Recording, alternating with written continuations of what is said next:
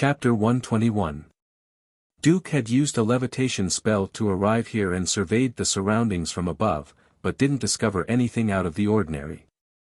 After a while, the senior swordsman Eric also hurried over from afar and carefully flipped through the bushes for a while. He raised his head and said to Duke in the sky, "Mr. Duke, there's no movement." Wind Archmage Duke closed his eyes and didn't respond. He concentrated on listening to the sound of the wind, as if he wanted to obtain some clues from the sound of the wind. Han Shua and Emily were completely concealed within the dense foliage. Emily had also set up a layer of dark major magic barrier around them. Dark major magic was mysterious and unfathomable, and had always been adept at concealment. Duke should have a hard time detecting the dark major magic barrier that Emily had set up as a fellow archmage. After a low exclamation, Emily looked at Han Shua with extreme astonishment and said, "How did you do it?" Startled, Han Shua looked at Duke in the distance and made a careful hand gesture, indicating that Emily shouldn't speak and disturb Duke and Eric. Extending a slender finger to tap Han Shua's forehead, Emily said with a smile, "What are you so sneaky about? There are dense foliage around us, and the barrier I just set up also has sound insulation. Even if Duke is a wind archmage, he can forget about hearing our conversation. What are you so worried about?" Emily spoke several times in a row, but Duke continued to listen with his eyes closed in the distance. It looked like he really hadn't discovered anything. Letting out a sigh of relief, Han Shua grabbed Emily's finger and licked it, causing Emily to roll her eyes at Han Shua. "Hurry up and tell me, how did you do it?" Emily stared at Han Shua with a flushed face and asked. At this moment, Emily was leaning on Han Shua's left side, with most of her body pressed against Han Shua. Her full breasts were resting on Han Shua's left arm, and her slender, smooth thighs were pressed tightly against Han Shua's waist. The alluring Emily had an irresistible allure to Han Shua, who had just had a taste. Chuckling softly, Han Shua said, "So there's sound insulation." "Heh, we haven't tried doing it on a tree yet." Han Shua pulled Emily into his arms as soon as he'd finished speaking. He moved to hold her perky butt and coiled it around her waist, immediately moving his hands up and down her body without restraint. Emily, who had just been licked by Han Shua, was so unbridled by Han Shua's teasing that her cheeks and neck were flushed red. She opened her mouth and gasped, "Duke is right beside us, and there's also Eric observing below. We can't do this, it's too embarrassing." "It's fine, this is more exciting, heh." After taking off Emily's clothes, Han Shua moved his mouth close to Emily's fragrant ears, gently kissing them while whispering with a smirk. After such a series of teasing, Emily finally couldn't hold it in anymore and let out a seductive moan from her fragrant lips. He forgot all the words he had just said, and no longer cared that he was on a big tree and that there were two enemies observing him. He took the initiative to reach out and take off Han Shua's clothes, twisting his plump buttocks to find a position. Oh! As soon as they entered, the two of them let out an ecstatic moan at the same time. After a moment, when Emily's entire body went limp and she cried out loudly, everything slowly calmed down. Maintaining her original position, Emily lay on Han Shua's chest and used her index finger to draw small circles on Han Shua's chest. She asked again, "How did you do that just now?" At this time, Wind Archmage Duke and Eric had long since left. An original demon was trailing far behind the two of them, reflecting everything it observed into Han Shua's mind. Because the two of them had come with the goal of searching the cemetery of death, their walking speed wasn't fast. It would be difficult for them to escape the surveillance of the original demon in a short amount of time, and thus Han Shua wasn't in a hurry. His large hand unconsciously moved up and down Emily's smooth back as Han Shua asked, "What do you mean, how did I do it?" "I'm a dark archmage, but even I wasn't able to detect Duke's approach." "You're only a little necromancer, how did you detect this activity?" "In addition, as a mage, your proficiency and agility in climbing trees is even more exaggerated than the average swordsman. I even saw how you adjusted your breathing and heartbeat. What's going on?" Under Han Shua's affectionate caresses, Emily moaned softly as she asked Han Shua. After a moment of silence, Han Shua opened his mouth to speak. Apart from training in necromancy magic, I've also trained in a set of miraculous martial arts techniques. This set of miraculous martial arts techniques is different from the usual fighting aura, and thus I can be considered a magic swordsman. The uniqueness just now was all due to the influence of this martial arts technique. Straightening her body slightly, Emily looked at Han Shua in amazement. There's such a miraculous martial arts technique, then can you fight like a swordsman? Nodding his head, Han Shua said with certainty, of course I can. Then his brow creased. Han Shua looked doubtfully at Emily and asked, how do you know these two people? It was Emily's turn to be silent after these words were spoken. Emily hesitated for a moment before slowly saying, I've never told you everything about myself because I was afraid of bringing you trouble. I'm actually a citizen of the Lancelot Empire. The reason I've escorted the goods that Medivh smuggled back to the Brute Merchant Alliance this time was to investigate a matter. I wanted to find out just who in the Empire this batch of war materials was being sent to. Frankly speaking, I belong to a secret organization. Duke and Eric harbored unspeakable secrets when they came to the Empire this time. Their actions threatened the Empire's interests, so our organization made a move against the two. Although I'm not in the Empire, I have the authority to know everything that happened. I also saw Duke and Eric's portraits in the organization's data. The organization is currently sending people to track down the two's whereabouts, saying that they may have appeared at the Empire's borders. Because I was returning to the Empire from the borders, I paid some attention and found out so much information. Although our organization has its own individual space and usually won't interfere with everyone's lives, it won't do you much good if you know too much. A soft voice sounded from Emily's mouth as she narrated the course of events, including Emily's identity. When Emily finished speaking, Han Shua suddenly had a strange smile on his face. This gave Emily a fright, thinking that something had happened to Han Shua. What's wrong? Are you scared? Don't worry, our organization listens directly to His Majesty the King and only exists for the sake of the Empire's safety. Moreover, we won't interfere with the lives of our members. I don't think we'll be a threat to you. Oh, are you afraid of me? Are you preparing to abandon me? Emily first explained, but when she saw Han Shua shake his head and smile strangely, she couldn't help but feel a little scared. This man had already obtained everything she wanted, and was so cute when he was bad. Her heart had finally enjoyed a few days of peace and comfort after so many years. No matter what, she couldn't just let him leave, Emily thought in a fluster. Amidst Emily's fear, her previously flushed face appeared to be at a loss for what to do. Towards the end, her voice sounded like she was about to cry. No matter how strong and mature a woman was, once she gave her heart and soul to a man, she would show weakness and fear in front of the man who had obtained everything she wanted. Emily was naturally no exception. After a while, Han Shua looked at Emily with a shadow of a smile and said, Your organization is called the Dark Mantle, right? Shocked, Emily straightened her body and looked at Han Shua with extreme shock. She asked, How did you know? The space ring lit up and the iron medallion that symbolized the identity of a Dark Mantle member suddenly appeared in Han Shua's palm. Han Shua said to Emily, Because I'm also a Dark Mantle member. Emily, who would have thought that we'd be on the same side? Quick, let me see your iron medallion and let me know what level you're at. Han Shua laughed strangely as he held Emily's small hand and touched her space ring with his finger. Annoying, bad brat.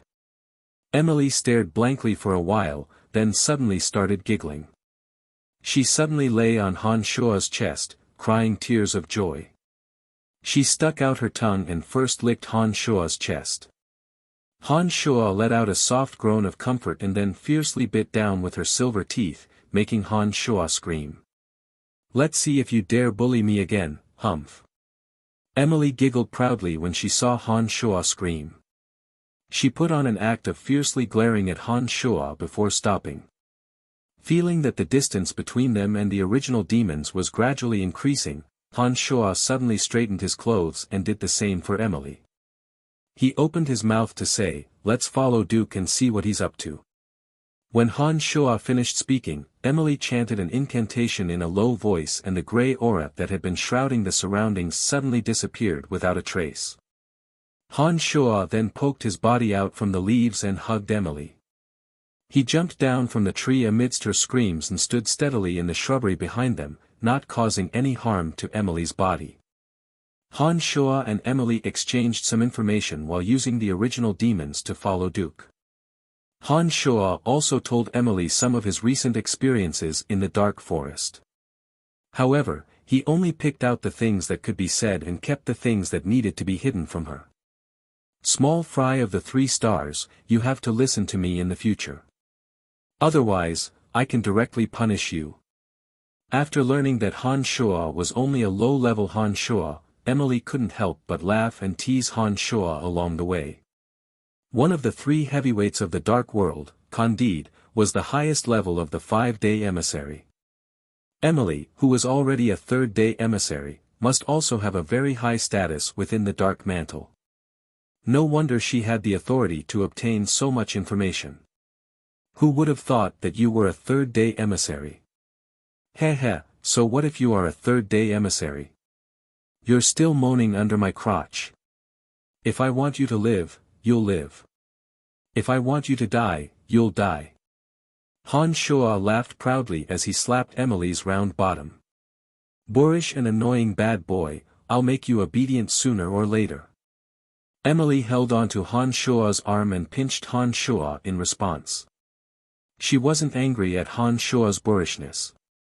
His body suddenly froze. Through the observation of the original demons, Han Shuo discovered that Duke and Eric had actually found traces of the Cemetery of Death. Duke furrowed his brow as he continuously wandered around the area around the Cemetery of Death.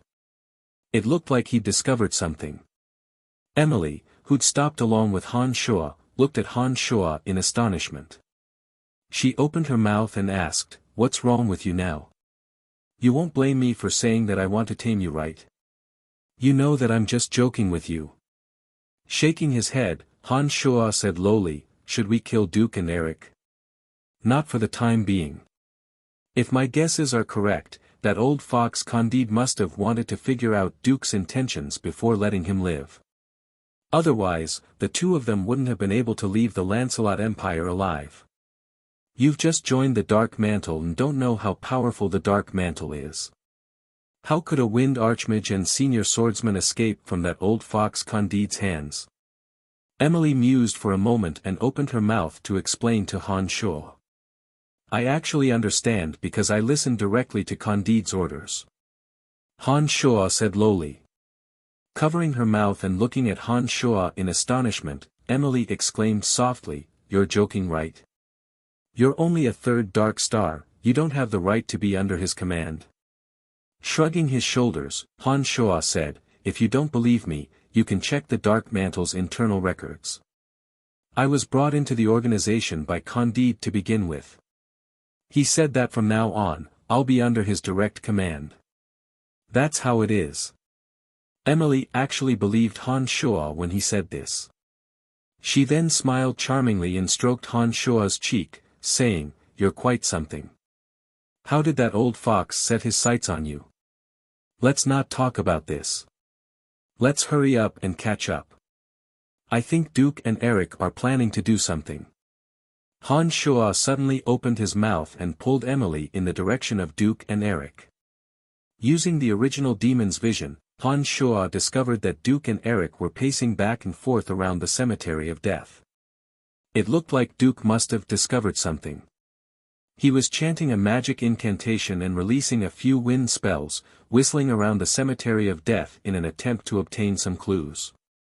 It was at this moment that the concealed original demons discovered a figure crouching in the bushes.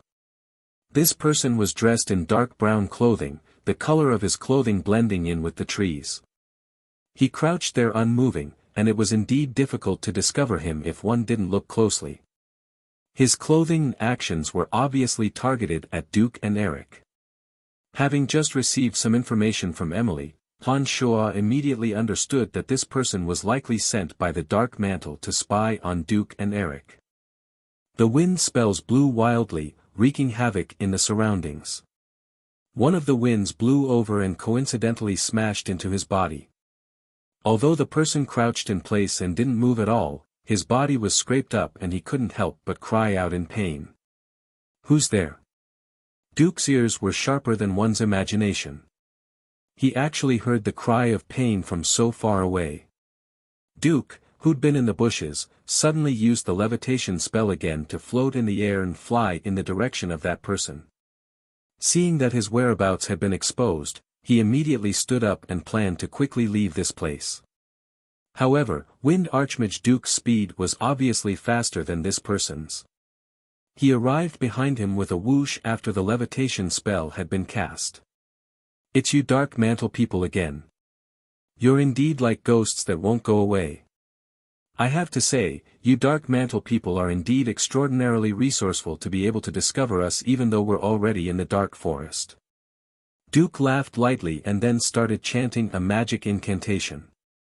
A strong wind suddenly blew in front of the Dark Mantle member who was trying to leave, hindering his forward speed. The strong winds formed wind blades and crisscrossed in the air as they shot towards the Dark Mantle member. After his body was obstructed, a dagger appeared in his hand. First, he agilely rolled in the shrubbery, dodging most of the wind blades at the front. Then, he waved the dagger to block the other wind blades. A series of clanging sounds rang out. Although his dagger had blocked a few wind blades, 2 deep bloody gashes had appeared on his legs. Not good, the location of the thief who was spying on them seems to have been exposed. "Let's hurry over. You deal with Duke, I'll deal with Senior Swordsman Eric." Han Shuo was afraid that the Cemetery of Death would be exposed and wanted to borrow Emily's strength to thoroughly kill Duke and Eric in one fell swoop. Therefore, he immediately cried out in alarm when he saw this situation unfold. Emily's expression changed when she heard Han Shuo's words. A set of gray clothes suddenly appeared and wrapped around her entire body in an instant. She also used the levitation spell to hover in the air and said, "Be careful," to Han Shuo before taking the lead to fly out. Apart from serving in the dark underworld, many of the Dark Mantle members had other identities. Therefore, unless absolutely necessary, they wouldn't easily reveal their true identities to others. This was the basic practice of Dark Mantle members. After Emily left, Han Shuo also took out a set of gray clothes to cover his entire body. 2 of the original demons flew towards Duke, while the other kept a close eye on Eric. Han Shuo was very familiar with this area and quickly ran over from another path, planning to intercept Eric midway and kill him first. By now, Han Shuo's injuries had more or less healed. After experiencing the demonization last time, Han Shuo's magical yuan had actually increased by a large margin. Now that the magical yuan was circulating, Han Shuo had a completely carefree feeling. When Eric heard Duke's voice, he hefted his long sword and flew quickly while being cautious and vigilant. When he reached a small, uneven slope, Han Shuo suddenly chanted a magic incantation. A bone spear suddenly formed and pierced towards Eric. The crossbow fired as soon as the bone spear appeared. After the crossbow fired, Han Shuo's body also shot out like lightning. When Duke saw the 2 attacks coming at him, he actually completely disregarded his image in his panic and used the most practical, but extremely ugly, method of rolling like a donkey. He didn't care about his image at all as he rolled forward. This ugly method was very useful as he actually managed to dodge Han Shuo's 2 waves of attacks. After that, Eric appeared directly in front of Han Shuo and stabbed out with a sword full of dark green fighting aura. Han Shuo hastily brought out the demon's lair edge, but his arm was shaken slightly from the impact.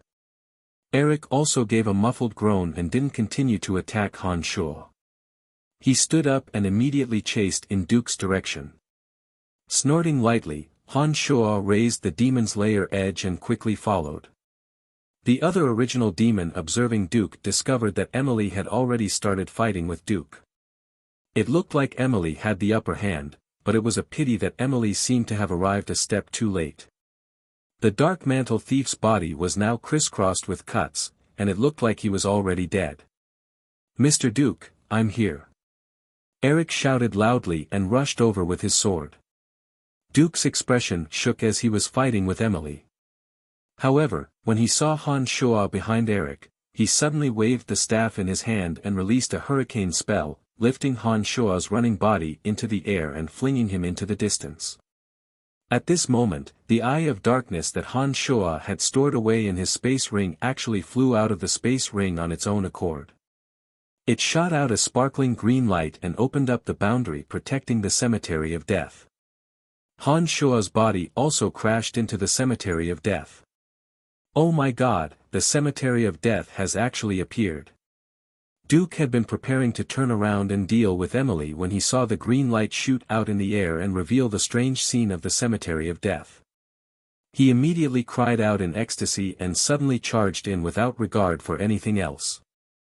On the other side, Eric and Emily were also inexplicably shocked. They first stared blankly, then simultaneously charged in with all their might before the boundary of the cemetery of death closed. Chapter 122. Within the cemetery of death that was littered with white bones, the wondrous building in front of them held a strong attraction for Duke. In that moment, Duke only cared about looking around in surprise and didn't continue to make a move against Han Shoa. However, when Emily entered the cemetery of death, the first thing she did wasn't to observe the surroundings, but to fly in front of Han Shoa and ask anxiously, "Are you all right?" If it was an ordinary person who fell from such a high altitude, perhaps they would have suffered some injuries. However, Han Shoa was completely unharmed.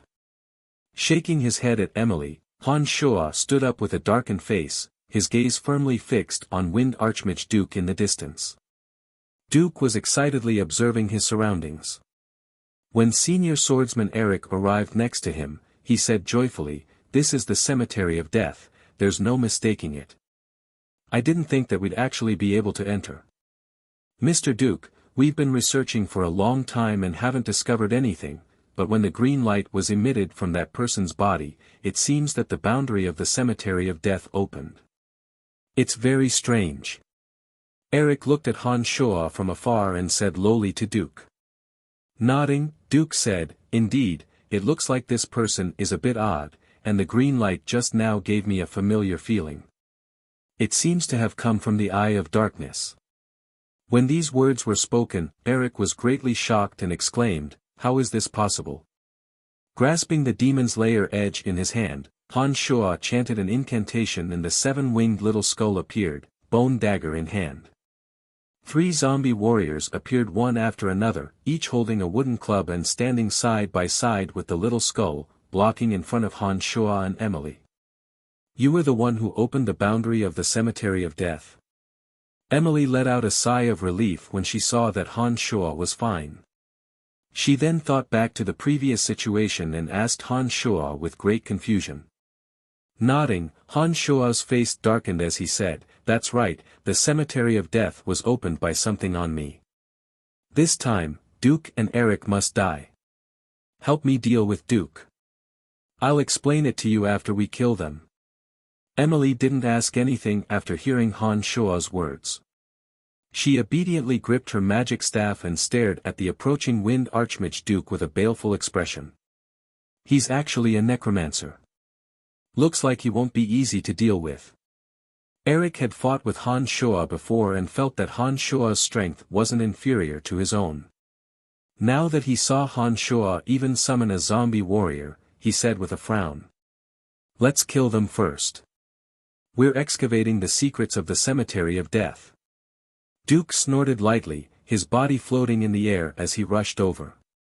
Eric didn't say anything else, he was just stunned for a moment, then he followed behind Duke and rushed over. A melodious chant surged out of Emily's mouth. The magic staff in her hand suddenly shot out several snake-like strands of black air, entangling the flying Duke. When Duke saw the black aura approaching, his face became extremely solemn.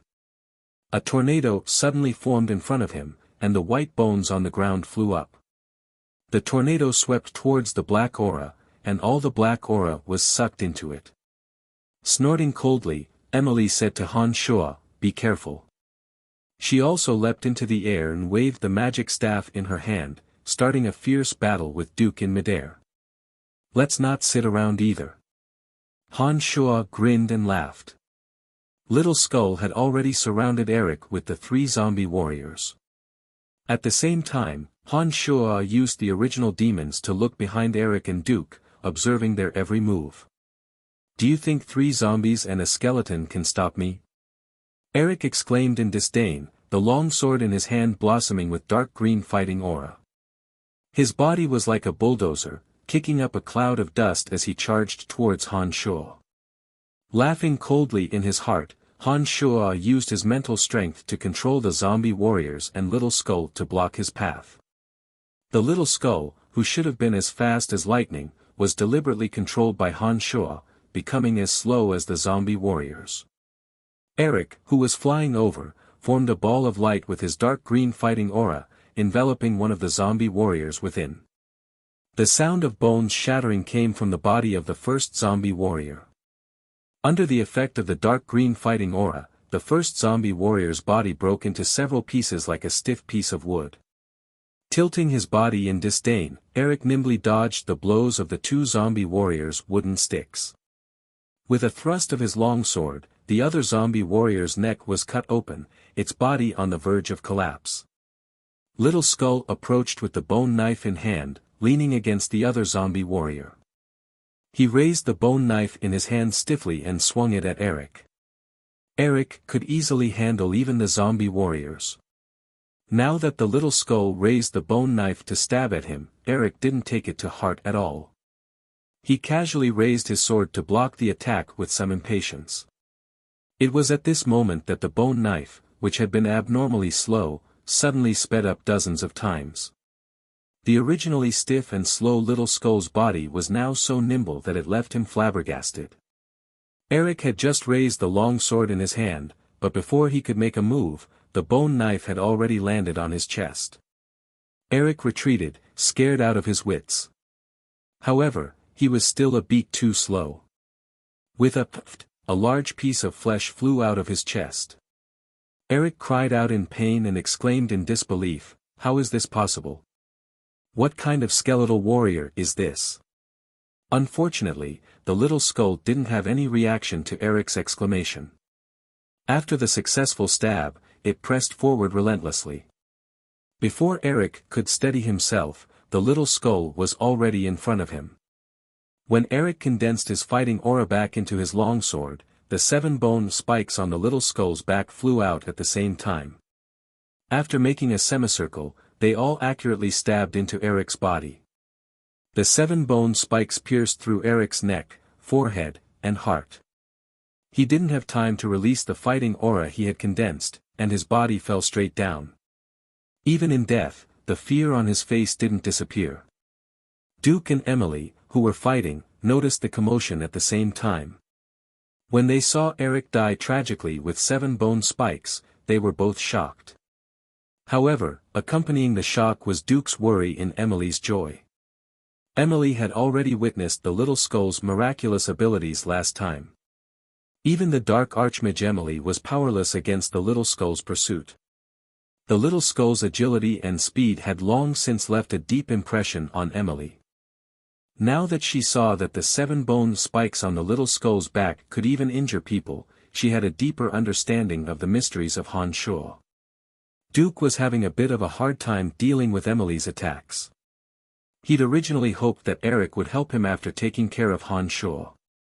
He hadn't thought that the battle-hardened Eric would die so quickly, and that Han Shuo, who was standing there, hadn't moved at all. This made Duke feel a bit flustered. "What, you want to run? Can you get away today?" The original demons noticed that Duke's eyes were flickering after taking care of Eric. Han Shuo moved closer to Duke and looked at him with a supercilious smile, opening his mouth to mock. Duke's face suddenly grew cold as his normally amiable features became slightly sinister.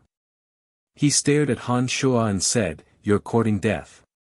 Many sharp bone fragments on the ground suddenly shot through the air towards Han Shuo with a wave of Duke's magic staff. The sound of breaking through the air was ear-piercing and the power was quite astonishing. When Emily saw that Han Shuo was under attack, she was even more nervous than Han Shuo as she chanted a dark magic spell. A pitch-black hole appeared out of thin air before the sharp bone fragments' attacks had even reached Han Shuo. All the bone fragments were attracted by the dark hole and were all sucked in. Duke, who'd just released his attack, not only didn't continue to attack, but instead leapt out and fled. It looked like he'd seen that Emily was worried about Han Shuo, so he'd made a move to attack Han Shuo so that Emily could salvage the situation and then seize the opportunity to escape. It was a pity that it was easy to enter the cemetery of death, but difficult to leave. The Eye of Darkness once again landed in Han Shuo's space ring.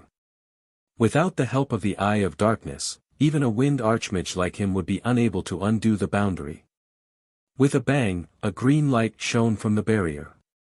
Duke's body staggered as he was affected by the barrier's power.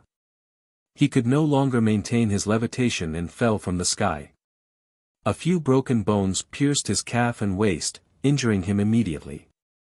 My condolences.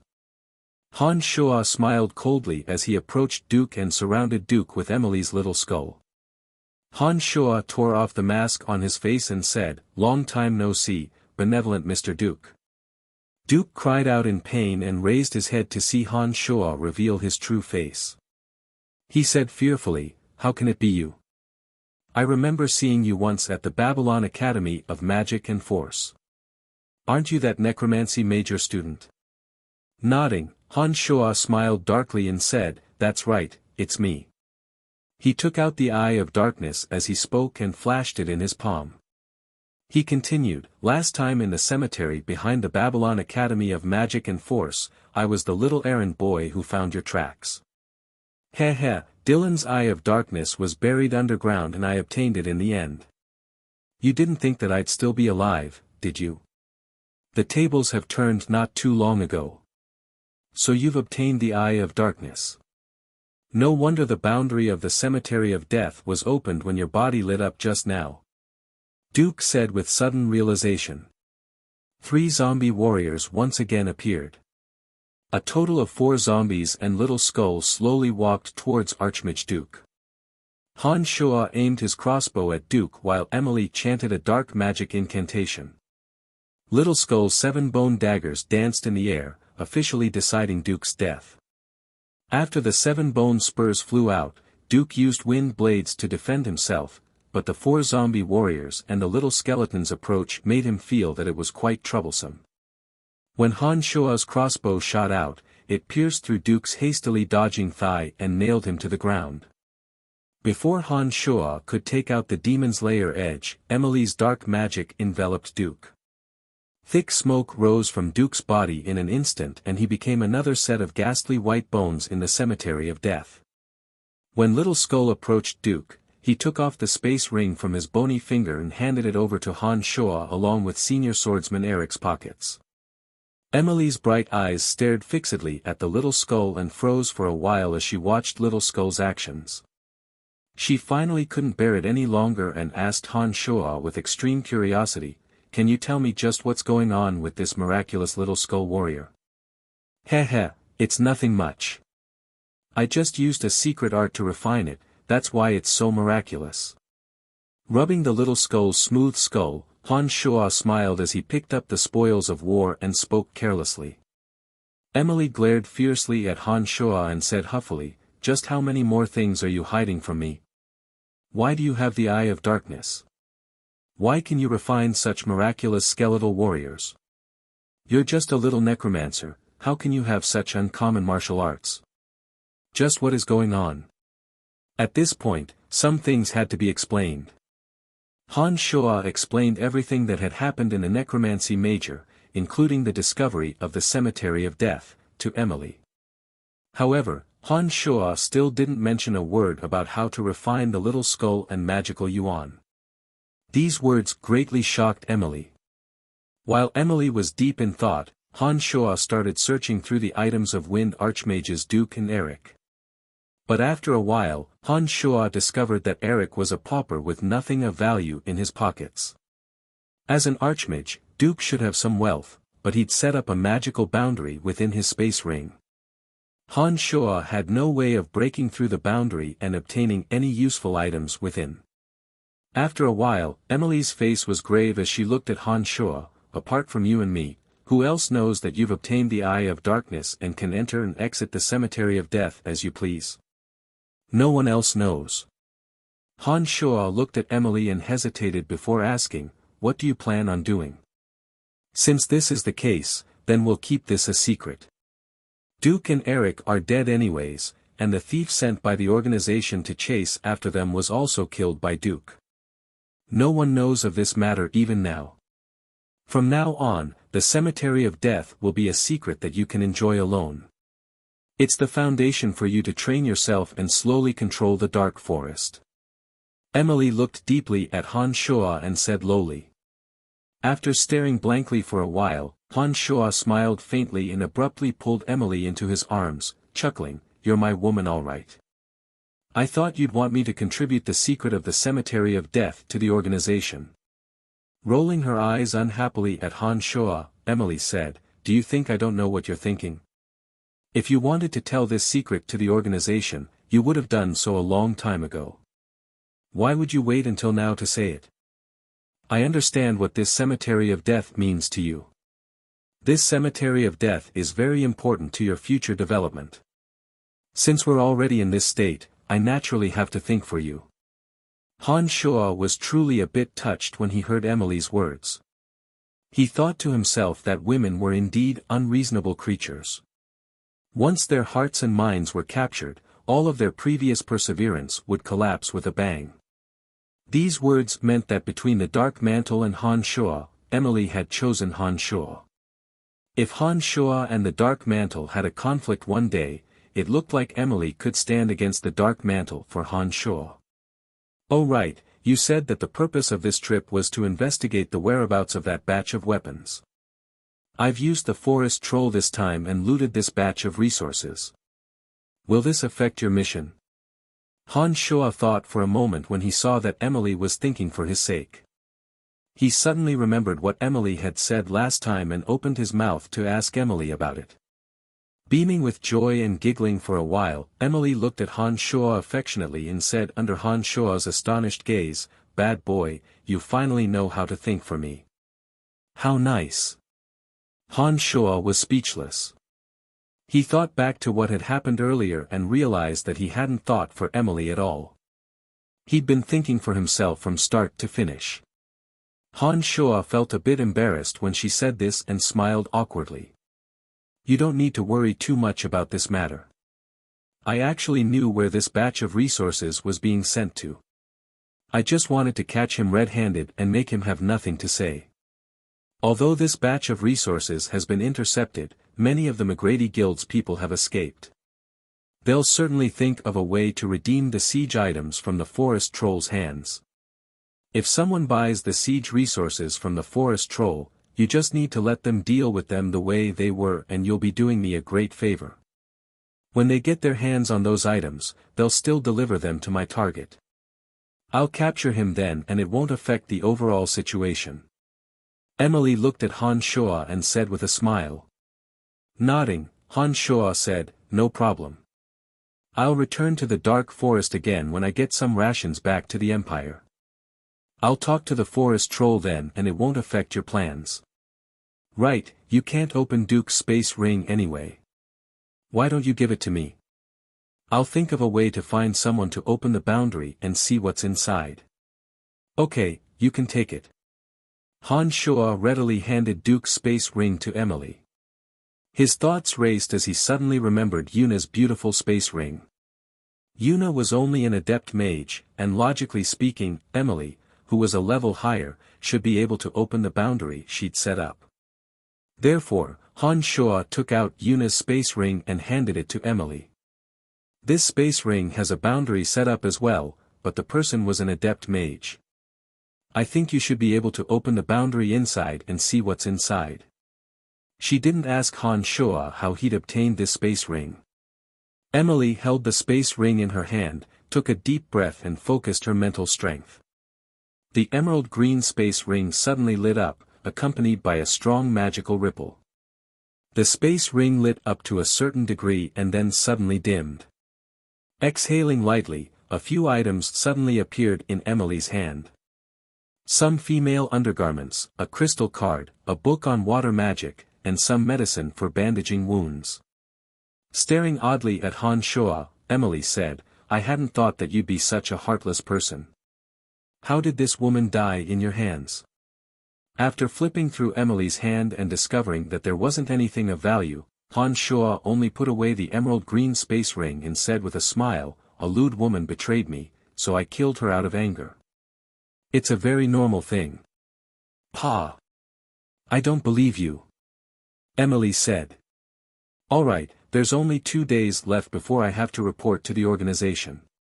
I need to leave the cemetery of death as soon as possible. You should already know about my identity and background.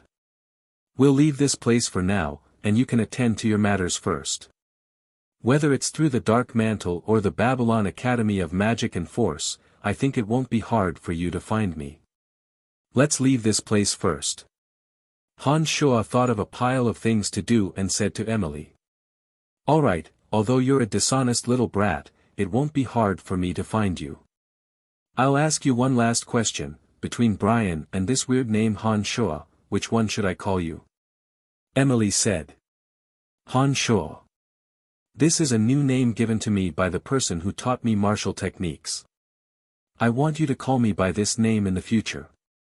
Han Shuo thought for a moment and responded. Nodding and not asking any more questions, Han Shuo took Emily around the cemetery of death. The two left the cemetery of death through the central transportation matrix amidst Emily's surprised gasps of admiration. Chapter 123. After leaving the cemetery of death, Han Shuo and Emily went their separate ways. As a senior member of the Dark Mantle, Emily still had a mission to complete and couldn't always stay by Han Shuo's side. It had been a long time since he'd returned to the academy, and Han Shuo missed Fanny a bit. But now that Emily's matter had occurred, Han Shuo didn't know how to face Fanny. After hesitating for a moment, Han Shuo didn't immediately return to the academy, but instead walked towards the Buzzed Merchant Guild. Han Shuo had asked Phoebe to help him search for the materials to refine the Earth Elite Zombie. Now that so much time had passed, it was time to ask her if she'd finished.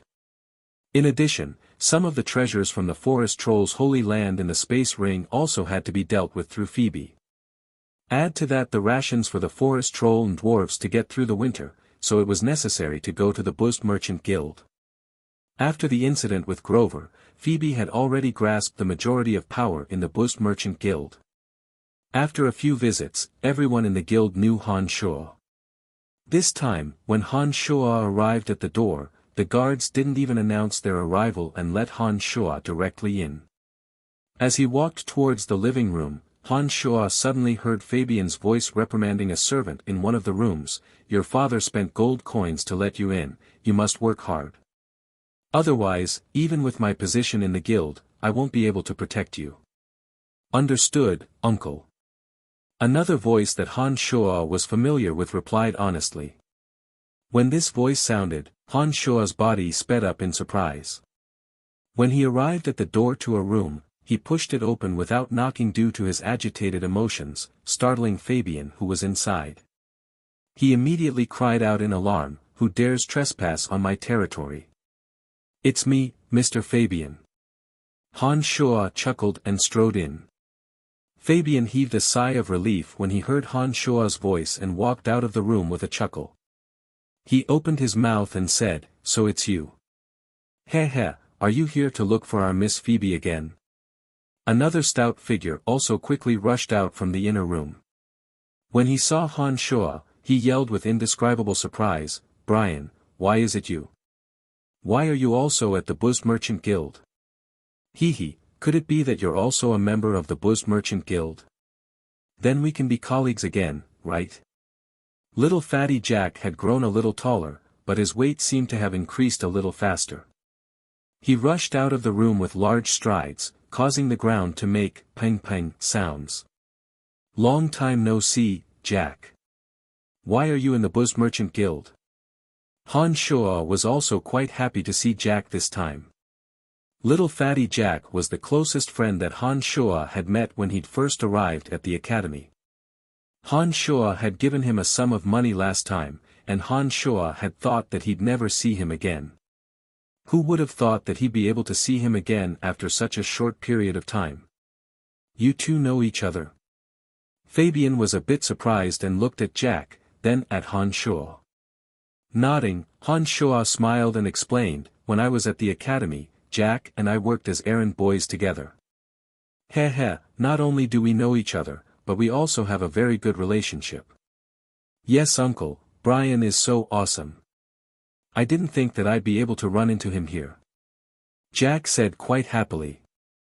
Mr. Fabian, I'd like to catch up with your nephew first. I'll go see Miss Phoebe in a moment, please help me put in a word. Han Shoa smiled faintly at Fabian. Han Shoa had saved both Fabian and Phoebe's lives. Add to that the fact that he'd brought great business with him a few times, Fabian had long since viewed Han Shoa as a benefactor. Therefore, when he heard Han Shoa's words, he immediately agreed readily and even winked at Jack, as if he wanted to hint something to Jack. It was a pity that the excited Jack didn't notice his uncle's hint. Rather, it was the more mature and experienced Han Shoa who saw everything clearly and couldn't help but snicker endlessly in his heart. When Fabian left, Han Shoa immediately asked, Jack, how did you come to the Buzz Merchant Guild? You gave me some gold coins last time, and I left the academy. When I got home, I didn't know what to do, so I helped my father butcher cows and sheep. I saw that the family was poor, so I secretly took one of the gold coins you gave me and exchanged it for bits and pieces to give to my father. But he still discovered my secret afterwards, so I told him that I'd found a bag of gold coins on the road. My father thought that I couldn't always be a butcher, so he took half of the gold coins and found my uncle Fabian, asking him to help me learn bookkeeping from a teacher in the Buzz Merchant Guild. That's how it is. Oh right, why are you at the Buzz Merchant Guild? I saw that my uncle seemed to be quite respectful to you, what's going on? Jack looked at Han Shoa with surprise and asked in confusion. Han Shoa casually said a few words to fool Jack. He and Jack talked about old times for a while. From Jack's expression and tone, Han Shoa felt that he was quite willing to work for the Buzz Merchant Guild.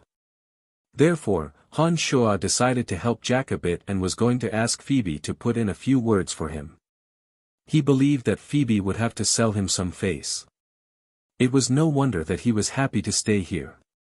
When he'd been an errand boy at the academy, not only had Jack had to work day and night, but he was often bullied by other students and errand boys. His days naturally weren't too good. Now that he was at the Buzz Merchant Guild, at least no one dared to do anything to him with the care of Fabian, Phoebe's person. Compared to the hard work of an errand boy, learning things now was much easier and more interesting. It was no wonder that Jack liked it here so much. They chatted for a long time until Fabian came over to urge Han Shoa and tell Han Shoa that Miss Phoebe was waiting for him. Han Shoa finally patted Jack's shoulder and said with a smile, then I'll be leaving first. Since you're in the Buzz Merchant Guild, we'll have many opportunities to meet in the future. Alright, you can go and do your thing. If you have time, remember to come visit me often. Although I'm doing well here, I don't have many friends. I understand. After walking away from Fabian's room, Han Shoa's sensitive ears immediately overheard Fabian and Jack's conversation. Fabian's words were nothing more than for Jack to get along well with Han Shoa, and that Han Shoa was his benefactor and the like. Phoebe was still as beautiful and moving as ever. She wore a navy blue dress that fit her tall, slender figure and outstanding temperament, making her look even more elegant and dignified.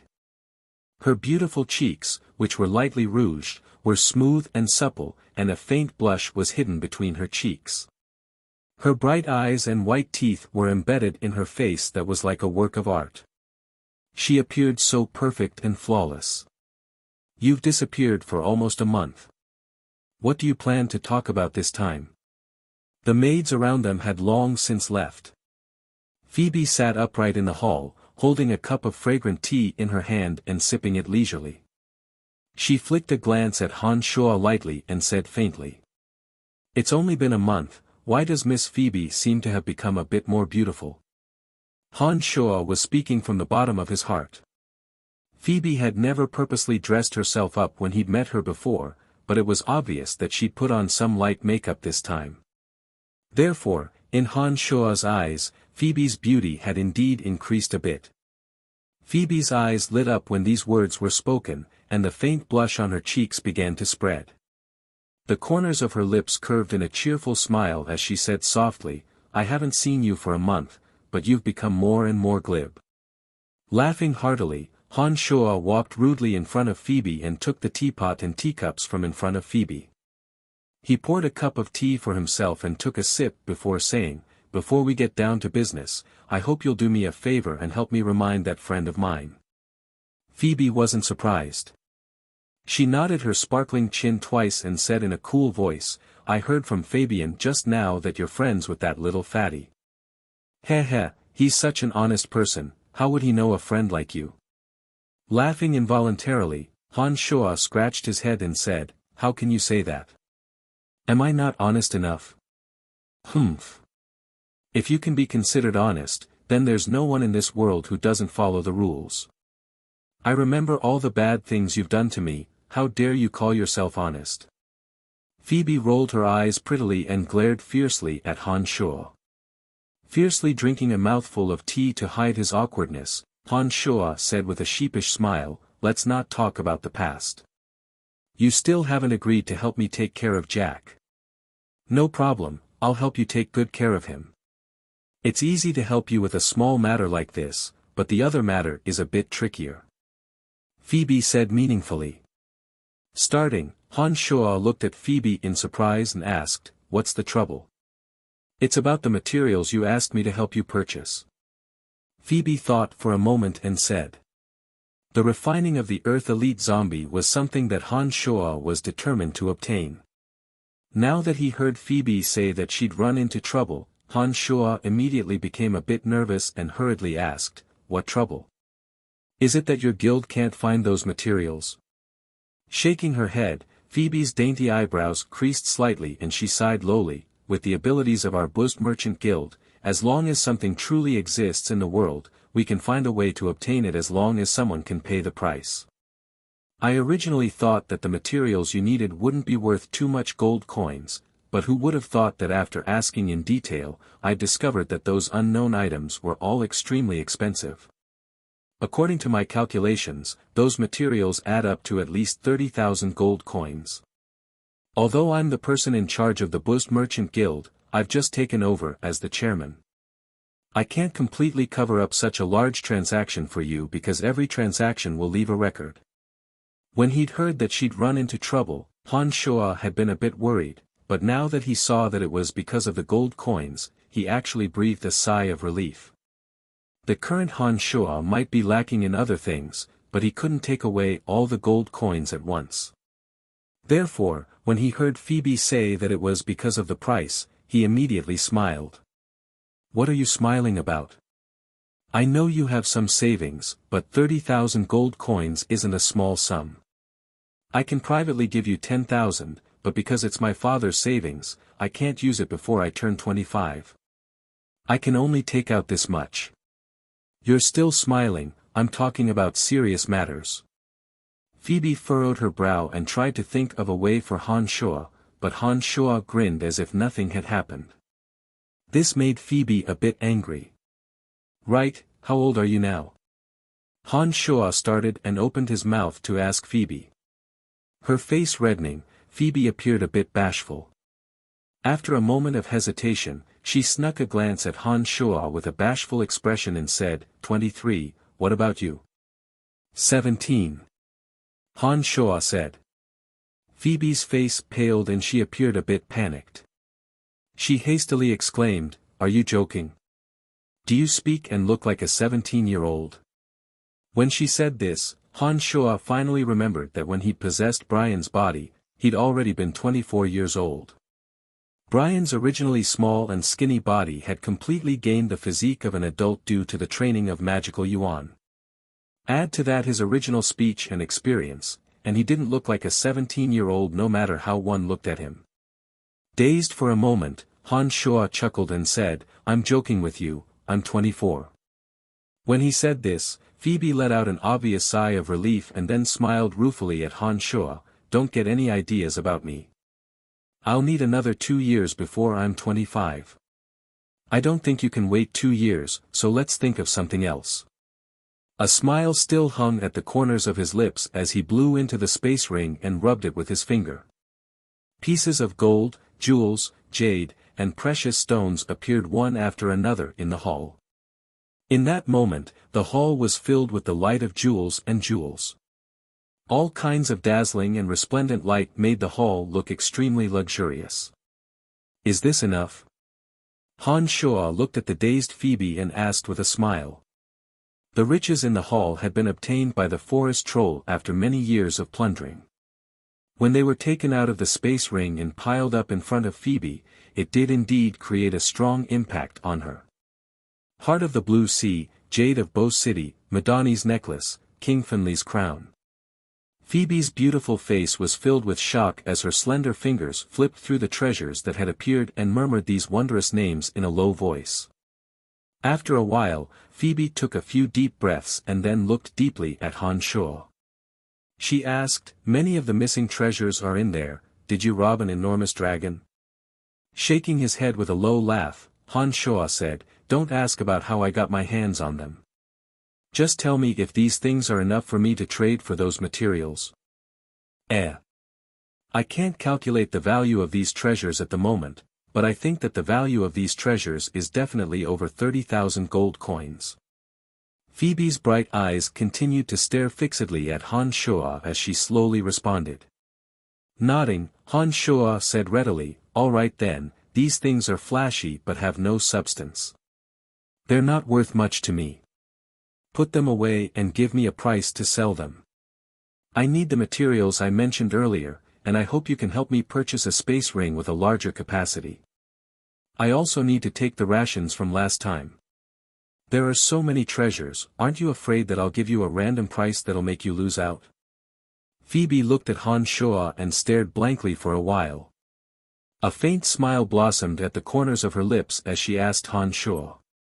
"I believe you won't." Han Shuo said with a smile and then said, "I'll come back in a few days. I hope you'll have prepared what I need by then. Let's eat before you leave." Phoebe nodded. When she saw that Han Shuo was about to leave after leaving behind the treasures, she hesitated and suddenly said softly. When these words left her mouth, Han Shuo felt a bit baffled, but Phoebe could help him a lot right now. Although Han Shuo still had many things to take care of, a meal wouldn't take too long. Therefore, he nodded readily and agreed. The location of the meal was the fake mountain that Phoebe and Han Shuo had squeezed through last time. This place had been refurbished, and the surroundings were filled with all sorts of valuable flowers and plants. The branches and leaves of some verdant, soft plants wrapped around the stone pillars of the fake mountain, giving it a rather charming appearance. After the maids placed the dishes and wine on the tables and chairs in the small pagoda, Han Shuo felt a bit uncomfortable. His gaze kept wandering to the crack in the fake mountain that Phoebe had squeezed through, and he kept thinking about what had happened here last time. Phoebe looked very natural, as if she didn't care about that spot at all. She waved her hand to dismiss all the maids and guards around her, and then enthusiastically urged Han Shuo to drink wine and eat tea. This change in attitude made Han Shuo feel a bit uncomfortable. After the wine and meat entered his stomach, although Han Shuo didn't become intoxicated due to the effects of magical yuan, now that he had tasted a woman, Han Shuo didn't know why he kept thinking about how he had violated Phoebe last time.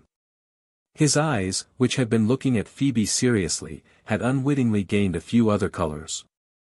Phoebe saw the change in Han Shuo's eyes. Perhaps it was because she had drunk some sweet wine, but her cheeks were even more rosy and beautiful. Phoebe's charm skyrocketed after her cold facade was removed, causing Han Shua's thoughts to run wild as he looked at her. Chapter 124. Why are you looking at me like that? Phoebe drank another glass of translucent red wine, her eyes sparkling with a wondrous light as she flicked a glance at Han Shua and spoke in a low voice. No, nothing.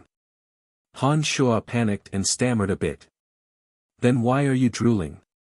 Phoebe pointed at the corner of Han Shua's mouth and said with a mischievous smile. He touched his lower lip and didn't know why, but there really were some traces of water. Han Shua said awkwardly, it's not saliva, it's wine. It really is wine. Oh. Phoebe said with amusement, so it's wine. You're already so old, how can you even miss wine? This is quite interesting. He felt that the atmosphere wasn't quite right. Han Shua felt quite comfortable as he listened to Phoebe's gentle words. His mind was filled with thoughts and his eyes couldn't help but look towards the crack in the fake mountain. Since we started eating, you've looked towards the crack in the fake mountain on the left 9 times. Just what is there that is worthy of your attention? Phoebe's beautiful eyes turned and landed on Han Shua's body as she asked softly. Panicking, Han Shua blurted out, how did you know that I kept looking there? How did you know that I've looked there 9 times? Phoebe's face grew even redder when she heard this question. She spat lightly and said in a low voice, you were looking all over the place like a thief. I was sitting right across from you, so of course I saw everything. I know that you were thinking of something bad when you were looking over there. Then what do you think I was thinking of? After experiencing what had just happened, Han Shua suddenly felt that he was in a bit of a passive position. Demonic cultivators had always been unafraid of all conventions. They were the most carefree when they could achieve what they wanted, regardless of what others thought or said.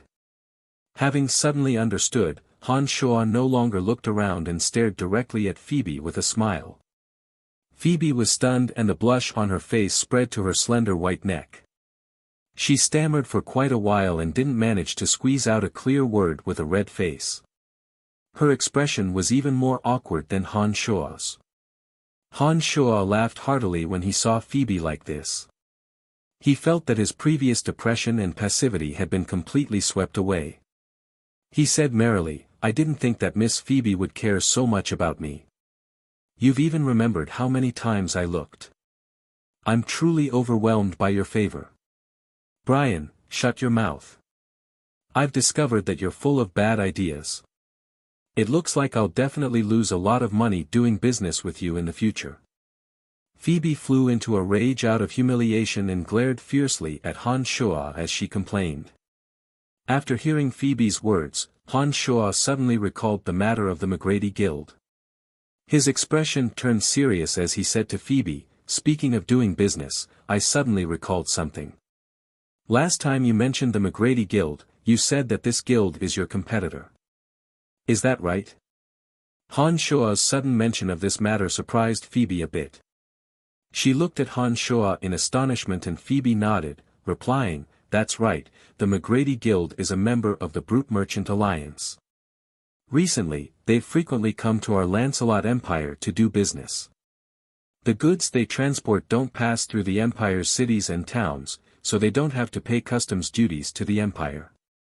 When the goods reach the Empire, the prices are kept very low and this has had some impact on our guild. Smiling faintly, Han Shua said, it is indeed possible to obtain generous profits without going through the proper channels, especially in some profiteering industries that the Empire prohibits. One can obtain even more frightening rewards. The McGrady Guild sure dares to do so. Why did you suddenly mention the McGrady Guild? Phoebe looked at Han Shua in puzzlement and asked. I have a friend in the Dark Forest. He's in a special line of business and recently robbed the McGrady Guild's caravan and obtained many luxurious items. He wants me to take care of them.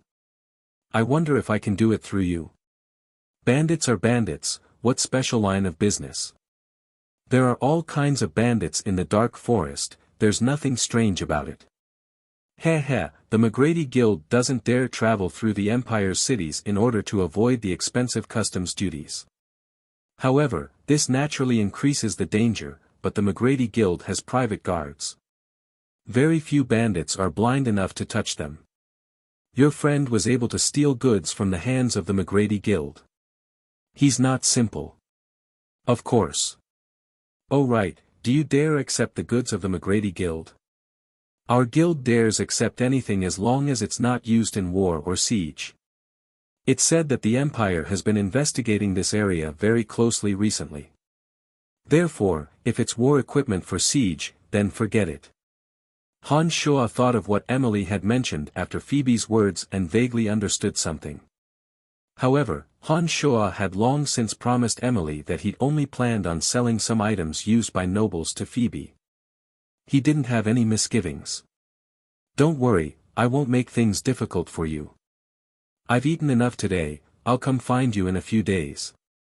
Help me take care of my business as soon as possible.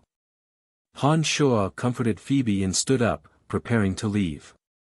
Seeing that Han Shua was about to leave, Phoebe hesitated and said to Han Shua with some embarrassment, "Actually, I also have something I'd like to trouble you with." Looking at Phoebe in shock, Han Shua said, "What is it?" "I have to attend a banquet in 5 days. If I go to the banquet alone, some annoying people may bother me. I want you to attend with me, as my boyfriend like last time." Phoebe looked up and down bashfully at Han Shua and said softly. Smiling ruefully, Han Shua shook his head and said, "Forget it, I don't want to be your shield anymore. I'll be in danger if I make others jealous and plot against me from behind. Why don't you find someone else?" "No." Phoebe shouted loudly and then explained with a frown, "I've already brought you to meet the founding elders of the Merchant Guild last time. If I suddenly change to someone else in a month's time, then everyone will surely think that I'm a fickle woman. This absolutely won't do." Han Shua was still hesitant and seemed to be in a bit of a dilemma.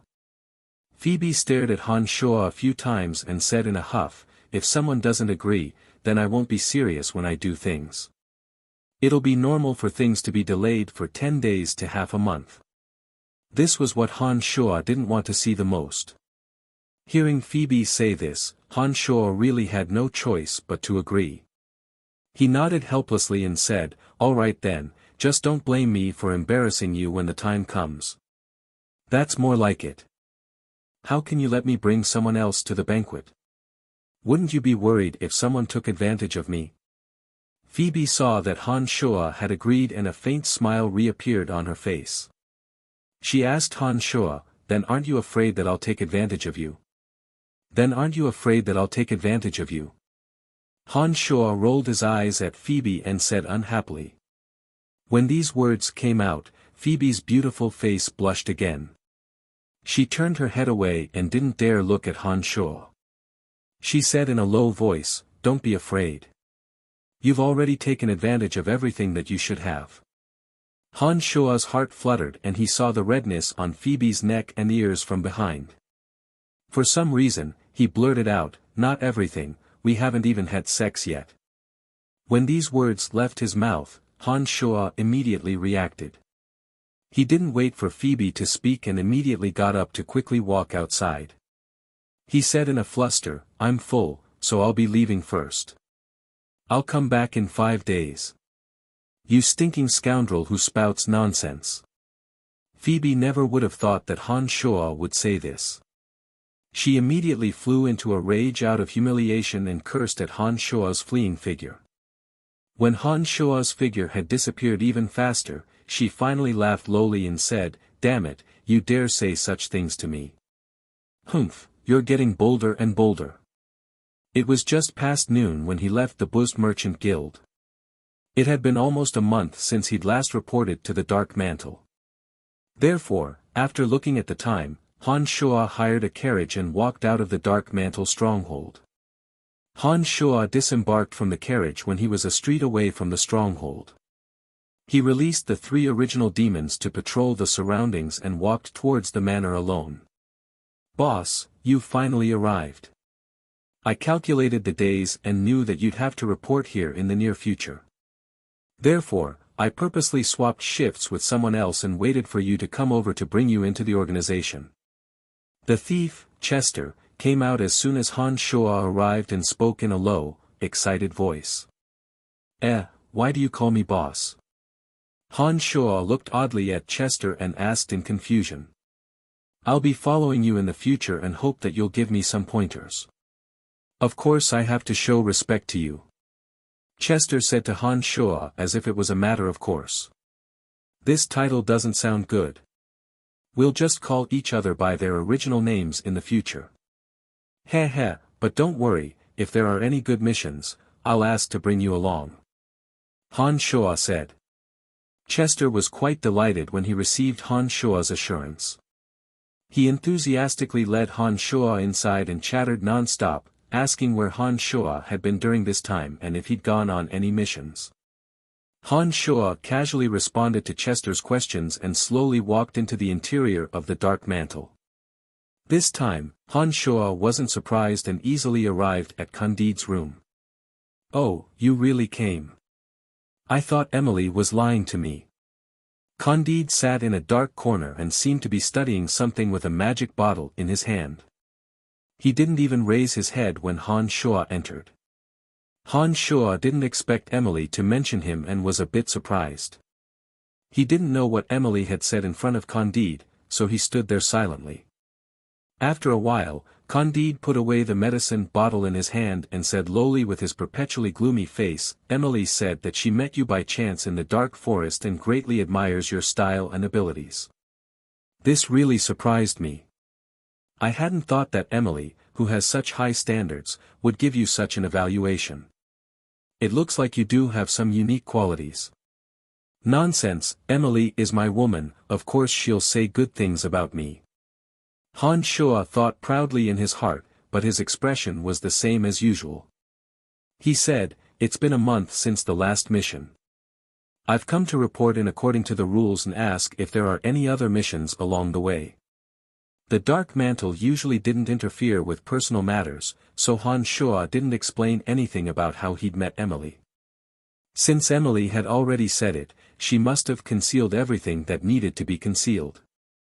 As long as Han Shuo didn't speak out of turn, nothing would happen to him. Nodding, Candide said, Emily praised you and indicated that she wants you to complete her mission with her. You'll share the credit when the time comes. What do you think?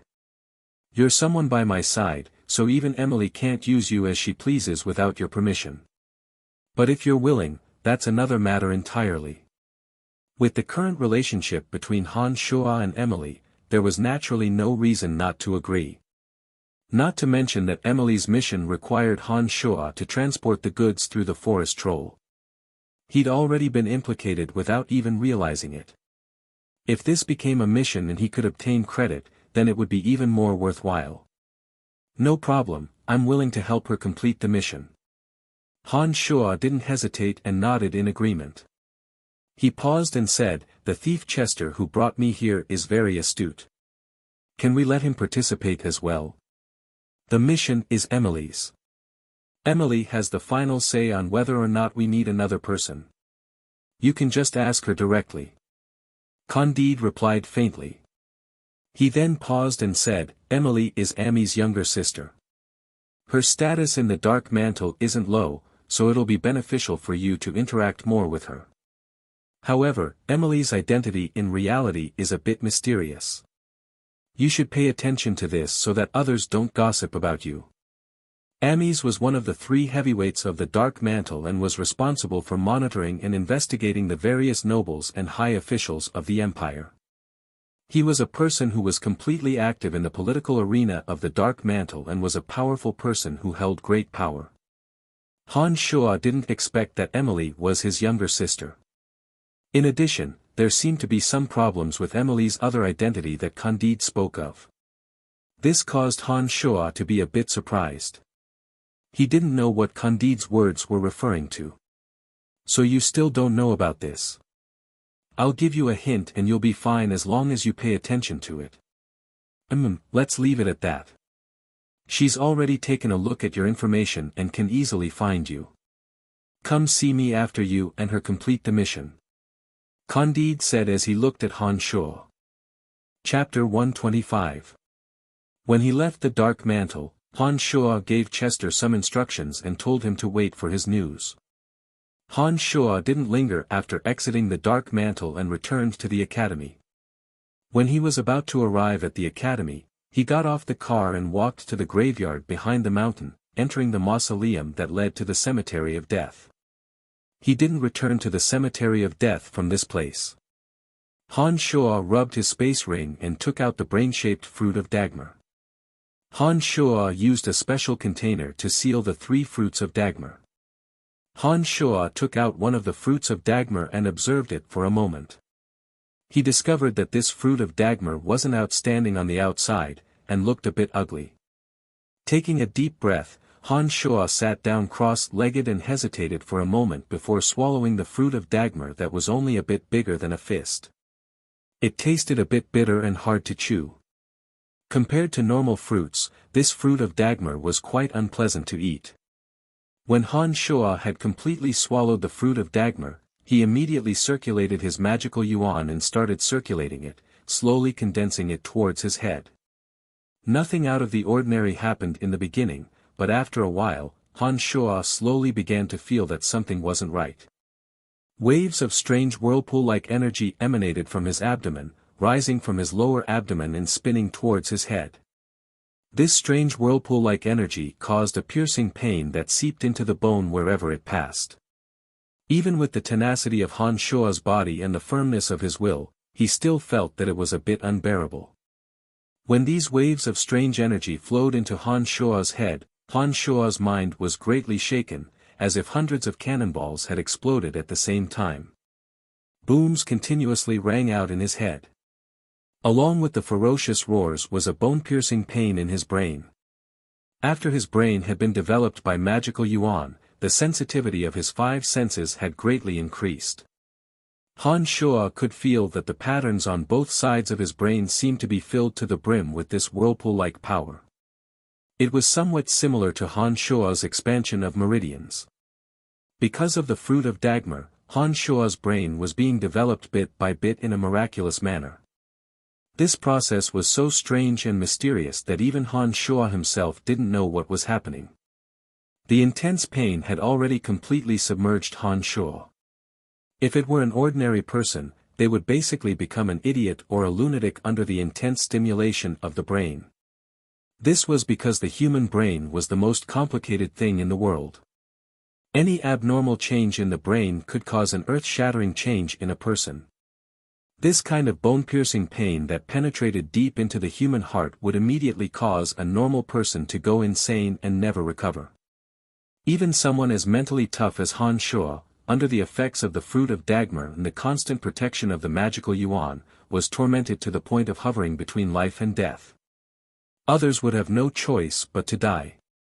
His entire body trembling, Han Shuo sat cross-legged, sweat pouring down like rain. A roar that hadn't been released in a long time once again erupted from Han Shuo's mouth uncontrollably. In the end, the ground Han Shuo sat on was drenched in sweat.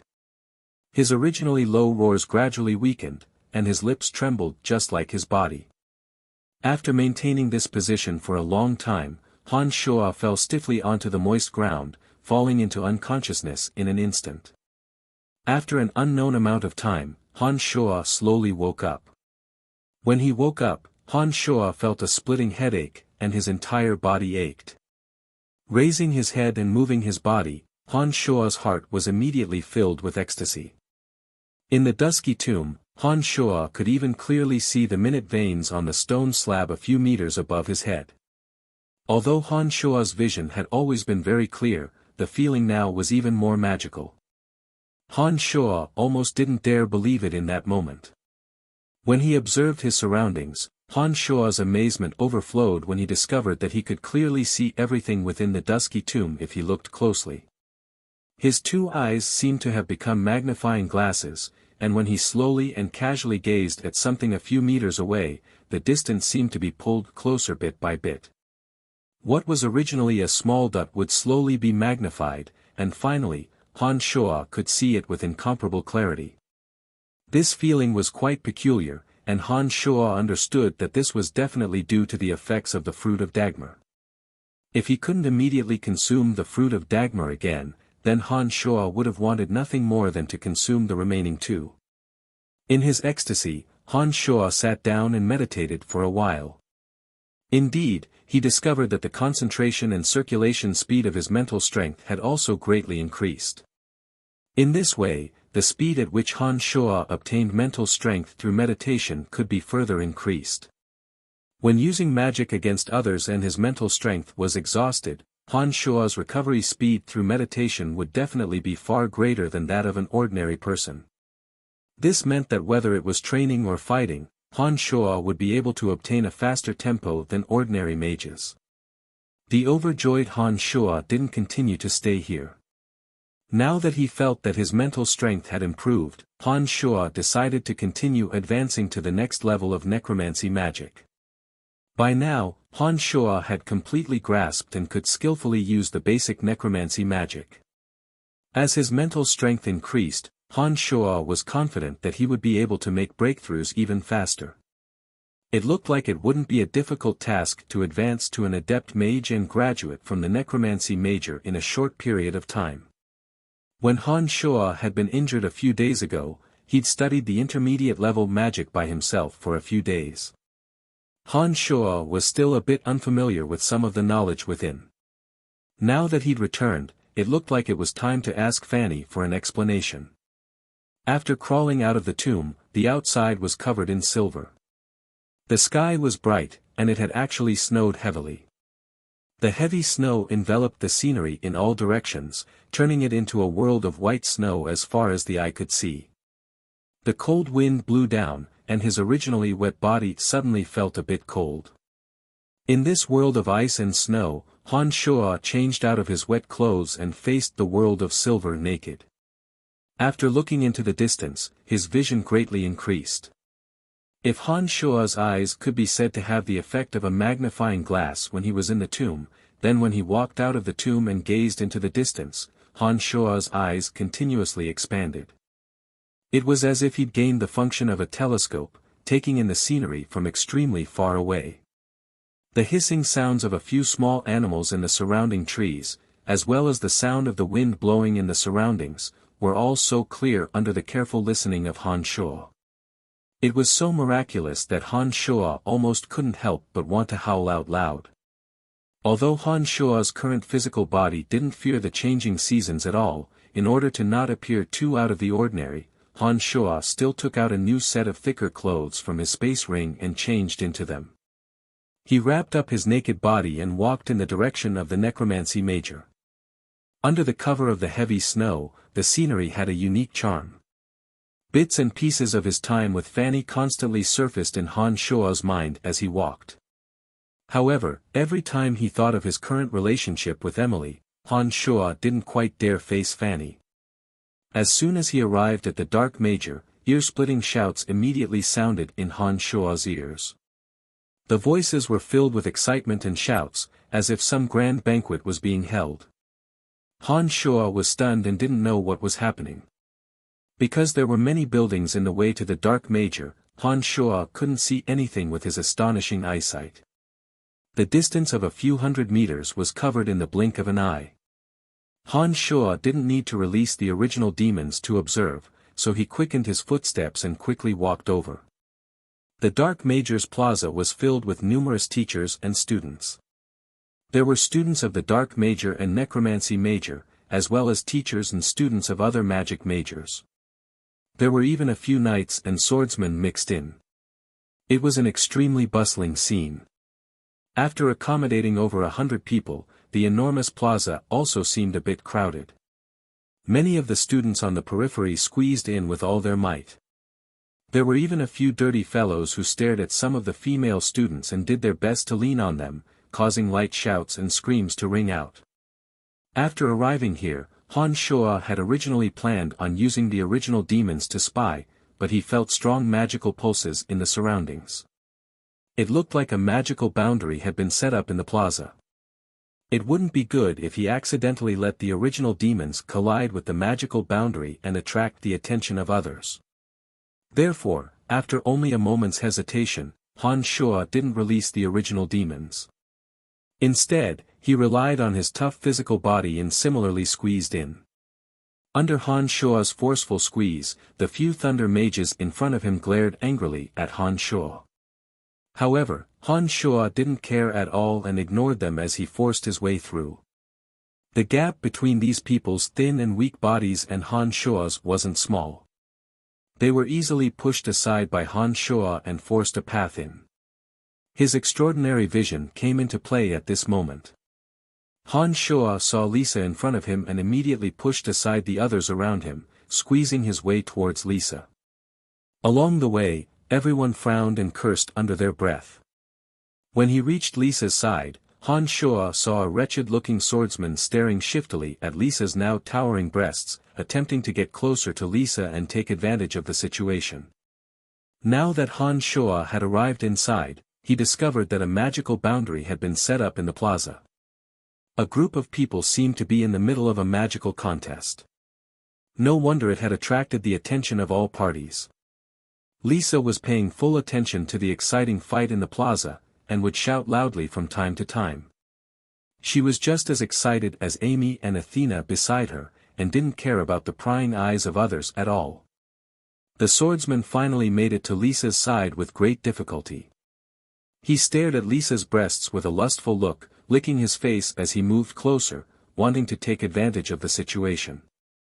With a bang, Han Shuo suddenly appeared midway and abruptly rammed into the swordsman who was trying to get close to Lisa.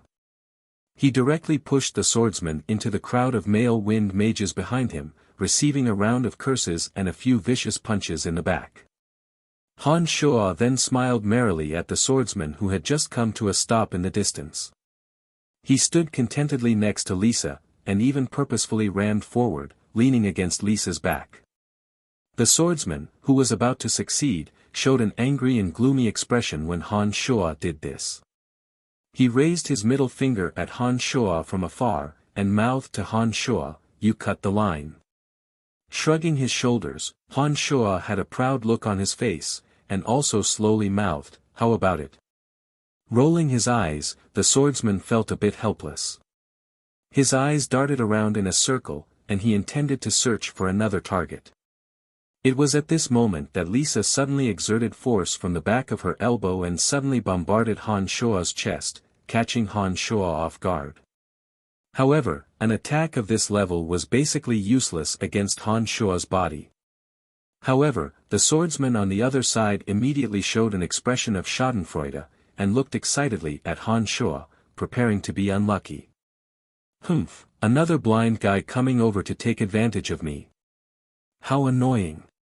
Lisa called out in an impatient low voice, and then turned her head to glare angrily over.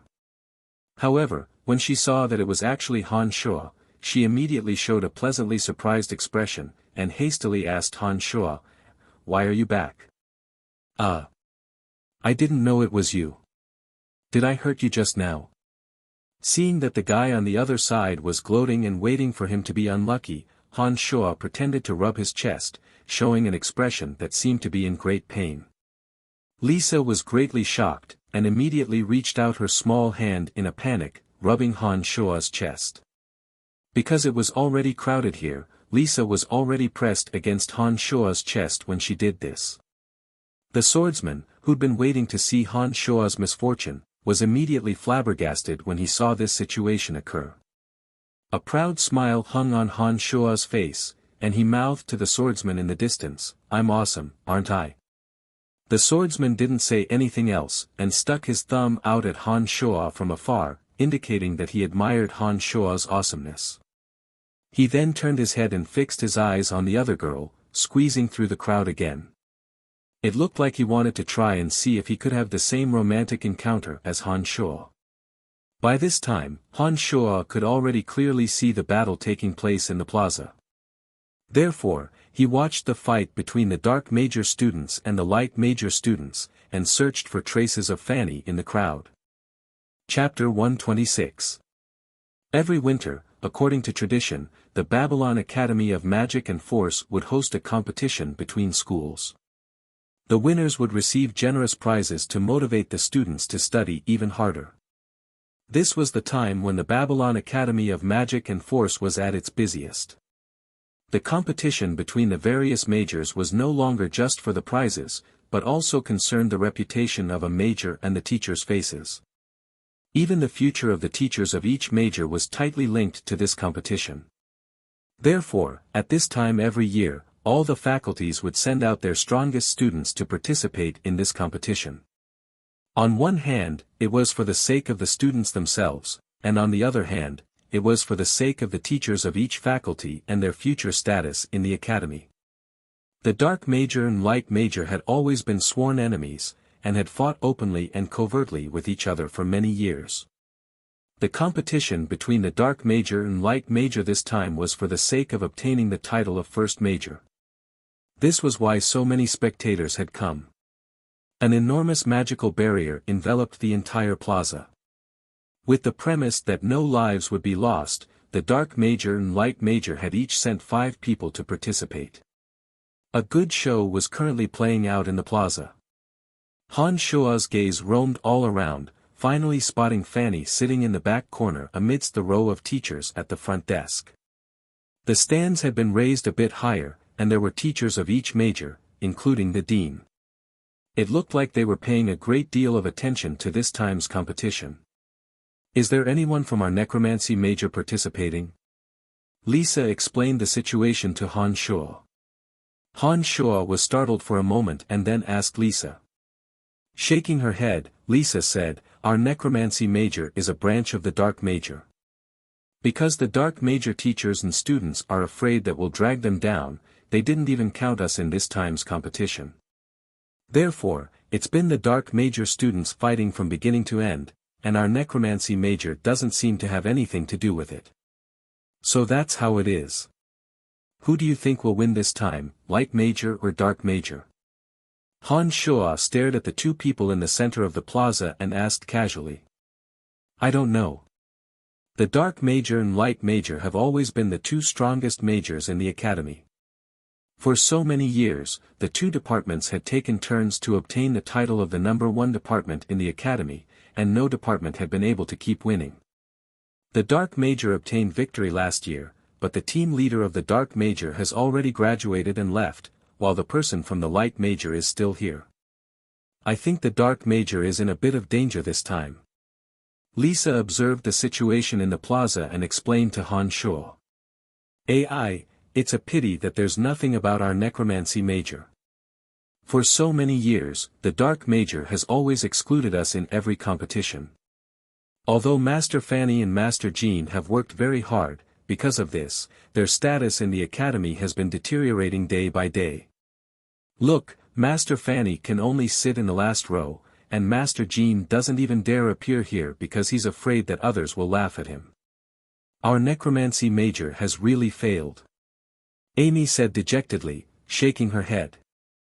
"There's nothing we can do about it. The dark creatures that our necromancy major summons are naturally countered by light magic. Without the help of summoned creatures, it's very difficult for necromancers to gain the upper hand against light major attacks.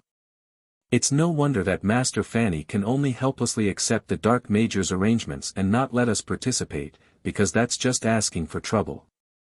Athena was similarly dejected as she chatted idly with Amy. The plaza wasn't completely flat and unobstructed.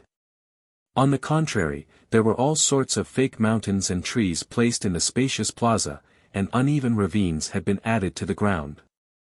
Because they wanted the students to get used to the real environment, the battlefield was a bit more complicated. At this moment, the 5 Dark Major and Light Major students were in the plaza, using fake trees and strange rocks to conceal their bodies. They would occasionally take the opportunity to attack each other and then use the terrain to retreat or regroup with their teammates. The plaza that was protected by an enormous magical barrier appeared to be dimly lit. It looked like this effect was also purposefully made to facilitate better teamwork. Both sides were testing each other out at this moment and hadn't truly clashed yet. Suddenly, a member of the Dark Major suddenly clutched his stomach and collapsed. Cold sweat seeped out of his forehead and his face was deathly white. Dark Archmage Deo's face abruptly changed when he saw this happen. He immediately said to Dean Emma, "Dean, Phyllide seems to be feeling unwell. I'd like to pause the match and take a look at the situation." Space Grand Magus Emma also looked with a bit of astonishment at Phyllide who'd fallen to the ground. She seemed to find it strange that Phyllide would suddenly collapse before the true battle had even begun. She nodded when she heard Deo's words, "Let's pause for a moment and see what's going on with Deo." Emma then waved her hand and the enormous magical barrier suddenly lit up. The other Dark Major students brought the pained Phyllide in front of Deo. Dark Archmage Deo and a few other Dark Major teachers surrounded Phyllide and examined him. In the end, Deo's face darkened as he said to Emma, "Dean, Phyllide ate some food that he shouldn't have. I don't think he can participate in the competition this time." "Oh my gosh, what's going on?" Apparently, Phyllide is about to graduate as well and is about to become an adept mage in the Dark Major. He's currently the captain of the Dark Major and has the highest strength. If he suddenly can't compete, then the Dark Major has even less hope this time. Athena looked at Phyllide's pale face from afar and said with some worry. Lisa nodded and said, "Yes, the Light Major's Qilong was the captain of the Light Major last year. It's said that Qilong already has the strength of an adept mage, but he's purposefully delayed his advancement for this time's match. Originally, Phyllide would have been able to put up a fight, but now that something like this has happened, it looks like the Dark Major has no hope at all."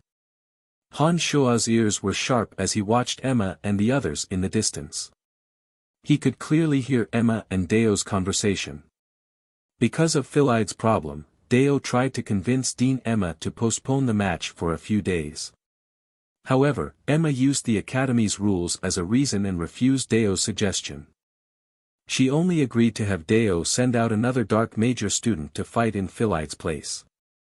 An enraged Deo argued with Emma in a shrill voice, saying that this was a conspiracy and insisting that Emma changed the schedule of the match.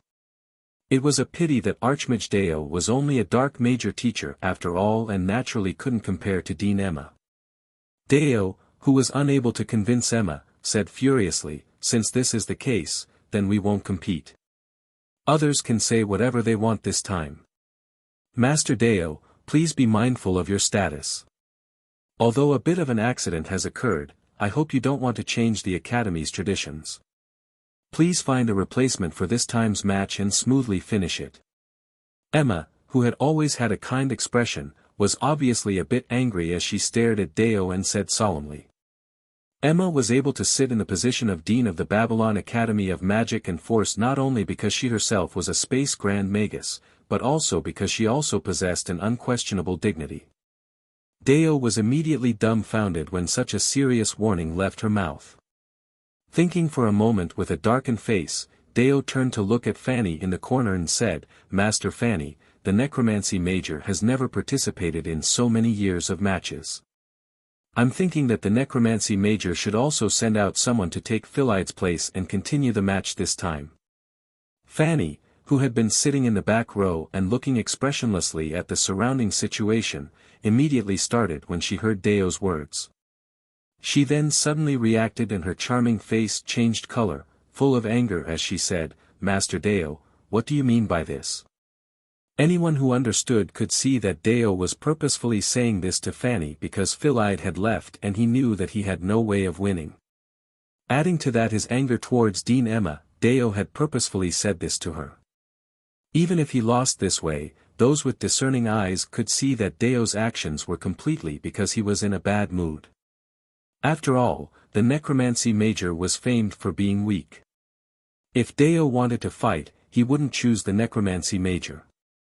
Deo's actions were obviously looking down on the Necromancy Major, and could even be said to be an insult. Master Fanny, as a part of the Dark Major, the Necromancy Major should also put in some effort for the Dark Major, don't you think so?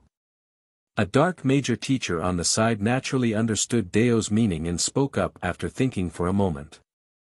Some of the teachers next to Fanny looked at Fanny, rejoicing in her misfortune. Of course, there were also some who revealed looks of sympathy.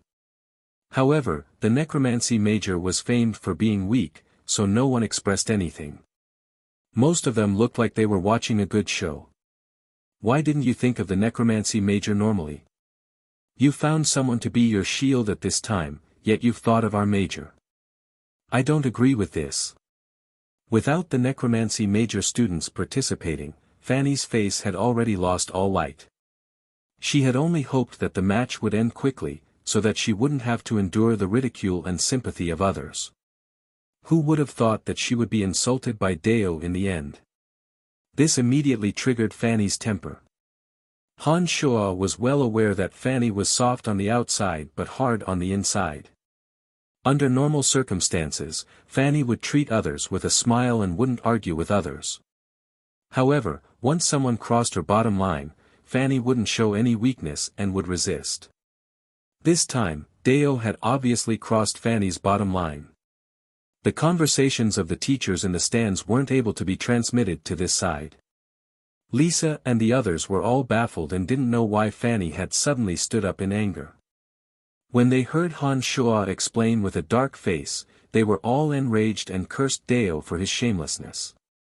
His strong body was put to good use at this moment, pushing aside anyone who stood in his way. Han Shuo walked to the stands amidst the students' curses and suddenly said in a loud voice, "Master Fanny, I wish to fight in Philide's place. I hope you will allow me." Seeing Fanny being insulted, Han Shuo could no longer suppress the anger in his heart. He shouted with a serious face, his voice loud and clear, traveling far and wide from the stands. The surroundings of the plaza were silent for a moment, and then immediately exploded into a huge hubbub. Everyone's gazes instantly gathered on Han Shuo's side, brimming with curiosity and excitement, as if they wanted to figure out what was going on. Who is this person? He's got some guts. Humph, he's overestimating himself. Even Philide knows that he's no match for our major and pretended to be sick to withdraw. To think that someone would invite humiliation. Isn't that our major's Brian? When did he return? Chatter and chatter immediately rang through the entire plaza. All the teachers, students, and teachers looked curiously at Han Shuo, and inquired about Han Shuo's background and identity from the people around them. Fanny started and her eyes sparkled when she saw Han Shuo appear. A beautiful smile blossomed on her enraged face as she said softly to Han Shuo, "Forget it. Can't you see that someone is purposefully using us as a shield?" Nodding, Han Shuo looked at the nonchalant Deo with a dark face and said to Fanny, "I know, but I still want to give it a try. Our necromancy major has been quiet for so long, it's time for us to appear in everyone's eyes." The competition this time concerned the status of the teachers in the future. As a teacher of the necromancy major, Fanny was now being framed by Deo and the others. Han Shuo naturally wouldn't allow this to continue. Han Shuo's resolute gaze seemed to reveal some sort of message. Fanny looked dazedly at Han Shuo for a few seconds and finally nodded. She said to Deo, "All right, I agree to your request. Let him fight in Philide's place." After a while, Han Shuo's identity was quickly revealed through the necromancy major students. His experiences from his life as an errand boy to the dark forest were known to all the teachers and students in the plaza in a short amount of time. In particular, the old witch Camilla's mouth revealed the anecdotes of Fanny and Han Shuo being in the same room late at night, and Han Shuo being in Fanny's bed. This filled everyone's imaginations with endless fanciful thoughts. The sounds of discussion grew louder and louder, and everyone's gazes on Han Shuo became more and more heated. "It's decided then. He'll replace Philide and immediately fight the light major. Go up and make a gesture. It won't take too much time if it ends early." Deo nodded and said to Fanny. Chapter 127. Under Deo's cold gaze, Han Shuo nodded woodenly and didn't say much. He only looked deeply at Fanny and walked towards the magical boundary within the plaza. When he arrived next to Dean Emma looked kindly at Han Shuo and asked kindly, "You're called Brian?" Han Shuo started and looked suspiciously at Dean Emma, saying, "That's right, how did you know?" "Heh, of course I know you. You were the one who contributed greatly to the necromancy major in the dark forest. Go in and have a good fight. You're a pretty good fellow. Emma looked merrily at Han Shuo and said slowly. Han Shuo felt that Emma's words seemed to have another meaning from Emma's gaze, but Han Shuo didn't understand what Emma meant. He didn't pursue the matter and nodded politely to Dean Emma, walking towards the plaza. After Emma opened the magical boundary, Han Shuo, the Dark Major group, and the 5 Light Major students all walked into the plaza. Han Shuo suddenly discovered that the interior was vastly different from what he saw from the outside as soon as he entered.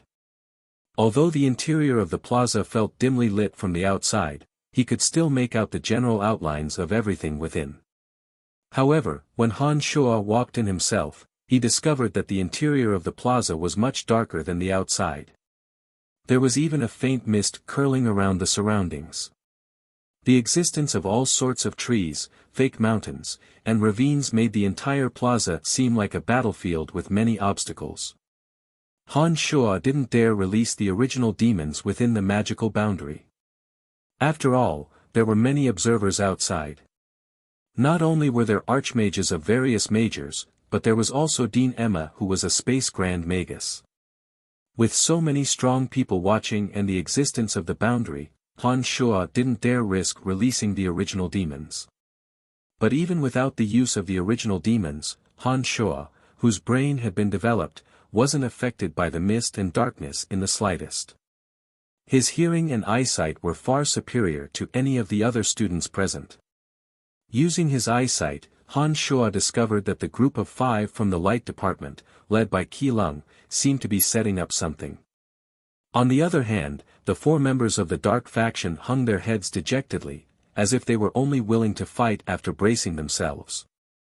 Come to think of it, after losing Fred, they knew from Dior's conversation that Dior had given up on this battle. Letting them fight was just a formality. Of course, they didn't want to go on stage and lose face in a battle that they were bound to lose, but they couldn't disobey Dior's orders. It was no wonder that they were dejected and had no morale. From the moment they entered the arena, the group of 4 from the Dark Major hadn't discussed any details of the fight with Han Shuo. It looked like they really did plan on doing as Deo had said and just casually came up. Han Shuo was standing next to the 4 of them, so he didn't say anything when he saw their expressions. He only chanted a series of magical incantations, summoning a few little skull and zombie warriors. As Han Shuo chanted, the speed at which the little skull and zombie warriors appeared was a bit faster than usual. 6 skeletal warriors and 3 zombie warriors appeared in the arena in the blink of an eye. There seemed to be no gap between them, and their speed was surprisingly fast. Oh, this fellow's speed of summoning incantations is surprisingly fast. So many summoned creatures have appeared in the blink of an eye. The crowd of onlookers were filled with magic students and teachers from all over. They naturally understood that the speed at which a spell was chanted had to be in perfect harmony with the speed at which mental strength was condensed. If the gap between 2 spells was very short, that meant that the speed at which mental strength was condensed was also very fast. Therefore, when they saw Han Shuo summon so many dark creatures so quickly, they all revealed astonished looks. Even Dean Emma's eyes lit up as she looked at Han Shuo, full of interest, as if very curious about what Han Shuo was preparing to do. Light magic is the bane of dark creatures. Rather than wasting mental strength to summon dark creatures, he might as well save it for necromancy magic. A dark major teacher said mockingly as he looked at Han Shuo. Fanny was sitting next to him, and these words were obviously meant for Fanny to hear. Fanny's face turned angry as she snorted softly, but she didn't say anything. Han Shuo couldn't help but be secretly delighted after summoning these skeletal warriors and zombie warriors. Han Shuo could feel that summoning so many dark creatures in the past had expended quite a bit of mental strength. However, after summoning so many dark creatures this time, Han Shuo felt that the mental strength expenditure was almost negligible. This meant that because of the effects of the fruit, Han Shuo's mental strength had also increased in passing. The delighted Han Shuo once again chanted necromancy magic, and a few more skeletal warriors and zombie warriors appeared on the ground, as well as a few ghouls. When summoning these dark creatures, Han Shuo had already left the dark major students by himself and arrived at the leftmost corner of the plaza.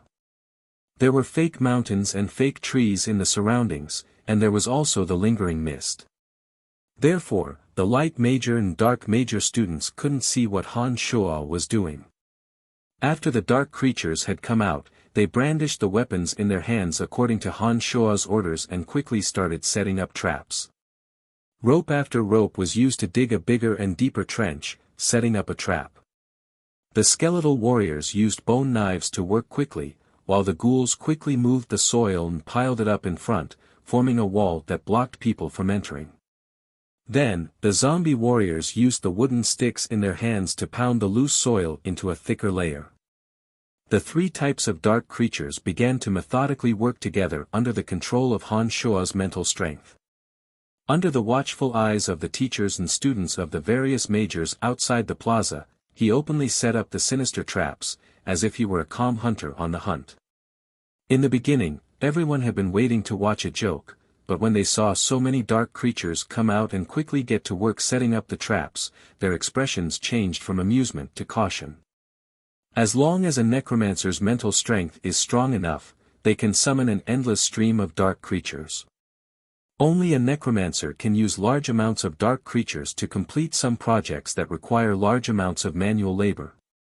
This advantage is something that no other major can compare to. This kid's methods make full use of the necromancy major's advantage of being able to use dark creatures. His mind is quite nimble. I think that the match this time will be a bit interesting. Dean Emma smiled faintly as she flicked a glance at Deo of the Dark Major.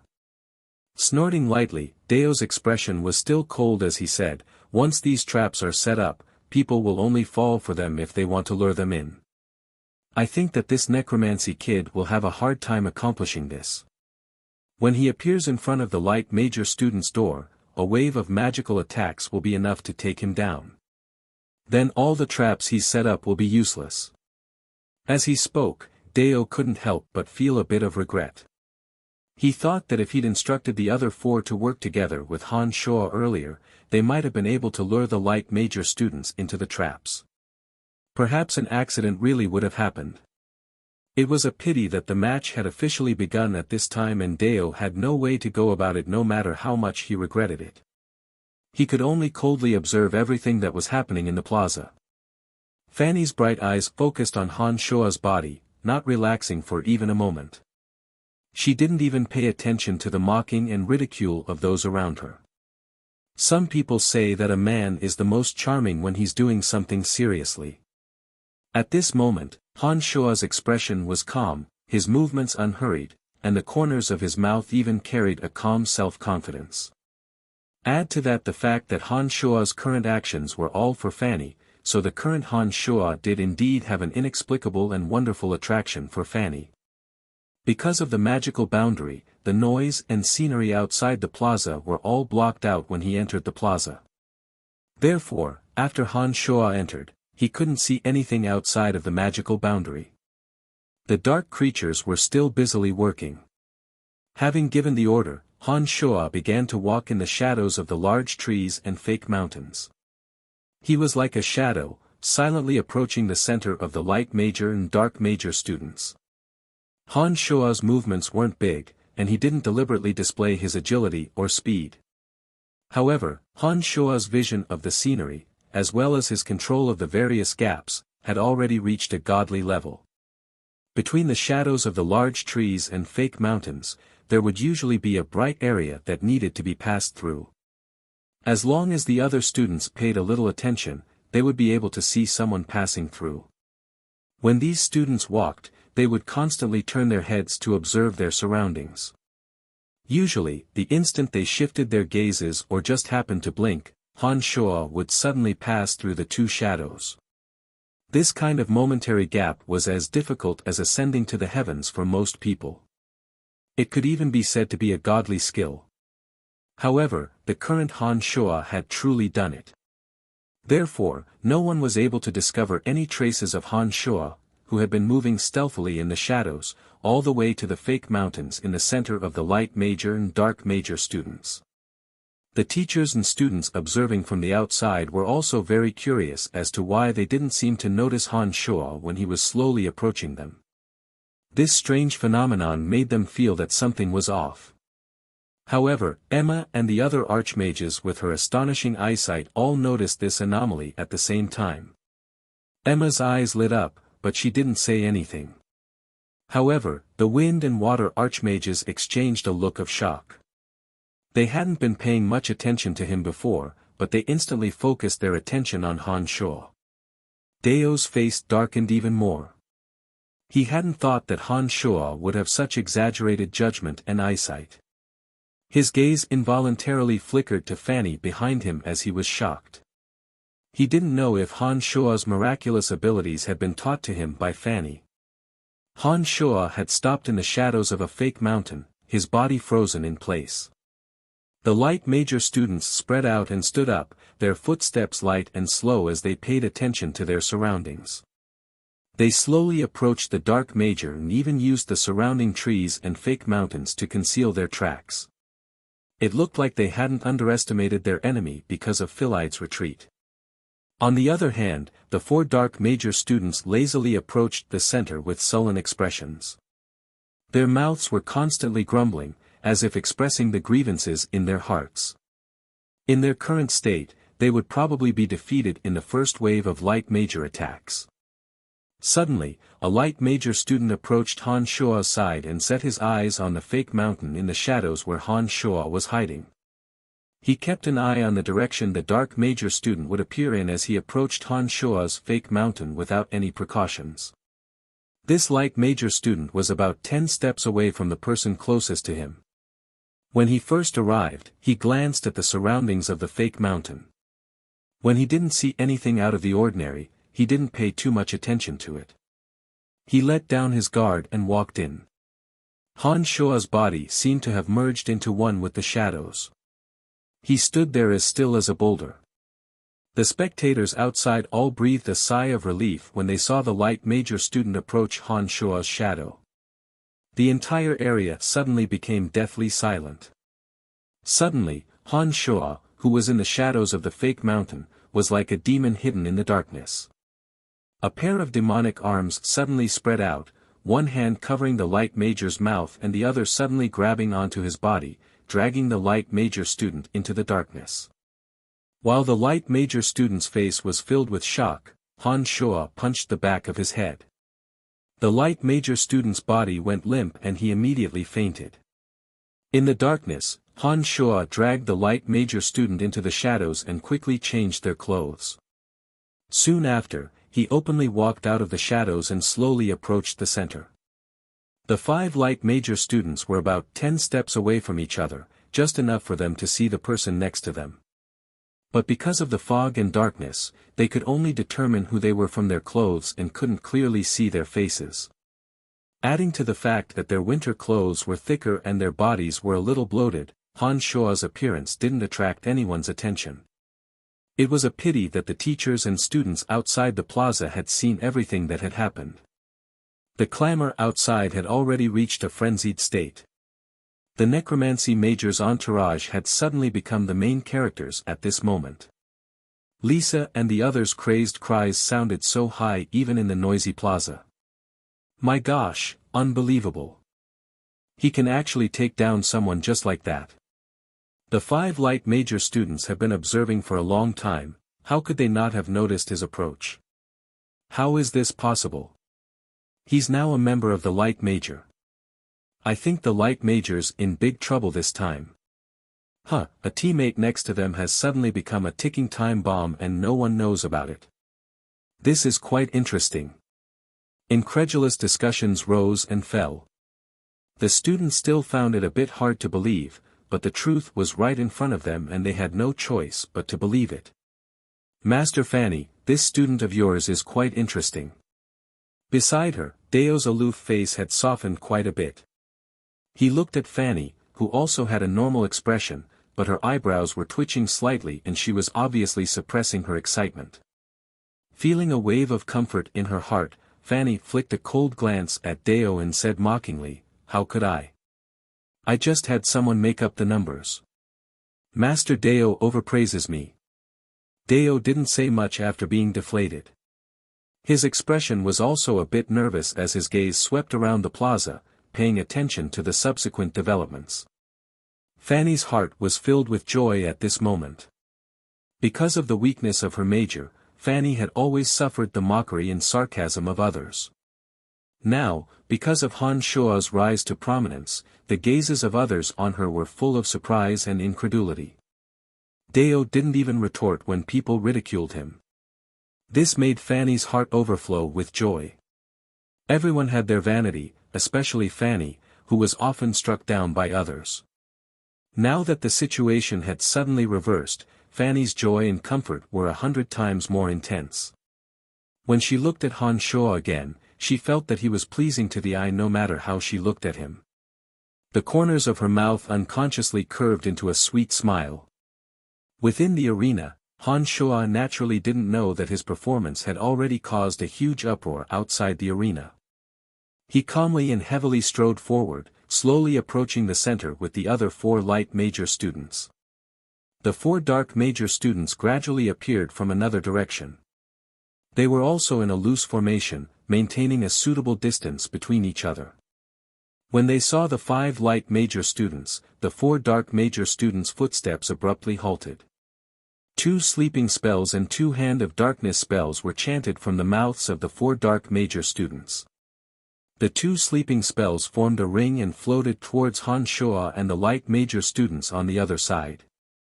2 enormous palms also suddenly formed in the dusky sky, grabbing towards the other 2 light major students. The captain of the light major, Qi Lung, coldly watched all of this with indifference, because not a single one of the dark major's attacks landed on him. Perhaps they themselves knew that these moves were ineffective against Qi Lung. Han Shua also suffered the attack of a sleeping spell. At this moment, his body slanted and he quickly took a few steps, already dodging the dark major student's sleeping spells. The student standing next to Han Shua didn't panic even after the hand of darkness appeared above his head. A radiant sword slash suddenly appeared, striking towards the hand of darkness in the air. At this moment, a bone spear appeared out of nowhere, followed closely by another bone spear, stabbing towards the radiant sword slash with lightning speed. 2 popping sounds rang out as the bone spear and the radiant sword slash turned into white light and dissipated. At the same time, an agony of the soul spell appeared in front of the light major student along with the hand of darkness. The sudden change completely disrupted the light major student's thoughts. Before he could react, the agony of the soul spell had already landed on his body. Then, the hand of darkness suddenly wrapped around his body and grabbed him. "Dalan, what's wrong?" Qi Lung, who was in the distance, immediately exclaimed when he saw the situation and walked over. Dalan, who was next to Han Shua, immediately reacted. Although Han Shua's chanting had been extremely soft, the 2 of them were too close, so he could still hear it. At this moment, the anxious Dalan tried to warn Qi Lung to pay attention to Han Shua. Unfortunately, Dalan, who was being held tightly by the hand of darkness, was panting more and more rapidly. In the distance, a dark major student excitedly cast the hand of darkness, and Dalan was knocked unconscious by the hand of darkness. Apart from this fainted one, the other light major students easily dealt with the dark major's attacks. Qi Lung, who didn't encounter any attacks, quickly approached Dalan, wanting to check on Dalan's condition. Between Han Shua and Qi Lung was the unconscious Dalan. As Qi Lung moved, Han Shua also approached the unconscious Dalan at the same time, seemingly wanting to see how Dalan was doing. The light major's captain, Qi Lung, was the first to approach Dalan. He had just squatted down and was about to check on Dalan's condition. 3 bone spears appeared one after another, followed by 2 bone arrows and an agony of the soul spell. Qi Lung, who was squatting down, suddenly got a shock. When he suddenly stood up, he finally saw Han Shua's face. He couldn't help but yell, "Not good." After he finished chanting an incantation, a light element shockwave was released from his chest in a semicircle. Several bone spears and bone arrows, as well as the agony of the soul spell, were destroyed in an instant. However, when the shock wave fell, a few more bone arrows followed closely behind.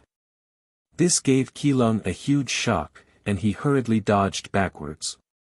The release of magic depended on the strength of one's mental strength and the speed at which they condensed.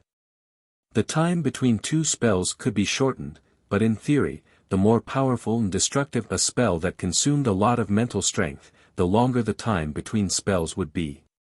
For example, the bone arrows, which were very low-power spells, consumed very little mental strength, so the time between spells was very small. Looking at the current situation, after Qilong released the shock wave spell, he should need a buffer period to stop. Unfortunately, Han Shuo didn't give him any chance. The 3 bone arrows that flew out from behind made him a little flustered, and he didn't dodge in time and was shot in the buttocks. Billy is that guy from the necromancy major in disguise. This person is too sinister, let's take him down first. Qilong, who had been shot in the buttocks by a bone arrow, rubbed his buttocks and yelled loudly. The other 2 light major students who had dodged the dark major's attack only paused when they heard Qilong's yell. They immediately joined up with Qilong and attacked Han Shuo.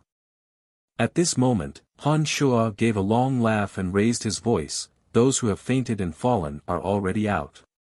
You 3 against the 5 of us, I think it won't be easy for you to win. Han Shuo didn't continue to stay in place after he'd spoken, and ran towards the trap that had been set up earlier with the speed that a normal mage should have. Qilong and the other 2 froze for a second, and then Qilong said resolutely, take down this guy first. The other 4 dark major students have lost their will to fight, so we'll take care of them last. The other 2 from the light major nodded at the same time when they heard Qilong's words, and rushed towards Han Shuo with Qilong. The remaining 4 dark major students looked at each other, and then one of them shouted, damn it, there's 5 of us now. What are the 3 of them afraid of? Let's take them out together. In this way, Han Shuo could be seen running forward with the 3 light major students chasing fiercely from behind. Behind Qilong and the other 2, the 4 dark major students chased fiercely after Qilong and the other 2, forming a strange scene. There was a hubbub of noise outside the arena at this moment. If one were to say that Han Shuo had just taken down someone in the shadows, then there was still some element of luck involved.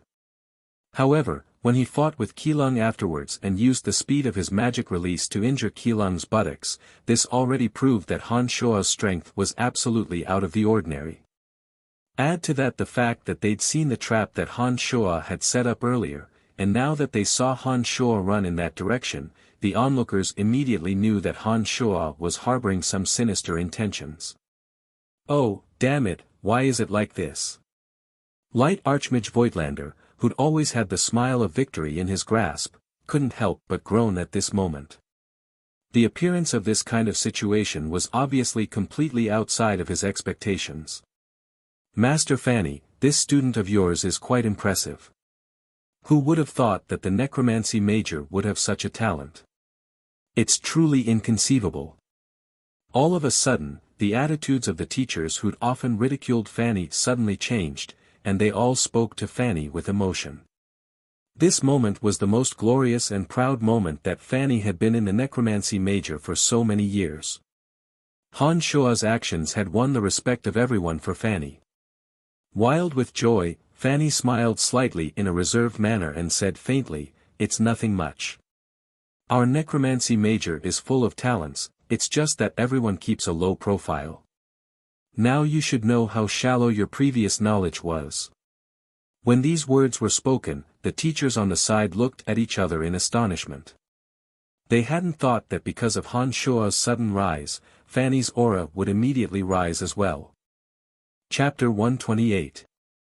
Amidst the clamor outside the plaza, Han Shuo's body leapt through the wall that the zombie warriors had created earlier and landed on the flat ground behind it. A few steps behind Han Shuo was the trap that the skeletal warriors had dug. There were a few tree branches blocking the mouth of the trap, and the ghouls had covered the outside with mud. It looked very normal. The dark creatures that had completed their mission dispersed under Han Shuo's command, hiding behind the surrounding trees and fake mountains. Then, Han Shuo stood behind the earthen wall and once again released bone spears and bone arrows to attack the 3 light major students that were quickly approaching. "Humph, you're asking for trouble if you want to fight openly." Qilong approached and 2 radiant sword slashes flew out from the front, destroying the attacks that Han Shuo had shot at him. Then, together with the other 2 students, they quickly closed in on Han Shuo. The other 2 students, who were about to reach Han Shuo, also chanted magical incantations and blasted down the earthen wall that Han Shuo had just piled up. One of them had just stepped in when Han Shuo saw him step on the rope and abruptly gave an order to the zombie he was controlling. The zombie warrior standing in the distance suddenly tightened its grip on the rope, and the loose rope abruptly tightened under the light major student's foot. It suddenly wrapped around the student's ankle and sent him flying. "Damn it!" Qilong shouted angrily. Just as he was about to make a move to save the light major student, Han Shuo, who had retreated from his original spot, began to release bone spear attacks at him from another direction, forcing him to temporarily retreat. However, the other student quickly released a radiant sword slash and cut through the rope, causing the student to fall from the sky and cry out loudly in pain. A large rock that had been entangled by the rope suddenly rolled down from the fake mountain on the left, crashing towards Qilong and the others. Qilong and the other 2 were shocked and simultaneously released magic to defend against the falling rock. Then, they hurriedly closed in on the direction of the trap.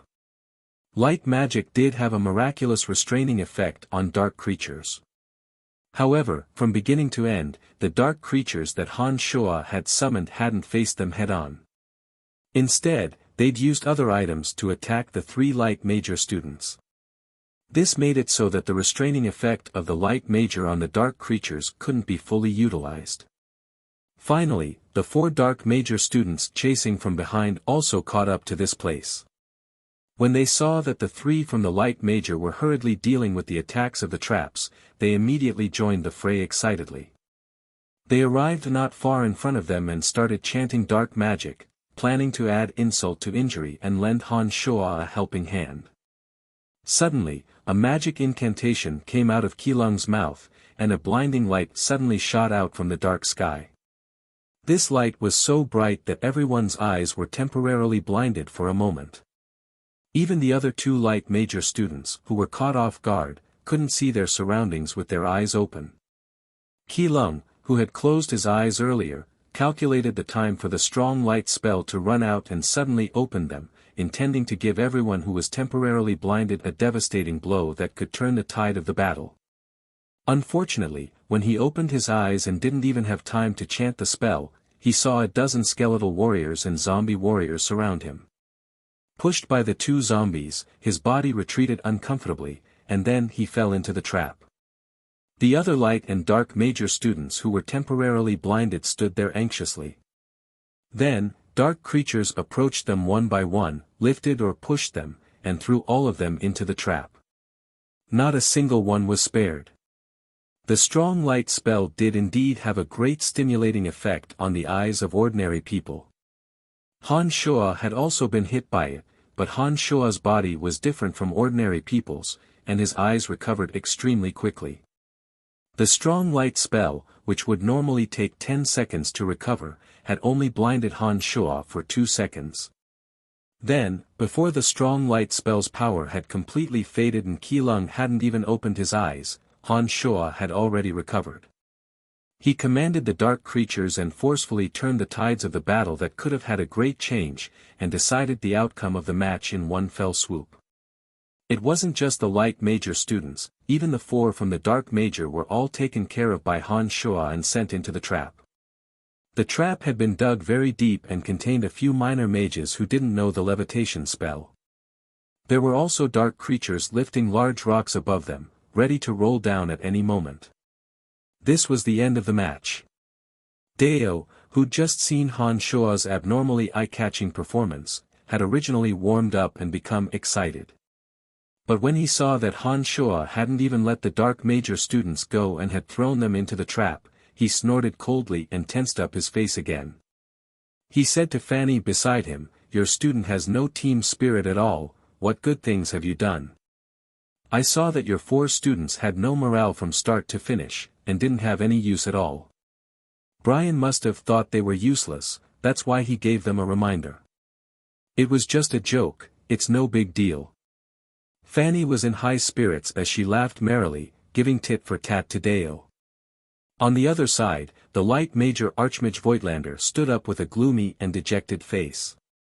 He waved his sleeves and said a few words to Emma before leaving the plaza, leaving only Master Beecher to preside over the rest of the matters.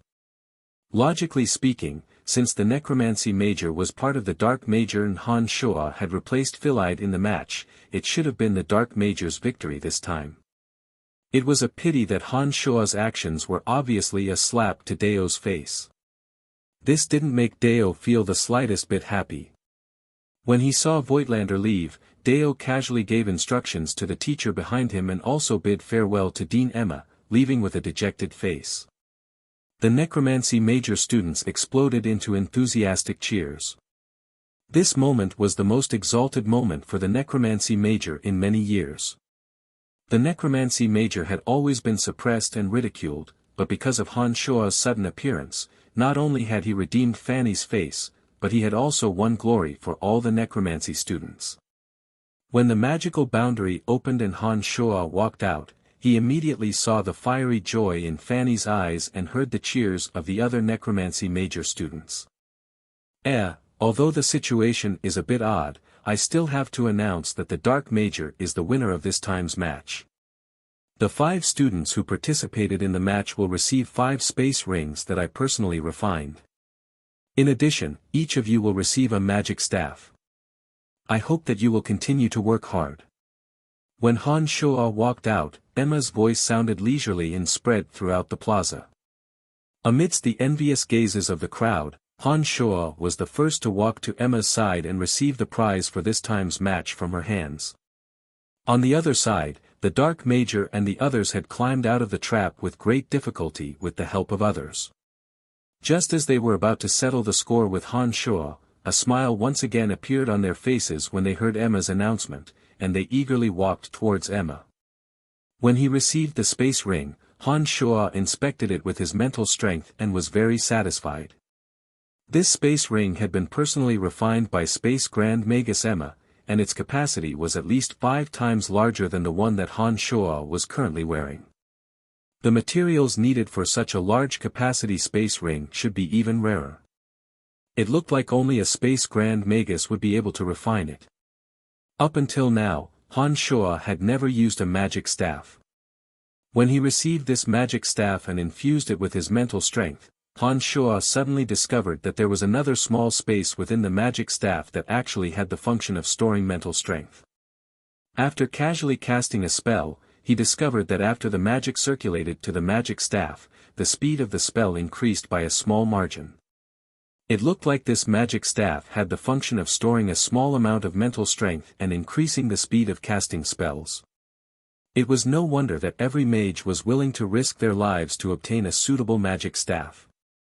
A wondrous magic staff indeed had the function of increasing a mage's strength more or less. After receiving the space ring and magic staff, Han Shuo didn't linger in the plaza for too long. He smiled and nodded at Fanny from afar, then left by himself, leaving all the remaining matters for Fanny and the others to handle. Wait, Brian. Han Shuo's departure didn't escape the gazes of the many students in the plaza. However, the crowd only looked at him in amazement and whispered amongst themselves, but didn't make any moves. However, when Lisa saw Han Shuo leave, she called out loudly from afar and chased after Han Shuo.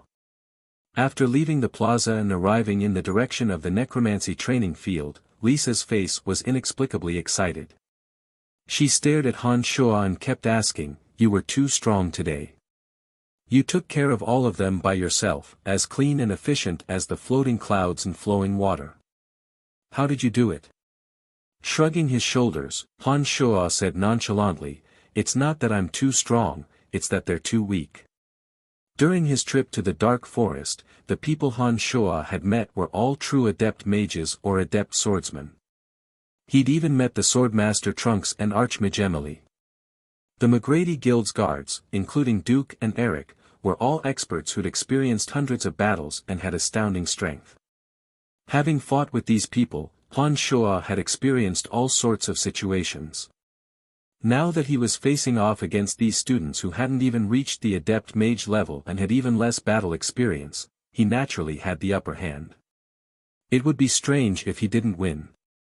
If Han Shuo had used the little skull, his own martial arts techniques, and the demon's lair edge, then he wouldn't even need to use any tricks or schemes. In that case, he wouldn't even need to use any tricks or schemes. He would be able to use brute force to completely destroy the 5 light major students, leaving them with no room to resist at all. When did you become so strong? Lisa looked at Han Shuo in high spirits and asked curiously. Grasping the magic staff in his hand, Han Shuo infused his mental strength and started practicing the bone prison spell that a journeyman necromancer should know. As he chanted the incantation, his mental strength poured into the magic staff and used the staff as a primer, attempting to activate the bone prison spell of necromancy magic.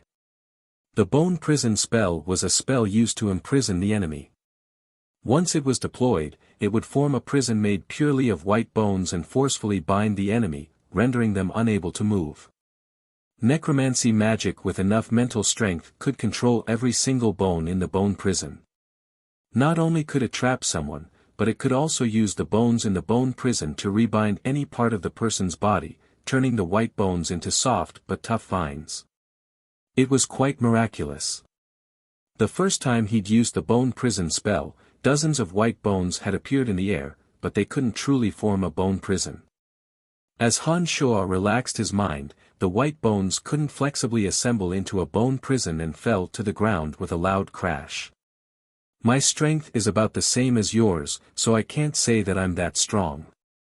If you practice diligently, I think your accomplishments will be even greater. Who knows, maybe you'll be able to represent our major in next year's competition. Han Shuo continued to practice the bone prison art as he responded carelessly to Lisa's words. Lisa made a wry face at Han Shuo when she heard Han Shuo's words and then sighed lightly, "I'm too stupid. I've studied necromancy magic for so long, but I'm not as good as you who've studied it for a few months. No, there are so many necromancy major students, your strength is already quite good. Heh, I'm saying that if you work harder, you'll improve even faster. I think that the magic of our necromancy major isn't any worse than the other majors. It's just that there aren't many people practicing necromancy magic now, so there aren't many experts." Han Shuo spoke carelessly with Lisa as he practiced the bone prison spell over and over again. After a while, some other necromancy major students seemed to have recognized the power of necromancy magic for the first time because of Han Shuo's exploits today. They hadn't even eaten yet as they excitedly came to the training fields and started practicing magic over and over again. Han Shuo actually stopped his magic practice when the other students appeared, avoiding the enthusiastic words of the students and walking out of the training fields. Han Shuo looked left and right when he left the training fields, and walked towards Fanny's lab when he saw that there was no one around. When Han Shuo arrived at Fanny's lab, he discovered that the door was still locked. It looked like Fanny hadn't returned yet. Logically speaking, Fanny would usually be in the lab at this time. If she hadn't returned yet, it looked like she'd been delayed by the necromancy major's exploits today. Not in a hurry, Han Shuo sat down on the grass behind Fanny's lab and took out the necromancy magic books he'd obtained from the Cemetery of Death to study. The 3 original demons patrolled in 3 different directions and weren't afraid that someone would suddenly approach. They slowly studied the bone prison spell that they were about to master. After a while, the space in front of Han Shuo suddenly warped. A beam of light flashed and Dean Emma appeared in front of Han Shuo. Startled, Han Shuo immediately put the necromancy magic books back into his space ring. He then put on a smile and said to Dean Emma, "Hello Dean, what are you doing here?" Dean Emma looked up and down kindly at Han Shuo, her furrowed face brimming with an appreciative smile. She said, "You're a hard-working fellow all right, not letting go of even a moment's time. You're still studying magic books when you're waiting for Fanny. No wonder you've achieved so much in just a few short months." Han Shuo felt a bit baffled when Emma spoke these words. He didn't know why Emma would appear here without a trace and say such strange things to him. After thinking for a bit, Han Shuo frowned and looked at Emma, asking directly, "You didn't come here just to find me, did you?" Nodding, Emma said straightforwardly, "Of course. Heh, I didn't suddenly appear here because my use of spatial magic failed." "Then, what business do you have with me?" Han Shuo hesitated for a moment before opening his mouth to ask again. Emma smiled amiably at Han Shuo's question and said, "Actually, I'm grateful to you.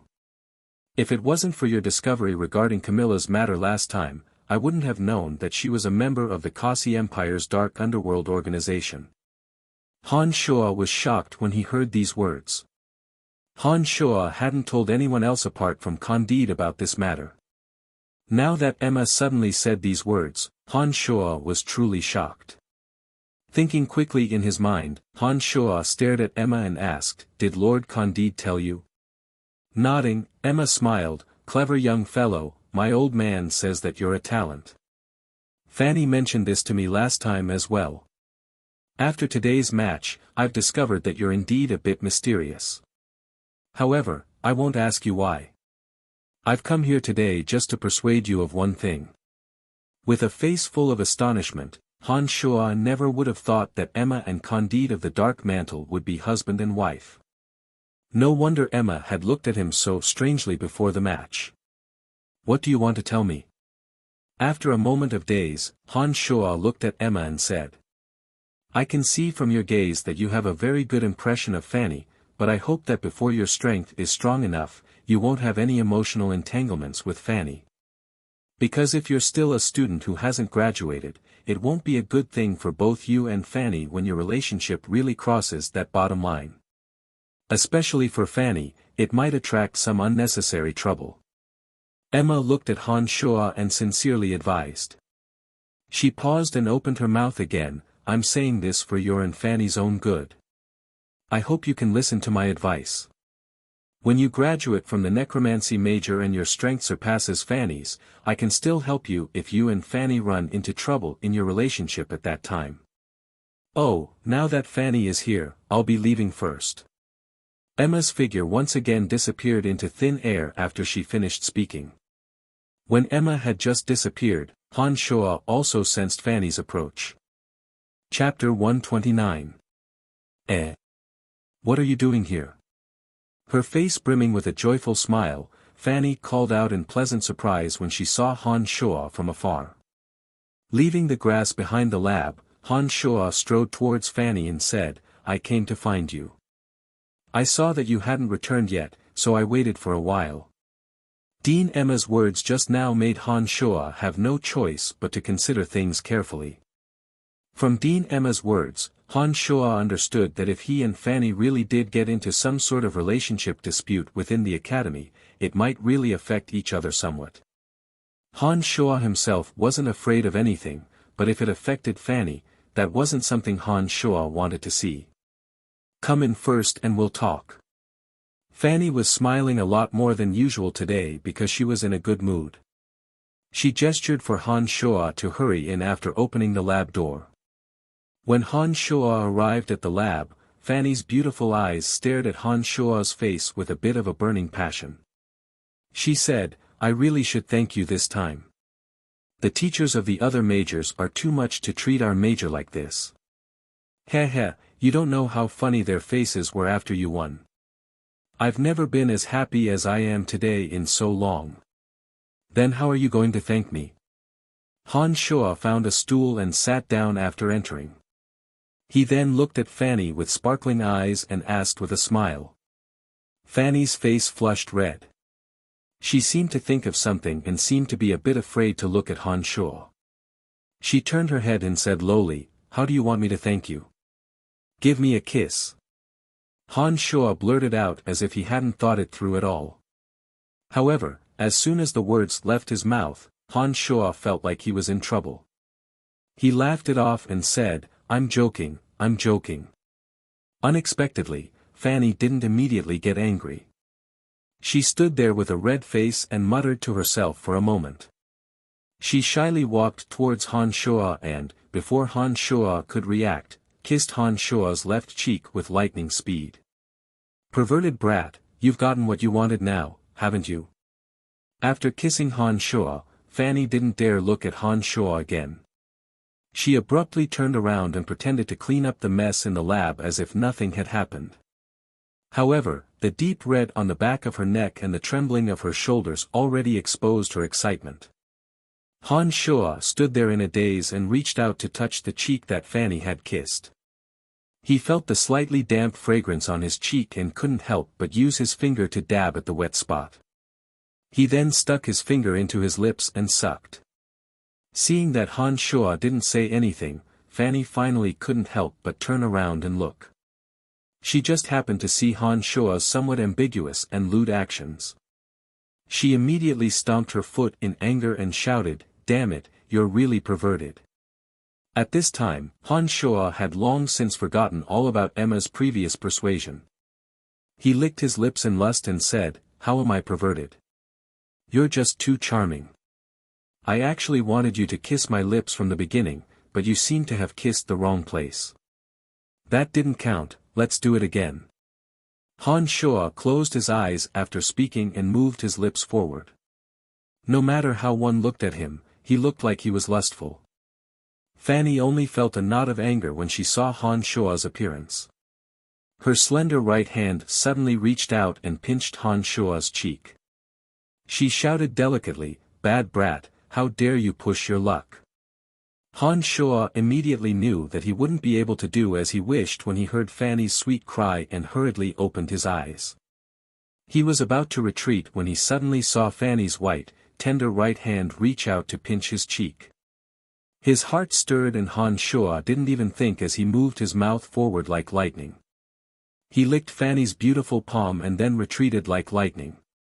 With a soft, "oh" sound, Fanny's body shook as if she'd been struck by lightning. She couldn't help but moan softly for a moment. She then reacted and said with a huff, "You bad brat, you're becoming more and more unbridled. You're dead for sure." An enraged Fanny flew straight for Han Shuo as soon as she finished speaking, seeming to want to settle scores with Han Shuo. Han Shuo, who'd just taken liberties with Fanny, felt his heart sway and found it harder and harder to control himself. Han Shuo in particular discovered that Fanny's attitude towards him was vastly different from usual, perhaps because she was too happy. Under normal circumstances, Fanny would have been furious and berated when Han Shuo made such an excessive request to kiss her. Who would have thought that not only did she not berate him this time, but Fanny actually agreed to such an excessive request. Han Shuo had just licked her palm, so her current bashfulness was clearly greater than her anger. Han Shuo could clearly sense that Fanny was a bit different from usual at this moment. Han Shuo didn't dodge when he saw Fanny rush towards him.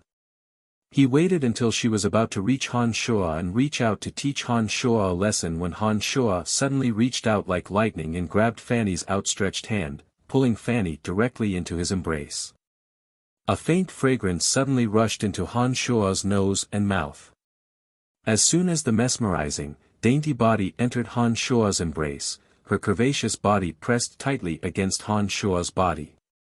This immediately made Han Shuo, who wasn't a virgin, feel an intense disturbance in an instant. At this time, Emma's earlier persuasion, including the knot in his heart caused by his relationship with Emily, were all tossed to the highest heavens. His large hand wrapped around Fanny's waist, and he suddenly plunged his mouth towards Fanny's cherry lips, greedily and fiercely tasting. Fanny, whose body was bound by Han Shuo, couldn't move at all. Even if she wanted to resist, she couldn't shake Han Shuo. After a burst of sounds, her small hand suddenly pounded on Han Shuo's body with all her might. However, As Han Shuo greedily tasted and his large tongue stirred in her fragrant lips, an incomparably wonderful feeling slowly rippled in Fanny's heart. Slowly, the originally forceful pounding gradually became a bit weak. In the end, not only did Fanny's two hands stop struggling, she even unexpectedly wrapped around Han Shuo's thick back and neck. She slightly raised her neck to respond to Han Shuo's greedy invasion. Her almond-shaped eyes became misty, and the temperature of her body slowly rose. It was as if she had fallen into a sweet dream and was willing to sink into it. The incomparably wonderful feeling instantly spread throughout Han Shuo's body. Such a wonderful person that he had yearned for day and night was being hugged and kissed by him. This kind of spiritual enjoyment was enough for Han Shuo to moan out loud. Fanny's small tongue responded in the back, giving Han Shuo even more pleasure like a flash flood. The originally simple kiss slowly became uncontrollable, and Han Shuo's large hand involuntarily moved towards Fanny's fragrant buttocks. His erect lower body also gradually took the initiative to find a suitable angle. Suddenly, the sinking Fanny clearly felt the fiery hardness of an iron rod at her waist. She instantly understood the current situation, and immediately began to struggle without a care for anything else. Because of Fanny's cooperation, Han Shuo's body couldn't help but relax. He didn't expect that Fanny would suddenly have such an intense resistance, and was immediately pushed away by Fanny. I. Fanny, who had pushed Han Shuo away, stood there with a flushed face. She panted heavily, as if she wanted to say something, but because of her agitation, she couldn't say a complete sentence. Han Shuo looked firmly at Fanny and said slowly in a deep voice, "Master Fanny, I think you should know that I like you." Han Shuo's expression was serious and resolute, and his deep voice seemed to carry a strange attraction. Fanny's heart trembled, and she was obviously a bit flustered. She didn't dare meet Han Shuo's gaze at this moment, averting her head and saying hastily, "Don't say any more, I don't want to talk about this topic for now. If you can advance to Adept Mage and graduate from the Babylon Academy of Magic and Force, I'll consider giving you a chance." With her back to Han Shuo, Fanny was still panting unevenly, and her neck was completely red. Behind her, Han Shuo looked at Fanny a few times, and then walked towards her with firm steps. He suddenly reached out and hugged Fanny from behind. Han Shuo said softly, "You've been the goddess of my dreams since a long time ago. Your kindness and passion moved my heart, and your beauty made it even harder for me to extricate myself. I think my life has already been ruined by your hands." In the beginning, when Han Shuo hugged Fanny, Fanny's body trembled and she wanted to struggle. However, when Han Shuo's passionate confession left his mouth, Fanny's body suddenly went limp, and her entire person seemed to melt. She fell powerlessly onto Han Shuo's chest, her cherry lips panting uncontrollably. "Really, I don't think I can escape your spell. I don't care about the reputation of the necromancy major, personal glory, or the bountiful prizes. I just don't want to see anyone insult you, so I fought without a care in the world. This is all for you. You should have known my feelings a long time ago." Han Shuo changed the way he spoke the passionate words of love, speaking them with sincerity and numbness. This caused Fanny's body to become hotter and hotter, and the sound of her breathing became louder and louder due to her agitated emotions. After a while, Fanny suddenly said shyly in a low voice, I actually know. However, our current identities aren't too suitable, otherwise it would be disadvantageous to both of us. If you graduate from the necromancy major, then we can, you know." When these words were spoken, Fanny's inner thoughts were immediately exposed. Han Shuo's heart was instantly drowned in ecstasy. He then tightened his arms around Fanny's soft waist that didn't have a trace of excess fat. He moved his mouth to Fanny's sparkling ear, and after lightly biting it, he exhaled a breath of hot air into it.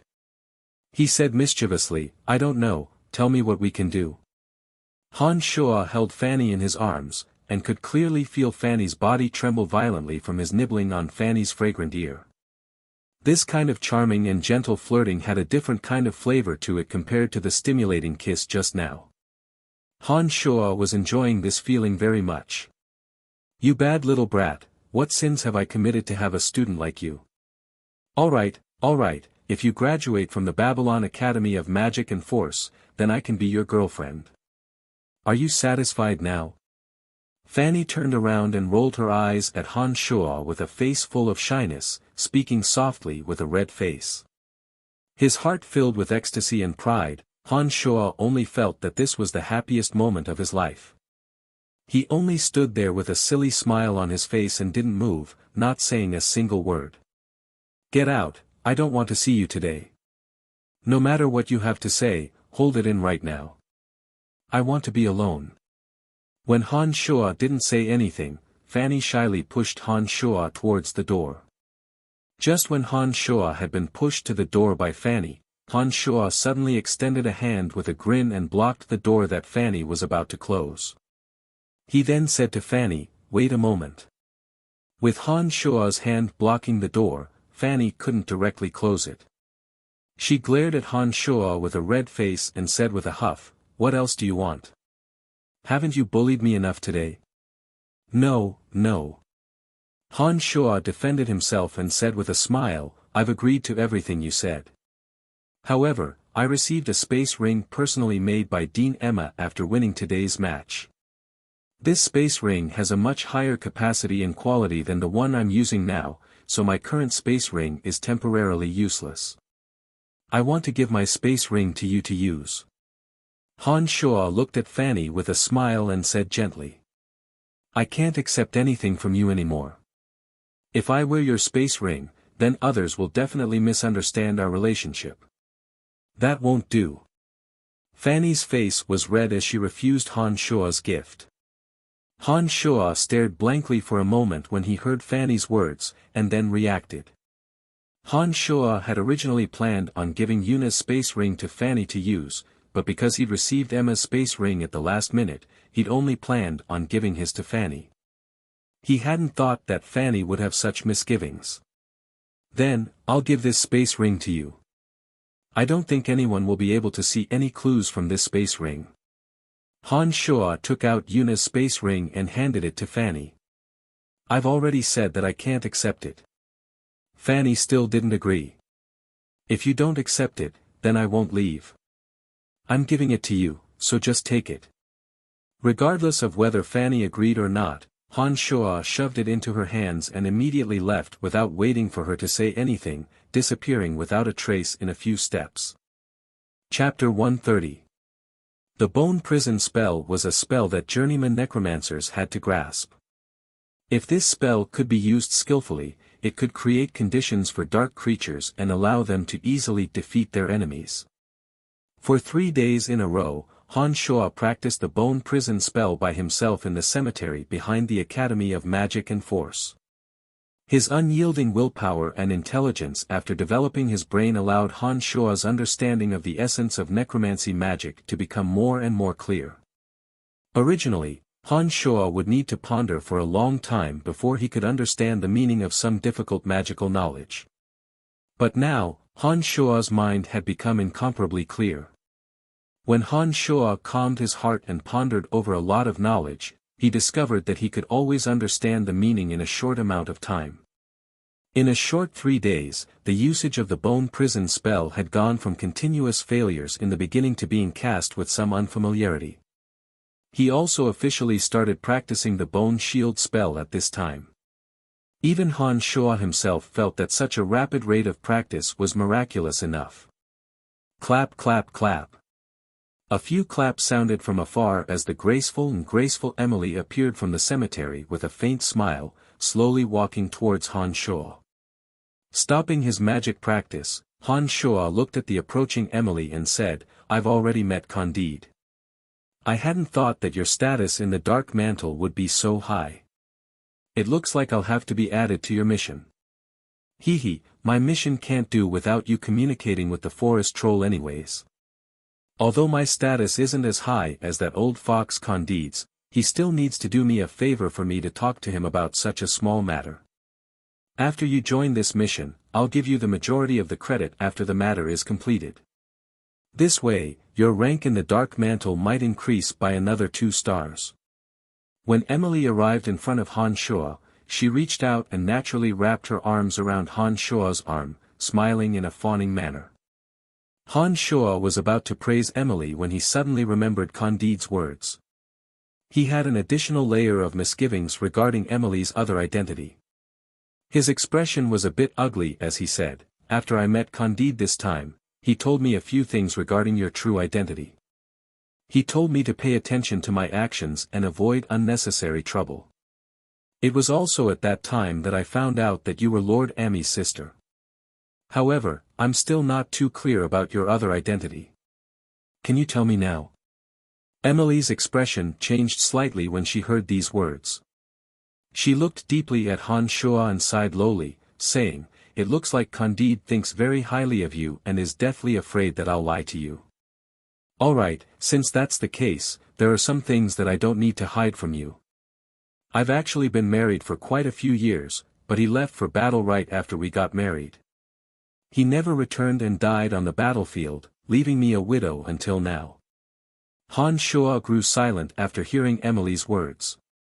He finally asked after a while, "That person's status seems to be quite high, otherwise Candide wouldn't have warned me like this."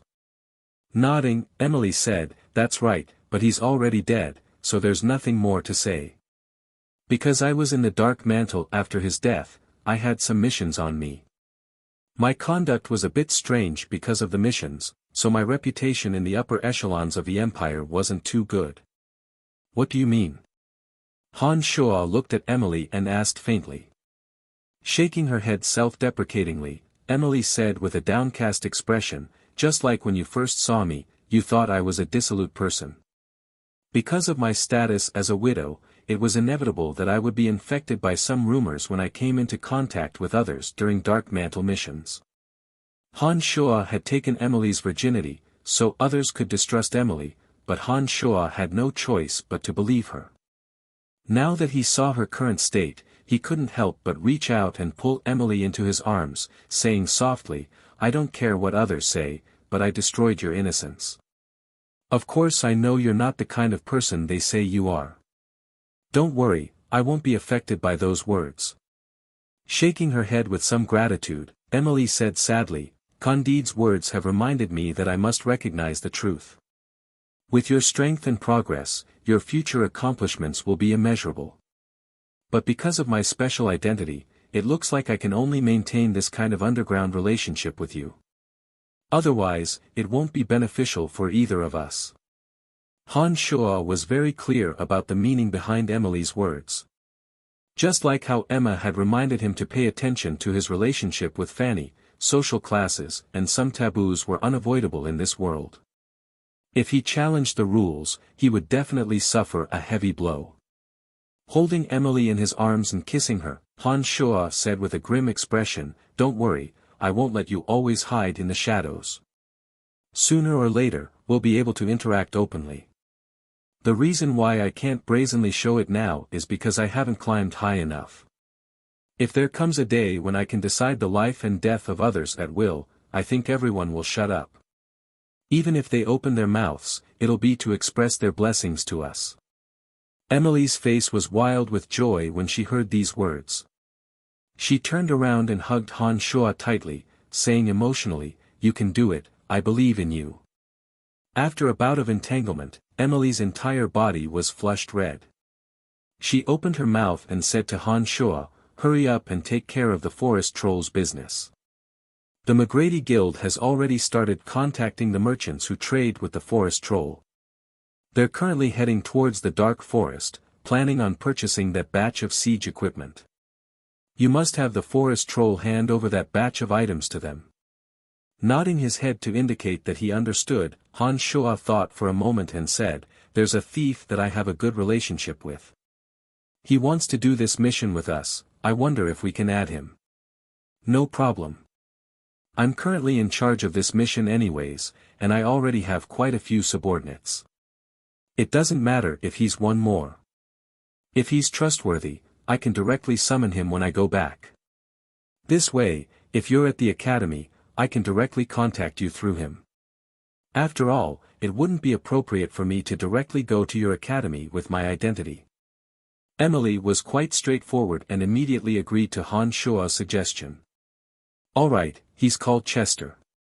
He should be responsible for guarding the northern stronghold for the time being. If you have any instructions that you can't personally show up for, then have him do it. I'll make a trip back to the dark forest as soon as possible. Don't worry and go about your business.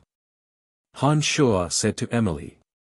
I'll contact you if there's anything.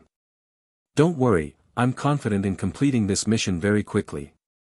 Emily left Han Shua after saying these words. After Emily left, Han Shua thought for a moment and then walked towards the Buzzed Merchant Guild. There were still 2 days until the appointed time with Phoebe, but seeing that the weather was growing colder and colder, Han Shua was a bit worried that the dwarves wouldn't have enough rations and daily necessities. He planned on making a trip to the Cemetery of Death and preparing the dwarves' rations for the winter. Now that he had a space ring with a larger capacity, he only needed to make a trip back and forth to the forest troll in a few days, and he'd also need to prepare rations and daily necessities. The forest troll had many people, and the space ring likely wouldn't even be enough to load a trip back and forth with rations. Therefore, he'd better take care of the dwarves' needs first. Han Shua didn't see Phoebe when he arrived at the Buzzed Merchant Guild with great familiarity. It was Fabian who came out to receive Han Shua. Han Shua learned from Fabian that Phoebe had gone out today. With Han Shua's current relationship with Fabian, he would be able to take care of the rations even without going through Phoebe. Because of Phoebe's power, Fabian's status had risen since he'd followed the right person. Fabian directly brought Han Shua to the warehouse where the rations were stored.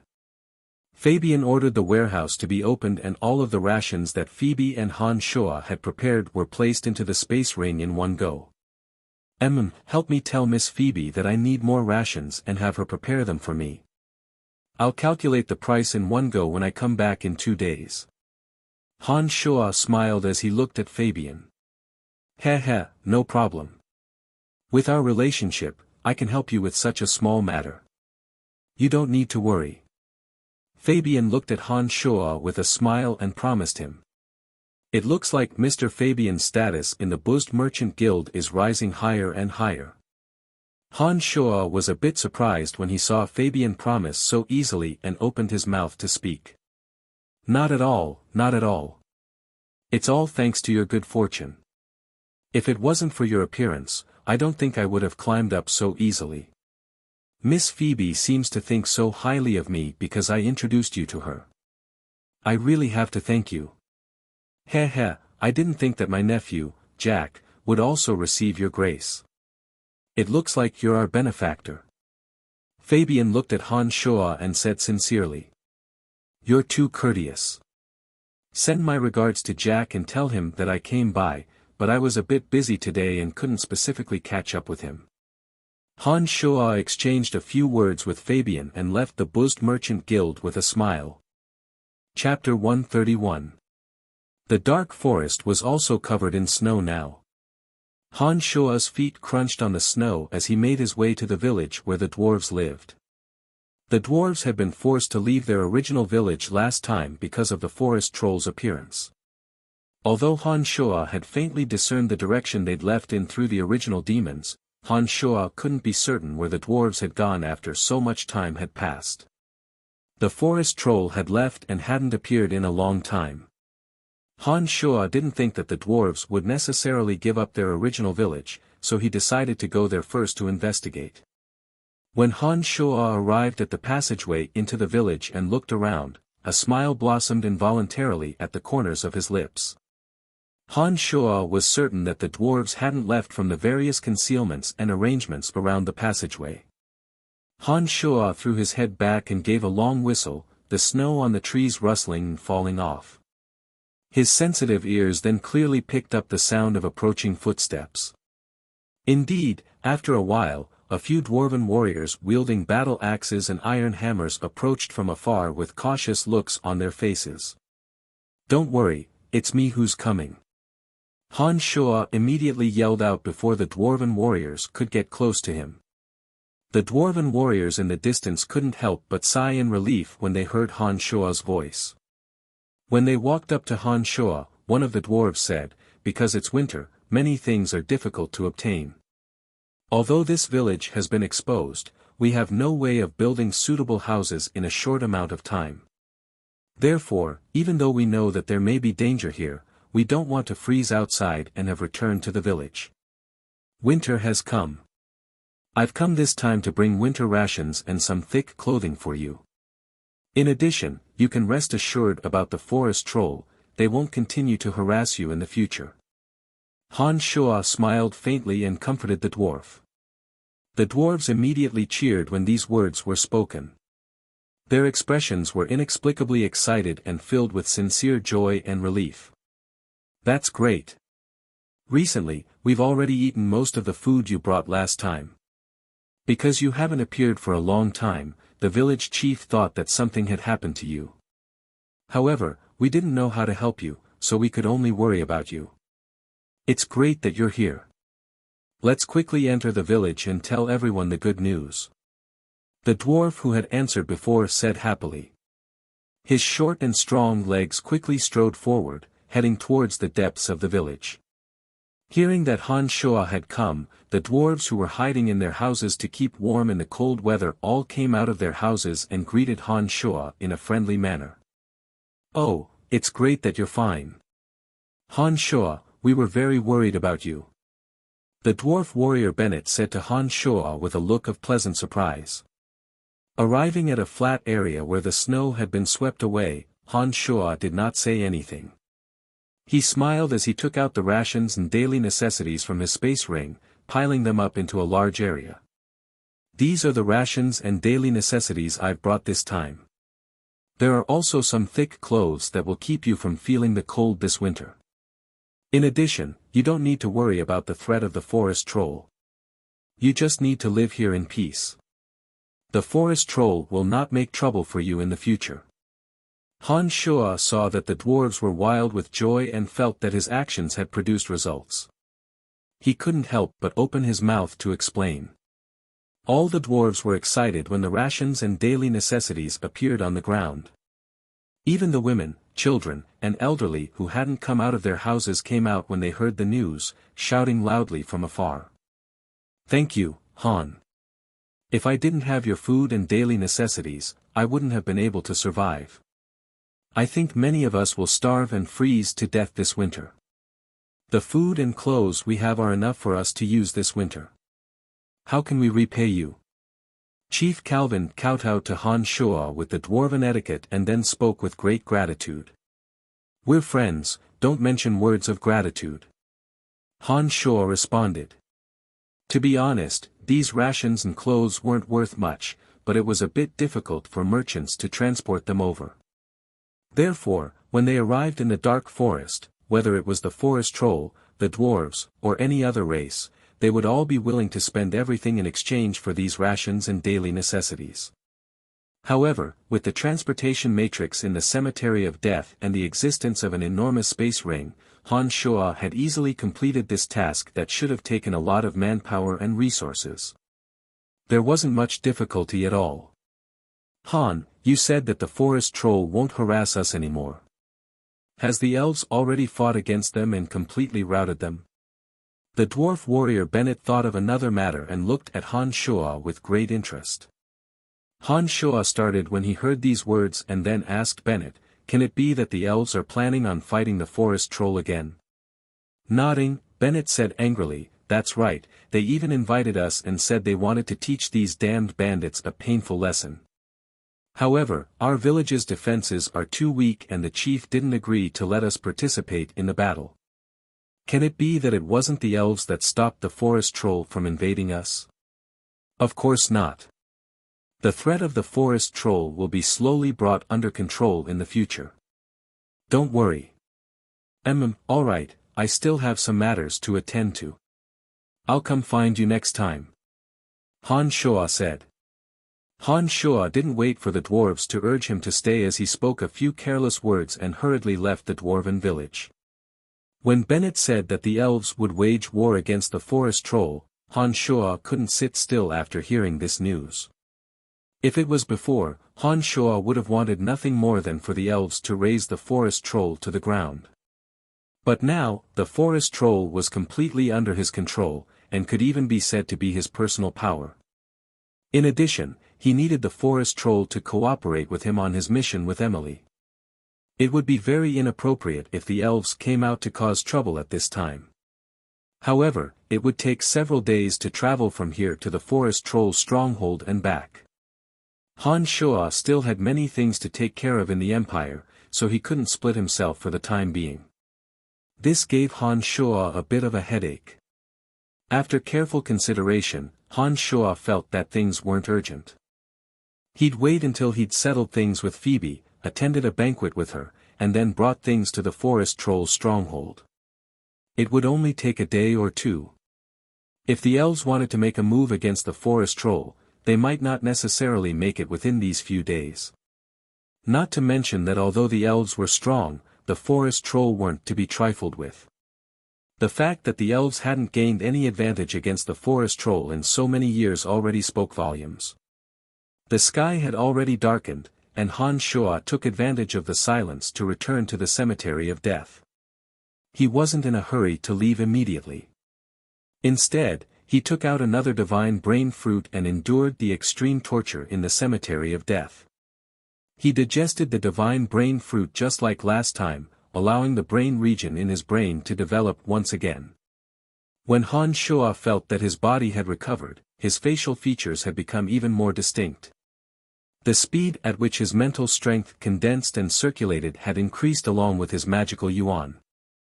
Han Shuo could faintly feel that there were already signs of a breakthrough in the molded spirit realm. It looked like it wouldn't be long before he'd be able to enter the next realm of demonic magic. The next realm of demonic magic was the true demon realm. Once Han Shuo entered this realm, he would form the demon infant and become a demon in the truest sense of the word. The first 3 levels of solid body, channel opening, and molded spirit training were only the basics of demonic magic. Before the demon infant took form, one couldn't be considered a true demonic practitioner. Once Han Shuo could enter the true demon realm, he would be considered to have truly entered the next level. With the demon infant's assistance, the true demon realm would allow him to fly in the air, refine magic treasures with magical yuan, and reforge the demon's layer edge. He could also train in some other powerful demonic magic, and he could even refine in demons, which were even more powerful than the original demons. In short, the true demon realm was a dividing line. As long as he reached this realm, there would be many ways for Han Shuo to increase his strength, and his strength would greatly improve. Therefore, when Han Shuo felt that he was on the verge of a breakthrough, the joy in his heart was indescribable. It was already the morning of the next day, and Han Shuo didn't continue to stay here. He left the cemetery of death and used the transportation matrix to return to the Empire, then headed directly for the Babylon Academy of Magic and Force. The ambiguous conversation he'd had with Fanny last time had filled Han Shuo's heart with boundless anticipation. Although Fanny hadn't immediately agreed to his pursuit, Han Shuo had basically understood Fanny's intentions.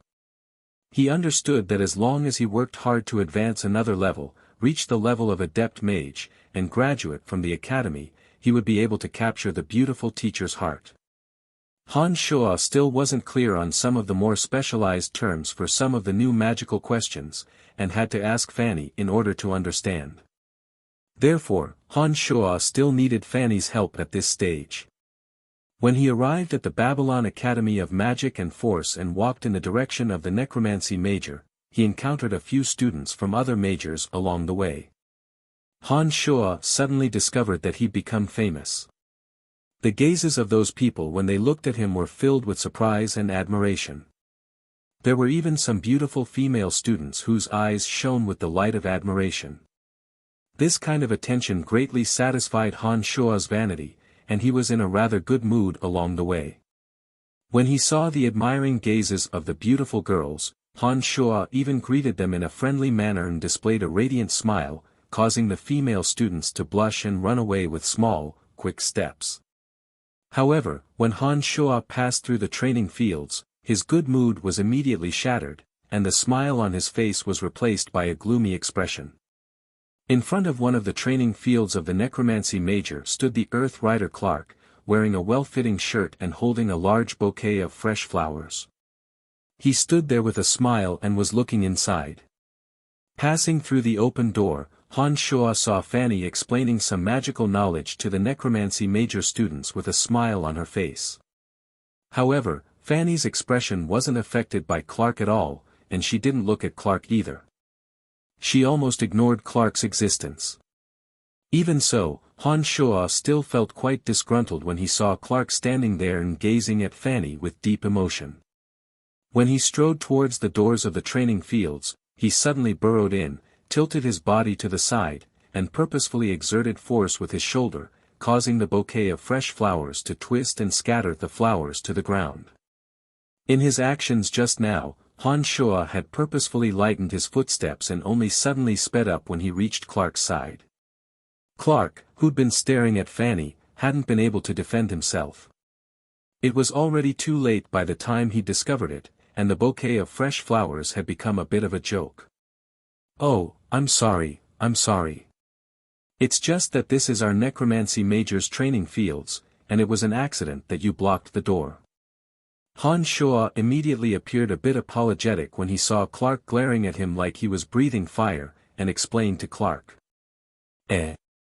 Brian, why did you think of coming to the training fields today?"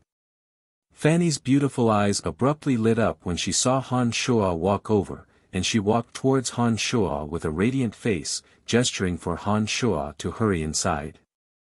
Han Shuo was satisfied with Fanny's performance, but Clark's presence still made Han Shuo unhappy. He purposefully put on an ugly expression as he looked at Fanny and then at the fresh flowers in Clark's hands. He said eccentrically, "Who is the noble knight Clark waiting for with these fresh flowers?" Fanny started and rolled her eyes at Han Shuo with a smile that wasn't in a good mood. She then walked over and said a bit coldly to Clark, "Mr. Clark, I think I've already made myself clear enough. I just want to peacefully teach here and hope that you won't continue to disturb me like this. In addition, I don't want to have any unnecessary disputes with you because of your noble status. I think you understand what I mean." Fanny's words were for both Clark and Han Shuo to hear. She was obviously rejecting Clark's pursuit, and was secretly expressing her attitude to Han Shuo, as well as telling Han Shuo not to think too much about it. Therefore, when these words came out of Fanny's mouth, Clark's face immediately became ugly and dejected, while Han Shuo was in a great mood and a smile once again hung on his face. Clark nodded with a gloomy expression and sighed softly. He then held the flowers that had been set to 0 and left the training field with a dejected expression. He did not say another word. "Are you satisfied now?" Fanny secretly reached out a hand and pinched Han Shuo, saying fiercely, "You dare not believe me." "Oh, it hurts, I believe you. Han Shuo was inwardly pleased as he feigned a pained smile. Chapter 132. "Master Fanny, Brian, what are you two doing?" Lisa called out from behind, looking suspiciously at Han Shuo and Han Shuo. Nothing. Fanny glared at Han Shuo and pointed a finger in the direction of her lab to Han Shuo, turning to walk inside. When she reached out, the space ring that Han Shuo had given her was quite obvious. Han Shuo only took a glance at it and was overjoyed. He knew that Fanny had accepted the ring. She pointed in the direction of the lab, obviously indicating that he should go there and wait for her. Han Shuo hadn't planned on staying in the first place. He nodded at Fanny with a silly grin and left on his own, heading for Fanny's lab. After waiting for a while, Fanny returned to the lab after the training field class had ended. She opened the door and when Han Shuo came in, Fanny's expression was the same as usual. She asked Han Shuo, "All right, what do you need?" Although Fanny's expression was the same as usual, the two understood that their relationship had undergone a subtle change. It wasn't quite possible for Fanny to maintain her dignity as a teacher in front of Han Shuo. Looking at Fanny with a cheeky grin, Han Shuo said with a naughty smile, "Don't be so serious." Glaring unhappily at Han Shuo, Fanny said, "I have to be more serious with you. Otherwise, if I give you a bit of sunshine, you'll be too dazzling and your hands and feet won't behave properly." This kind of ambiguous tone was like a teacher talking to a student. It was like flirting between lovers. Even though Fanny was glaring at Han Shuo still felt quite pleased. But joy was joy. Han Shuo's willpower had been continuously tempered, and he wasn't someone who didn't know what was important. Musing for a moment, Han Shuo began to ask Fanny about some of the difficulties he'd encountered recently. Fanny's expression grew solemn when she saw Han Shuo raise his questions. She resumed the attitude of a teacher and explained the knowledge in detail to Han Shuo. Seeing that Han Shuo was working so hard and could even use the journeyman spell, Bone Prison, Fanny was even happier than Han Shuo. After a long while, Fanny sighed, "With your aptitude, it looks like it won't be long before you advance to Adept Mage. Even some of the questions you're asking now have to be considered before I want to answer them. I can't blurt them out like before. It looks like I won't be able to teach you for much longer." A good student would give a teacher an incomparable sense of accomplishment, but because Han Shuo's progress was too great, it also gave Fanny pressure. After all, Fanny was only an Adept Mage, and according to the division of strength, she was only one level higher than Han Shuo. Han Shuo's speed of improvement was beyond Fanny's imagination. If this situation continued to develop, Fanny's usefulness to Han Shuo would become weaker and weaker. This kind of feeling filled Fanny's heart, making Fanny feel a bit uncomfortable, but also very helpless. "Heh, no matter when, you'll always be Teacher Fanny, the one who took me into the school and taught me everything. Heh, even if our relationship changes one day, your status as my teacher will not change." Han Shuo's mind was quite sharp now. He could more or less guess what Fanny was thinking from the changes in her expression and immediately smiled at Fanny. Shaking her head and sighing slightly, Fanny's pretty eyebrows furrowed as she said with some annoyance, "In our Babylon Academy of Magic and Force, Jean and I are the only teachers in the Necromancy Major. We're only Adept Mages. When you've learned all of our knowledge, your progress will surely be hindered without anyone to guide you. That's what I'm worried about. You're thinking too much. When that day truly comes, there may already be a better solution and you won't need to worry so much for now." Han Shuo could clearly feel Fanny's concern. However, with the existence of the Cemetery of Death, Han Shuo believed that he would be able to enter the depths of the cemetery as his strength improved. Han Shuo could faintly feel that there would be a way to make his strength stronger in the depths of the Cemetery of Death. Fanny seemed to have thought things through after hearing Han Shuo's words. She smiled and nodded, saying, "Perhaps you're right, I've thought too far ahead. Alright, it's getting late. If you have nothing else to do, go practice your magic. I'm going to eat dinner as well. How about we go together?" Han Shuo's heart swayed as he suggested naughtily. "Humph, in your dreams. I definitely won't compromise with you before you become an Adept Mage. Get out. Hurry up and get out. You won't do anything good if you stay here." Fanny smiled coquettishly as she walked over, waving a magic wand in her hand to chase Han Shuo away. Han Shuo wasn't in a hurry and cooperatively called out as he retreated to the door. When he was about to be chased out of the lab by Fanny, he suddenly gathered strength and hugged Fanny like lightning, giving her a kiss and running away laughing loudly amidst Fanny's bashfulness. "Bad brat, I won't forgive you sooner or later," Fanny said angrily and slammed the door to the lab shut with a bam in anger. It was at this moment that Han Shuo's heart skipped a beat as he suddenly heard a low panting sound. The three original demons suddenly flew out soundlessly and drifted towards the source of the sound. Earth Rider Clark was hiding behind a railing in the distance, looking at Han Shuo with a face full of hatred. Han Shuo was quite familiar with that kind of gaze. Fitch had looked at him like this before he'd taken his revenge. His heart growing cold, Han Shoa suddenly felt that the situation was a bit troublesome. Clark was an Earth Rider and he'd long since witnessed the extent of his strength. Although Han Shoa's strength was still advancing by leaps and bounds, Han Shoa understood his own limitations. An Earth Rider was absolutely not someone he could handle alone.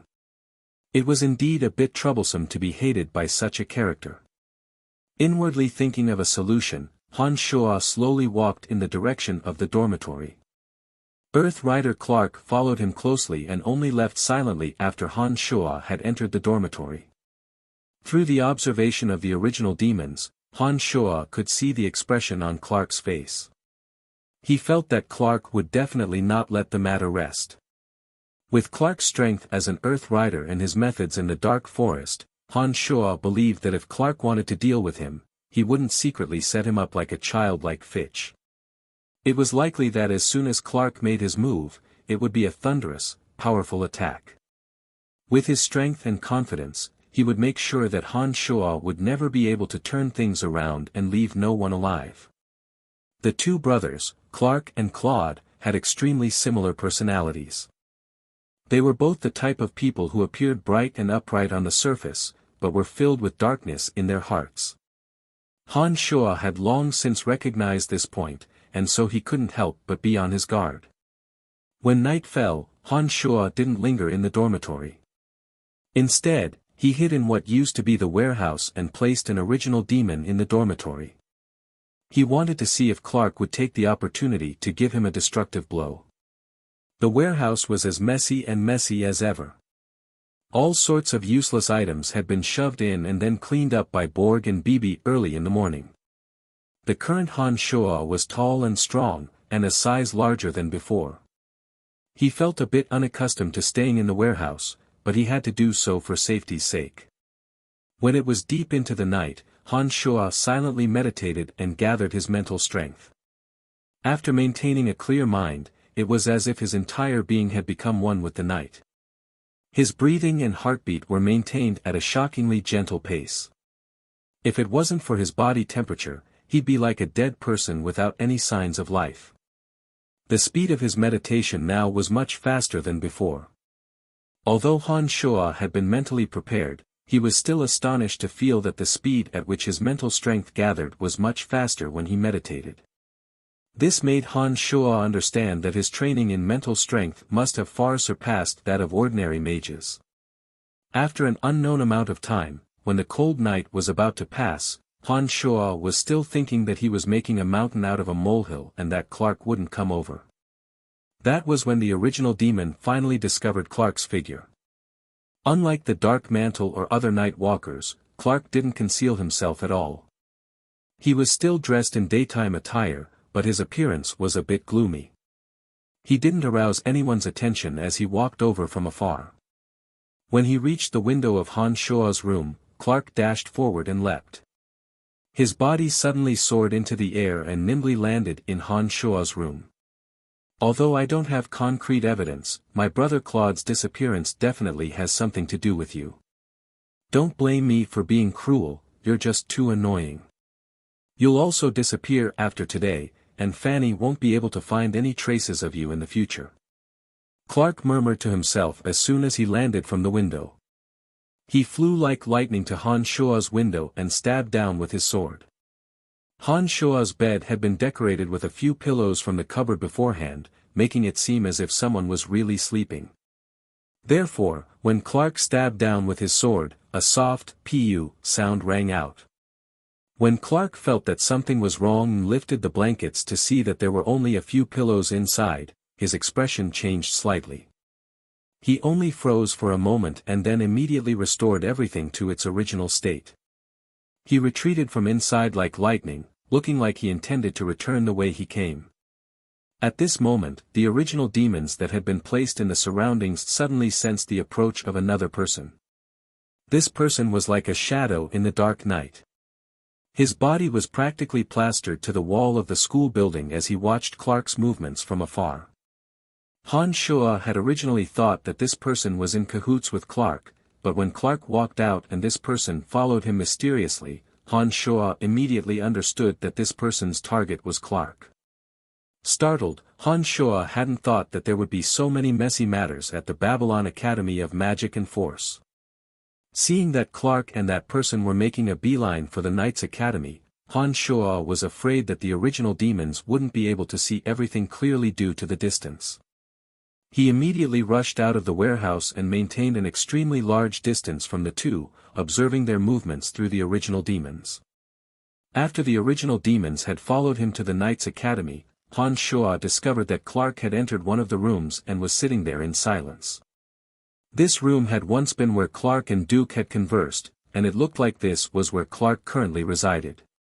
The shadow that had been following Clark had followed him all the way here. When it discovered that Clark had entered this room, it stood in the distance for a while and then snuck noiselessly towards the other side of the Knights Academy. An original demon remained in Clark's room, another paid attention to the movements around Han Shuo, and a third followed behind the shadow, wanting to probe the shadow's movements. The shadow stuck to a remote room in the Knights Academy after a while, lifted a few tiles from the roof, and directly leapt into the room. "You're back." Lawrence sat upright in the dark room with a cup of hot tea in his hands as he asked the shadow that had flown down from the roof faintly. Han Shuo was greatly startled. He hadn't expected that the shadow would ultimately return to Lawrence's room. As the son of the Empire's finance minister, Lawrence had even purchased black iron ore from him a while back. Han Shuo had even exchanged blows with Lawrence at that time and had a rather favorable impression of this person. He hadn't thought that Lawrence would actually send someone to follow Clark. Suddenly, Han Shuo recalled what Candide had said to him the first time he'd arrived at the Dark Mantle. Candide had said that Lawrence's identity wasn't ordinary and had reminded him that walking too close to Lawrence could bring about some enormous trouble. However, Candide had wanted to say something about Lawrence's deeper identity, but hadn't said much. When Han Shuo saw this scene this time, he immediately understood that Lawrence's identity wasn't as simple as being the son of a finance minister. Candide, one of the three heavyweights of the Dark Mantle, probably wouldn't be worthy of such a reminder from the son of a finance minister. Yes, Clark just left his room and arrived at the necromancy dormitory area. He flew into one of the rooms and seemed to want to kill a certain student. However, I saw him walk out with a dejected expression and didn't hear any sounds of fighting. He probably didn't find the person. The shadow-like figure responded. Lawrence suddenly became interested and looked at the shadow in the dark. "Oh, that's a bit strange. By the way, which dormitory did Clark enter? Tell me." When the shadow revealed the location of Han Shuo's dormitory, Lawrence started and then smiled mysteriously. "So it's to deal with Brian. Heh, interesting. It looks like I'll have to have a good chat with Brian." Chapter 133.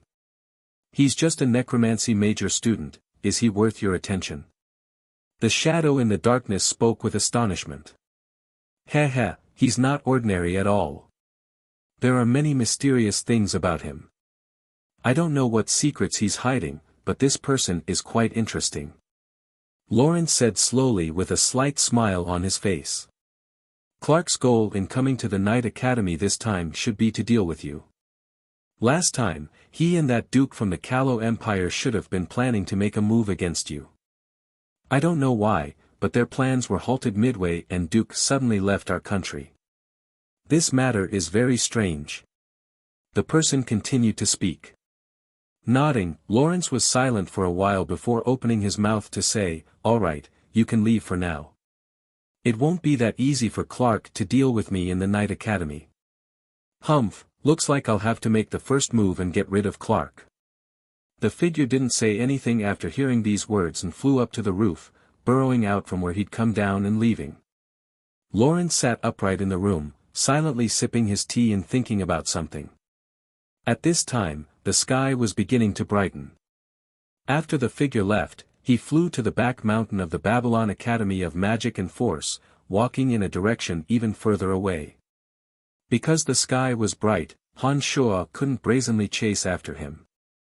Adding that he still had things to do today, he temporarily gave up on continuing to search for that person's tracks. Taking advantage of the fact that the students of the Night Academy hadn't woken up yet, Han Shuo returned to the necromancy major early in the morning. Han Shuo spent the entire morning alone in the dorm, practicing necromancy magic as usual while silently pondering Lawrence's identity, including his relationship with Clark. When noon came, Han Shuo went to the cafeteria of the academy for the first time, causing a small commotion. Every major in the academy had its own independent cafeteria, and the dark major was no exception. The cafeteria was divided into two levels. The food on the lower level didn't cost money and could be enjoyed for free as long as one paid the tuition fee. Of course, free food naturally wouldn't be too good. The food on the upper level was cooked by various famous chefs and was of a much higher grade than the lower level. Of course, the food on this floor required extra gold coins to enjoy. Generally, it was targeted at the students of the academy who were well off. The current Han Shuo was no longer an impoverished errand boy. The gold coins stored in the crystal card in his spatial ring were enough for Han Shuo to enjoy life to his heart's content. Thus, Han Shuo did not stop at the first floor. He directly went to the second floor and swiped his crystal card to order several expensive and exquisite dishes. He occupied a table by himself and ate heartily. After the previous battle, Han Shuo had become a celebrity in the academy. Those eating in the Dark Major cafeteria were all students of the Dark Major. Although Han Shuo had brought glory to the Dark Major last time, not only had his actions not won him the respect of the Dark Major, he had instead brought shame to them. Therefore, Han Shuo's appearance on the second floor of the cafeteria attracted all sorts of gazes. Han Shuo paid no attention to all of this. As his strength and experience increased, these students of the academy no longer cared about him. These students of the Babylon Academy of Magic and Force were slowly being looked down upon by Han Shuo. In Han Shuo's heart, these people were merely children who hadn't experienced the world. They were of no threat to him at all. So you're here. Lisa and Lawrence walked in from the door. Lisa exclaimed softly and walked with Lawrence towards Han Shuo with a smile. Lawrence smiled at Han Shuo from afar and then went to order his own food.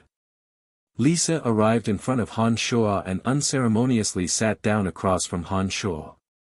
When she saw the hostile gazes around her, her charming face grew cold. She put her hands on her hips and scolded, "What are you looking at? What's there to see?"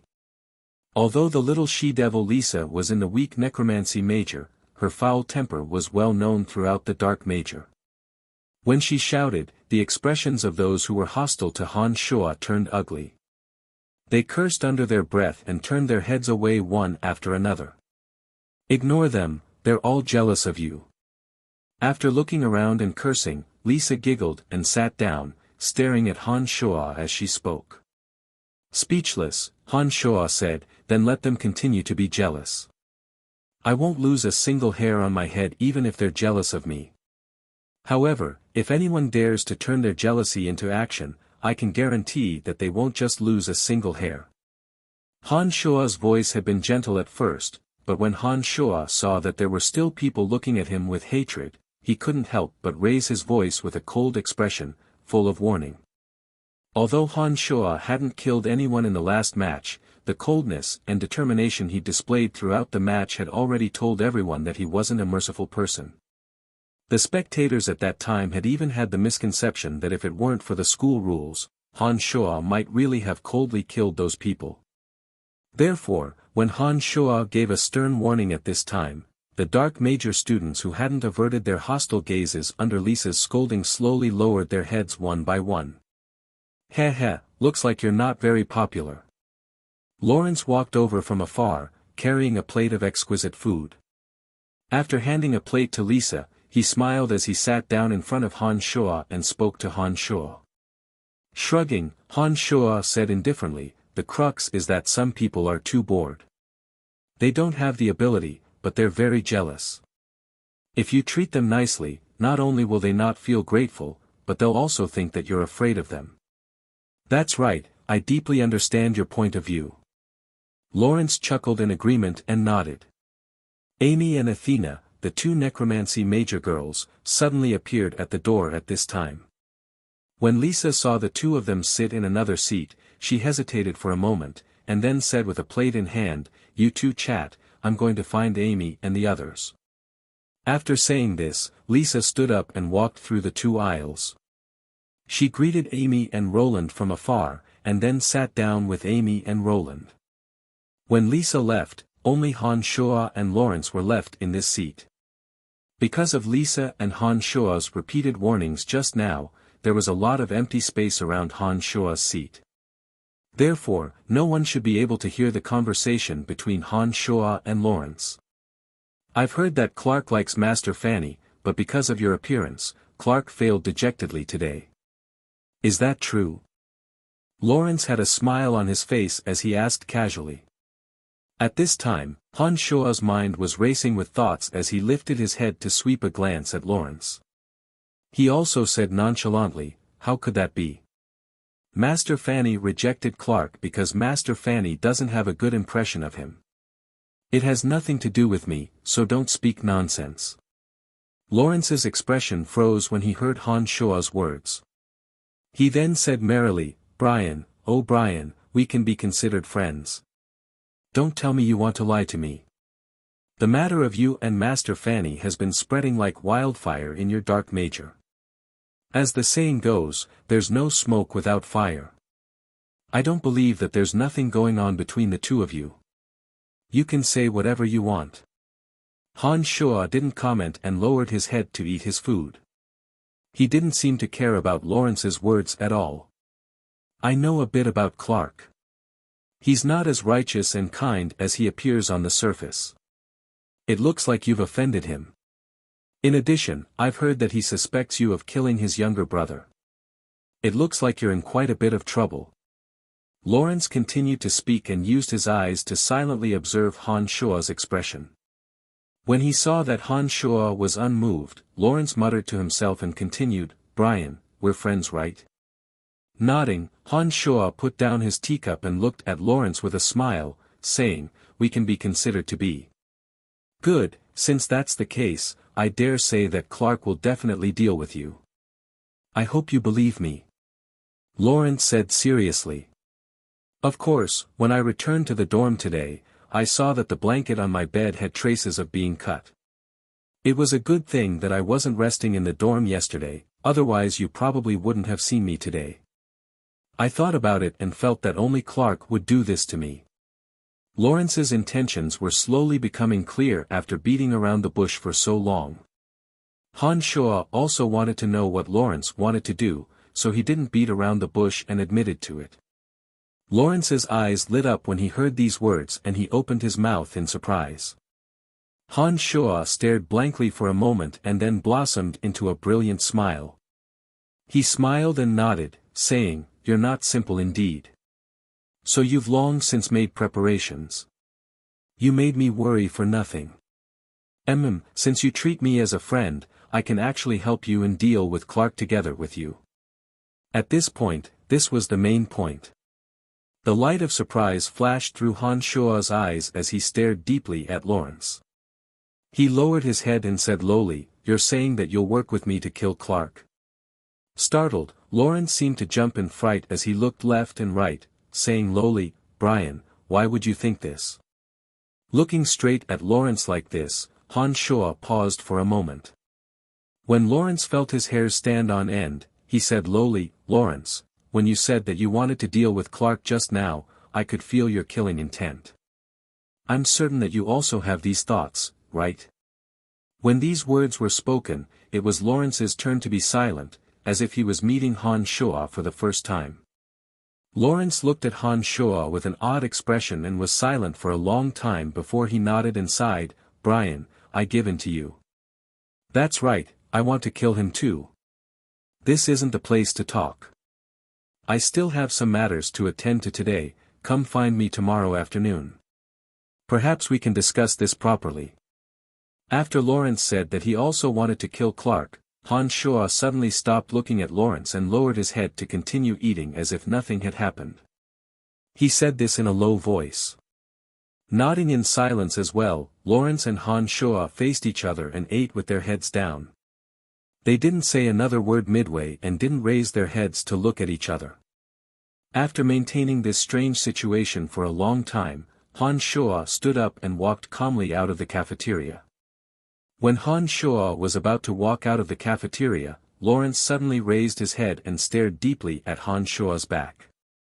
He said in a voice that only he could hear, "What a scary guy." After leaving the cafeteria, Han Shuo didn't want to think about what had happened and left directly from the back of the mountain. When no one was paying attention, he hired a carriage and made his way to the Boost Merchant Guild. Today was the day that Han Shuo and Phoebe had agreed upon. The materials for refining the Earth Elite Zombie and the food for the Forest Troll still needed to be completed through Phoebe. In addition, Han Shuo had also started preparing to refine the Yin demons, a level higher than the original demons, after advancing to the true demon realm. Han Shuo had also discovered a place of extreme wood in the sacred land of the Forest Troll. This meant that he could also refine the Wood Elite Zombie. Then he would have to trouble Phoebe with even more materials. After arriving at the Boost Merchant Guild, Han Shuo learned from Fabian that Phoebe hadn't returned yet. Phoebe had instructed Fabian beforehand that if Han Shuo came, he was to have Han Shuo wait for a while. She would return to the guild in the evening.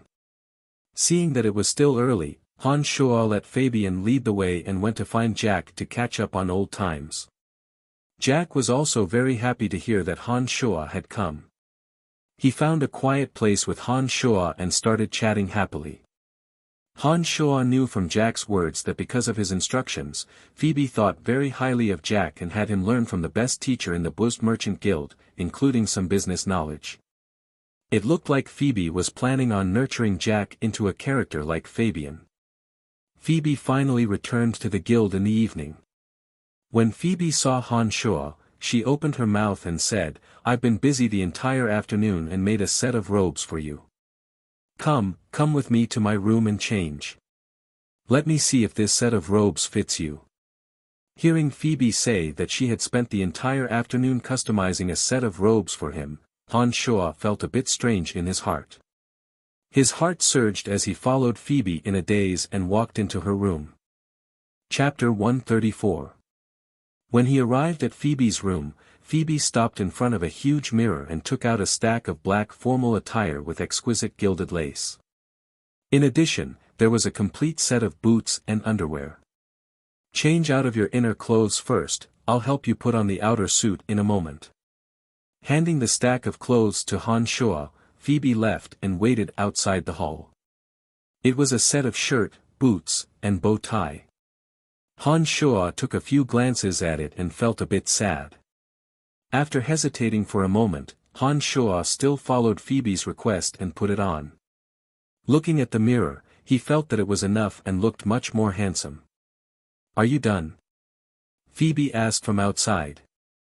"I'm done," Han Shuo answered. After hearing Han Shuo's answer, Phoebe walked in from outside and stared at Han Shuo with her bright eyes. She nodded and said, "It fits very well. You look very spirited in these clothes." "Oh, really? I feel good too," Han Shuo answered casually with a smile. "I'll help you put on the outer suit as well." Phoebe came to Han Shuo's side and very calmly picked up the suit in Han Shuo's hands. Without waiting for Han Shuo to speak, she began to help Han Shuo put on the clothes with a somewhat joyful expression. The two were so close that the faint fragrance of Phoebe's body rushed into Han Shuo's mouth and nose. In addition, Phoebe's movements were indescribably gentle. This made Han Shuo blush and his heart beat faster. When Phoebe helped Han Shuo put on the suit neatly and tied the bow tie for Han Shuo, Phoebe took a small step back. Her beautiful eyes sparkled as she stared deeply at Han Shuo's body. "I didn't expect your figure to be so good. This suit looks so fitting on you." Phoebe looked at Han Shuo and exclaimed with some surprise. "So, did you help me with what you promised me?" After enduring for so long, Han Shuo finally couldn't help but ask what he cared about. Rolling her eyes at Han Shuo, Phoebe said unhappily, can we not talk about those things now? We can talk about it after this banquet is over, okay? He hadn't thought that his casual question would provoke Phoebe's displeasure. Han Shua thought to himself that women's thoughts were indeed impossible to guess. Now that Han Shua had a favor to ask, he could only nod with a rueful smile. All right, don't put on such an unwilling face. I promise you that as long as you accompany me back from the banquet, I will make sure you leave the Buzz Merchant Guild with satisfaction. Phoebe said involuntarily when she saw the rueful smile on Han Shua's face. Phoebe then had Han Shua wait for her for a while and turned to walk into her bedroom. There was a wave of rustling clothes and Phoebe appeared in front of Han Shua after a while. She had changed into an elegant light blue dress with a bit of makeup on. She wore a simple yet elegant light blue dress that was quite tight from top to waist, revealing the perfect curves of her chest and slender waist. The skirt around her lower body was wrinkled like flowers, rippling like waves as she walked. Her beautiful face was even more beautiful due to the light makeup she'd put on. Han Shua was truly stunned in that moment. What's wrong, why are you looking at me so stupidly? Phoebe was a bit proud as she raised her head and asked Han Shua proudly. No, nothing. Han Shua's lips were a bit dry as he swallowed and responded. Laughing softly, Phoebe lifted her head and walked outside, bringing with her a faint fragrance as she passed by Han Shua. Phoebe finally opened her mouth when she reached the door. Let's go, we're going to the banquet now. Following behind Phoebe, Han Shua and Phoebe boarded a carriage that had been prepared earlier. Two journeyman swordsmen acted as coachmen and the horses galloped off into the distance. Where are we going? Sitting in the carriage, Han Shua saw that Phoebe wasn't saying anything and was only sitting there as if thinking about something. He couldn't help but open his mouth to ask. The Empire's finance minister is hosting a banquet and has invited some well-known merchants of the Empire. This is a good time for merchants to gather and discuss business. Phoebe looked at Han Shua and explained. Startled, Han Shua said, isn't that the banquet Lawrence's father is hosting? How do you know that Lawrence is the son of the finance minister? Phoebe was a bit surprised and asked Han Shua in confusion. Lawrence and I have a good relationship. We're both students at the Babylon Academy of Magic and Force. We've even done a few transactions before, so of course I know a few things about him. Han Shua didn't tell Phoebe that Lisa had told him about Lawrence. He said this matter-of-factly, as if he had a close relationship with Lawrence. Phoebe didn't suspect anything and nodded, so that's how it is.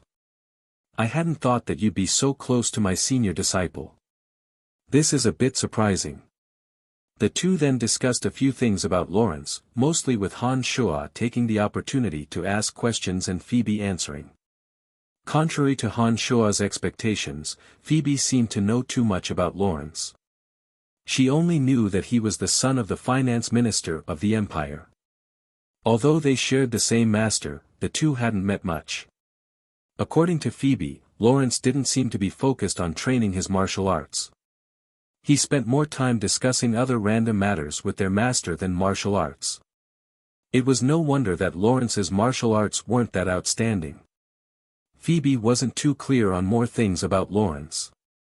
She only said that Lawrence's conduct was good and that he had a good relationship with his master. In addition, Lawrence was a bit resourceful and seemed to be hiding many secrets on his body. It was just that Phoebe didn't know. The two chatted along the way and arrived at their destination unknowingly. When Han Shua alighted from the carriage, he discovered that this place wasn't too far from the Imperial Palace. After alighting from the carriage with Phoebe, the steward had already politely and humbly invited Han Shua and Phoebe in at the front of a luxurious manor. They passed through a corridor and entered a courtyard surrounded by fake mountains and flowing water. They discovered that all kinds of soft chairs had been arranged in the surroundings, and many exquisite and delicious desserts and wine had been placed on the flat ground beside the fake mountain. A few people dressed in luxurious clothing were scattered about, smiling as they chatted with wine glasses in their hands. When Han Shua and Phoebe walked in, the stunning Phoebe immediately drew the fiery gazes of the men present, as well as the jealous gazes of a few noble ladies. "Hi, Phoebe, I'm very happy that you've come to participate in this banquet." A plain-looking, middle-aged man with nothing out of the ordinary suddenly called out softly on the lawn beside the flowing water and walked over with a smile. "Uncle Evie, how would Phoebe dare not come when you invited me?" Phoebe tugged on Han Shua's arm and walked towards the Empire's finance minister, Evie. Evie Edgard was Lawrence Edgard's father. Han Shua stared at Evie a few times and couldn't help but feel that Evie's looks were so ordinary. How could he have given birth to such a handsome son, Lawrence? Han Shua felt that it was inconceivable. Evie looked at Phoebe with a smile and asked in surprise when he saw Han Shua on the side, "Is this handsome fellow your boyfriend?" "Yes, Uncle Evie. He's called Brian and is quite familiar with senior brother Lawrence." Phoebe nodded and responded with a smile. She purposefully moved closer to Han Shua as she spoke and hooked her arm around Han Shua's wrist with a very sweet look on her face. Although he knew that Phoebe was doing this to purposefully prove their relationship to Evie, Han Shua still felt a bit odd to be held so intimately by Phoebe. "Oh, so that's how it is. Heh, Lawrence has also returned from the academy today and is changing into his formal attire. I think he'll come out in a bit. You two can have a good chat in a bit," Evie said with surprise and then smiled faintly at Han Shua and Phoebe. He said, "I'm a bit busy today and have to entertain other guests. Please excuse me for a moment." "Don't be so polite, Uncle Evie, go attend to your own matters," Phoebe said courteously. Evie had just left and a middle-aged man with a protruding belly and a wide build walked towards Phoebe with a cup of fine wine in his hand. The man suddenly saw Han Shua beside Phoebe before he'd even arrived in front of Phoebe. His face immediately darkened a bit, but he concealed it very well. "We haven't seen each other for a few days and Miss Phoebe is still so beautiful and moving. I wonder if you've considered the matter I mentioned to you last time." The man's fiery gaze was fixed on Phoebe's body when he arrived in front of Phoebe as he asked. "I'm sorry Mr. Cameron, but our Buzzed Merchant Guild is unwilling to join your merchant alliance." Phoebe's face recovered its coldness as she flicked a glance at Cameron and said faintly. Cameron's expression changed as he stared deeply at Phoebe a few times and then said, "The existence of our merchant guild is to deal with the merchants of the Brute Merchant Alliance. The McGrady Merchant Guild, as a member of the Brute Merchant Alliance, seems to be a great threat to your Buzzed Merchant Guild. I hope you'll carefully consider my proposal." Mr. Cameron, who are you talking to?" A familiar voice suddenly sounded from behind him as the voluptuous and well-dressed Emily suddenly walked out from behind Han Shua. Emily's expression had been relaxed and carefree, but when she saw Han Shua, her face immediately changed. When her gaze landed on Phoebe and Han Shua's arm, her eyes flickered uncontrollably as a pair of strange gazes focused on Han Shua and stopped moving. Chapter 135. Han Shua was even more startled. He never would have thought that he would bump into Emily here. Now that Phoebe's hand was wrapped around his arm, this was something that couldn't be explained at all. This beautiful young lady is currently the owner of the Buzzed Merchant Guild. Cameron's expression was a bit reserved when he saw Emily appear and he responded politely. At this moment, Emily's gaze was still focused on Han Shua. She only reacted after Cameron spoke and flicked a glance at Phoebe beside her, saying faintly, "So it's Miss Phoebe. This is Madame Emily, she's a member of the Betteridge family of the Empire. Her husband is the second son of the head of the Betteridge family, Mr. Han." Cameron glanced at Phoebe and clarified Emily's identity. The Betteridge family was a large family in the Empire's military. This family specialized in producing famed generals of the Empire, and the Betteridge family had made outstanding contributions to the Empire over the years. The current head of the family, Han, was already old and had already retired, but no one dared to ignore his influence in the military. When she heard that Emily was actually a member of the Betteridge family, Phoebe's eyes brightened and she gave a friendly bow, saying, "Madam Emily." Heh heh, you're too polite. This young fellow is quite handsome, is he your boyfriend? Emily had completely recovered from her previous loss of composure. She giggled and stared at Han Shuo as she asked. From the beginning, Phoebe had felt that Emily always seemed to be glancing at Han Shuo, but because she heard that Emily was already married, she didn't think too much about it. Now that she heard Emily's question, she immediately tightened her grip on Han Shuo's arm and said with a smile, "That's right, he's called Brian." "Hello, beautiful Madam Emily, nice to meet you for the first time." Han Shuo politely extended his hand, wanting to shake Emily's hand. "I'm glad to meet you. You look like a friend of mine." Emily had a strange smile on her face. She reached out to shake Han Shuo's hand. When they shook hands, Emily suddenly exerted force. With her back facing the ground, her fingertips fiercely poked the back of Han Shuo's hand. Suddenly, a bitter smile appeared on his face. Han Shuo knew that Emily must have done it on purpose. He grinned and showed a painful expression. Emily's expression didn't change. She seemed to be in a better mood after taking revenge on Han Shuo. She released her hand and glanced at Han Shuo and Phoebe. She calmly said to Phoebe, "Excuse me for a moment. Can I talk to you later?" "Of course." Phoebe readily agreed.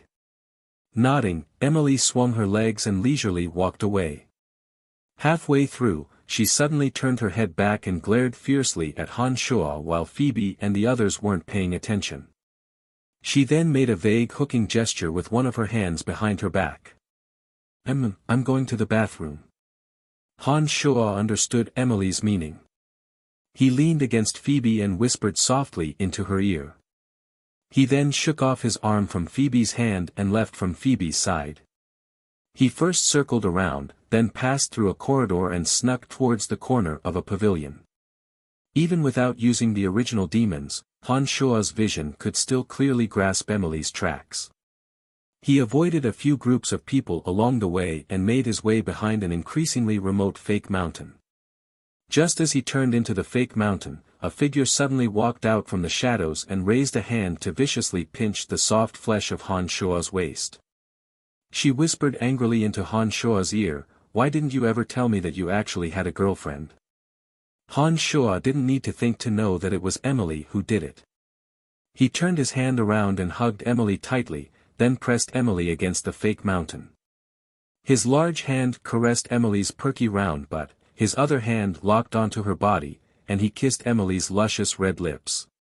Emily struggled a bit and desperately pounded on Han Shuo's chest, but she couldn't stop Han Shuo's invasion at all. Her own body also gradually became hot and soft. Today, Emily wore a coffee-colored evening gown. The slender evening gown tightly wrapped around her alluring figure, and the curvaceous evening gown was tight and narrow, wrapping around Emily's slender legs and thighs. She looked like the lower body of a mermaid, making her figure appear slender. Her towering breasts, plump round buttocks, and slender and firm thighs were all clearly seen under the gown, revealing a strong sense of temptation. As she swayed her hips as she walked, Emily shone brilliantly, appearing incomparably beautiful. Han Shuo had just noticed that many of the men in the scene were looking at Emily with a look of absent-mindedness, their eyeballs almost falling out of their sockets. Now that Emily was so alluring, of course, it also made Han Shuo a bit restless. Now that he touched Emily's body, he found it even more difficult to extricate himself. Just as Han Shuo's large hand reached into Emily's dress and began to move wantonly, the panting and moaning Emily struggled with all her might. She even begged in a low voice that sounded like she was sobbing, don't do it here, it's too dangerous." The three original demons abruptly flew out from his neck and took in all of the surrounding gazes. Han Shuo's lower body stood erect as he pressed close to Emily. When his left hand roamed around Emily's buttocks, he felt that Emily's lower body had long since become moist and smooth. He immediately said, "It's all right, I know what I'm doing. No one will find out." After speaking, Han Shua squatted down slightly and pulled up Emily's floor-length dress from her ankles, completely exposing Emily's slender, firm, and fair thighs. When Emily's dress had been pulled down to her waist by Han Shua panted heavily as he took off Emily's thin lace panties. It hadn't been completely taken off and was only hanging at her knees when Han Shua impatiently supported her buttocks and abruptly penetrated inside. The two suppressed their voices and moaned out in pleasure at the same time. They then panted heavily as they stood up and began to move, feeling extremely excited and stimulated. There were merchants drinking and chatting merrily in the vicinity during this affair. The two could even hear the sounds of toasts and chatter. It was this extremely dangerous place where they could be discovered at any time that made the two feel even more intense after being on tenterhooks. Even with Han Shua's astonishing physical strength, he quickly vented it out in this situation. Emily's almond-shaped eyes were even more dazed as she threw it 3 times in a row. "Speak, what's going on with that Phoebe?" When it was over, Emily opened her mouth and asked hatefully as she helped Han Shua clean up the filth. The carefree Han Shua closed his eyes comfortably and leaned against the fake mountain. He recounted what had happened with Phoebe. Emily's expression softened a bit after Han Shua had finished speaking, but she didn't completely believe Han Shua. She naughtily grabbed at Han Shua's lower body and said huffily, "When that little slut Phoebe held your arm, her expression was so natural and there was no pretense at all. I don't think your relationship is that simple." Han Shua cried out in surprise when his little brother was grabbed and hastily fixed his pants. He then breathed a sigh of relief and explained with a cheeky smile, all right, don't be jealous. We really don't have that kind of relationship. Brian, are you here? I've come to find you." It was at this moment that the original demon detected Lawrence's loudly shouting approach. Damn, why has he rushed over? Han Shua was startled and hurriedly arranged his clothes with Emily, his expression full of anxiety. Lawrence seemed to know that Han Shua was here. He shouted as he charged towards Han Shua. Han Shua pointed in another direction when Lawrence was about to arrive and said to Emily, "Hurry up and leave this place." Emily's heart was also in a mess at this moment and her footsteps were disorderly as she hurriedly walked away. Lawrence finally appeared and laughed heartily. "I asked someone just now and the steward said he saw you walking in this direction. You really are here." Who's that woman?" Lawrence opened his mouth to speak with a smile when he saw Han Shua. His eyes then suddenly caught sight of Emily's disappearing figure on the other side. He immediately exclaimed softly and looked at Han Shua with a face full of confusion. "No, nothing. Oh, no, I don't know." Han Shua had finally settled everything with great difficulty at this moment and was inwardly cursing Lawrence for being a bastard. He opened his mouth to speak somewhat incoherently. Lawrence's expression was odd as he looked at Han Shua a few times and suddenly said, "I heard Phoebe say that you're her boyfriend just now and was about to come over to have a good chat with you when I saw a woman leave this place. You didn't go behind my junior sister's back and run over here to meet with another woman, did you?" How could that be? You must have seen wrongly, or someone else just happened to pass by." Han Shua laughed and then suddenly changed the topic with a serious expression. He said to Lawrence, "What do you plan on doing regarding Clark's matter?" Seeming to see that Han Shua was purposefully changing the topic, Lawrence looked oddly at Han Shua and didn't continue to question Han Shua. He smiled and said, "My father is hosting a banquet today and you're attending as a guest. You should enjoy yourself and not talk about those dirty matters." Lawrence's words were exactly what Han Shua wanted. He walked out with a smile and said, "All right then, let's go enjoy the banquet." Nodding, Lawrence didn't say anything else and left the place with Han Shua, walking towards the banquet. No one knew when the melodious music started to play, but many of the guests outside had entered the hall inside the house. Amidst the melodious music, these people began to dance, while those who did not bring a partner or were not interested continued to stand outside alone. In the distance, Phoebe's expression was a bit irritated as she impatiently responded to Cameron's words. There was another woman beside Cameron with a disdainful sneer on her face. She seemed to be saying something to Phoebe, causing Phoebe's expression to grow uglier and uglier. What's going on? When Han Shua and Lawrence walked over, Han Shua frowned and opened his mouth to ask Phoebe. Oh, this pretty boy is your boyfriend. Heh heh, he's just an ordinary student at the Babylon Academy of Magic and Force. How can he compare to Mr. Cameron's wealth? Oh, don't tell me you're the one who pays for this pretty boy's schooling. That would be very interesting. This woman was dressed in luxurious clothes and adorned with dazzling jewels, as if afraid that others wouldn't know that she was rich. Her looks were just barely passable, but her figure was a bit overly voluptuous and appeared a bit bloated. Who's this old granny? When Han Shua walked over, he flicked a surprised glance at the woman and exclaimed to Phoebe. Phoebe covered her mouth and couldn't help but laugh out loud. Phoebe's expression then returned to normal as she said, "She's Madame Valerie of the Ryland Clothing Company." Uncultured thing, which eye of yours sees that I look like an old granny? Valerie was abnormally angry as she put her hands on her hips and glared at Han Shua. Pointing at his left eye, Han Shua said, "This left eye." He then pointed at the other eye and continued, "And this right eye." A trace of a pleased smile appeared on Phoebe's lips as she walked over to gently hold Han Shua's arm. She said to Valerie, "He's just this honest, I'm really sorry." As a sword master, there was no need to doubt Phoebe's strength, but she wasn't good at bickering with others and couldn't bring herself to do so. However, with Han Shua taking the lead, Phoebe, who wasn't a pushover to begin with, didn't mind fanning the flames and cooperating a bit. "Old granny, you're already so old. Wouldn't it be better to just stay at home and enjoy your old age? Why come out and wander around in public? In addition, the age difference between us is too great, to the point where we can no longer communicate.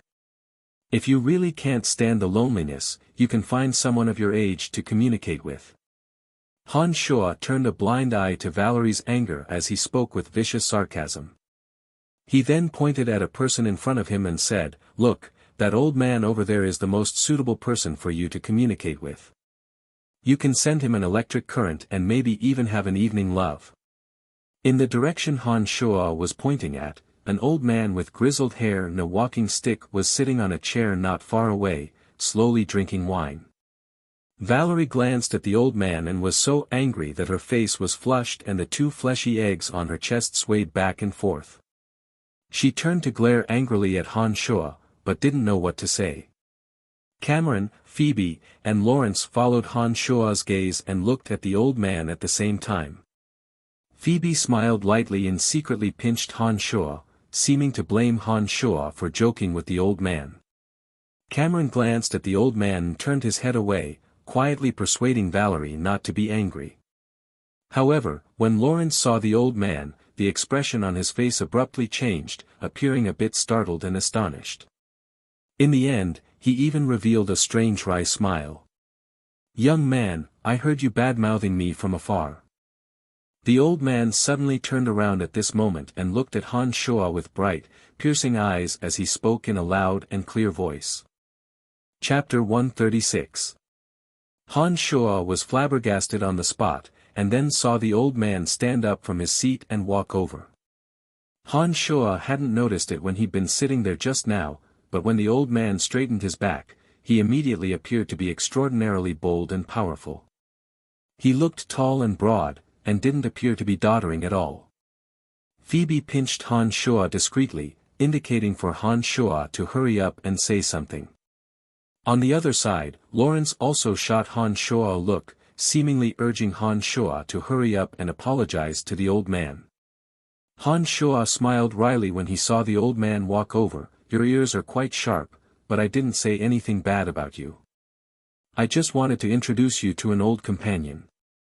"Oh. That's a bit interesting, I didn't think you'd be so kind." The old man flicked a glance at Han Shua after walking over, making Han Shua feel a bit of a chill in his heart. He then pointed at Phoebe and smiled faintly. "Are you referring to this beautiful girl? If it's her, I'd be very happy to, heh heh." Han Shuo was immediately taken aback when these words were spoken. Phoebe's face flushed red as she glared fiercely at Han Shuo, seemingly blaming Han Shuo for inviting trouble onto himself. "No, that girl's obviously not your age. I think this old granny is more suitable for you." Han Shuo felt that his aura was a bit obstructed in front of the old man, as if he was trying to break free from that oppressive feeling. He forced himself to open his mouth and continue spouting nonsense without the slightest scruple. On the other side, Lawrence looked a bit anxious as he repeatedly shot meaningful looks at Han Shuo, but it was still a bit too late. Han Shuo had already said what he wanted to say. "You uncultured, blind thing. How am I a good match for this old thing? Are you tired of living?" Valerie was extremely furious as she glared fiercely at Han Shuo and snarled. She even glared at the old man when she was done. "Young man, you must be joking. Although I'm not young, I'm obviously not as old as this lady. I think she might be a better match for my deceased grandfather." The old man actually chuckled and retaliated viciously when he heard Valerie curse at him as well. He was already quite old, so his words directly belittled Valerie to the point of being worthless. Valerie was almost seething with anger when she heard these words. She immediately glared at the old man and shouted angrily, "You old fart, how dare you say that of me?" "Pa!" Lawrence suddenly raised his hand and directly slapped the noblewoman's face. He said to Cameron beside him with a cold expression, "Uncle Cameron, your friend is too rude. Our family doesn't welcome such a person. Please ask her to leave immediately." Cameron's expression changed slightly, as if he didn't understand why Lawrence would actually do such a thing. That upper-class woman was almost going crazy. Traces of blood could be faintly seen on her left hand that was covering her mouth. It seemed that Lawrence's slap wasn't light at all. Cameron faintly felt that something was wrong and was about to ask Lawrence what he meant when the finance minister Evie walked over from the distance. He immediately cried out in surprise when he saw the old man and immediately came up to salute, "Old Mr. Han, why are you here?" Han Shuo was startled and then suddenly remembered Emily's identity that Cameron had mentioned earlier. The current head of the Betteridge family was called Han. Han Shuo looked at the old man again as he thought of this and faintly guessed his identity.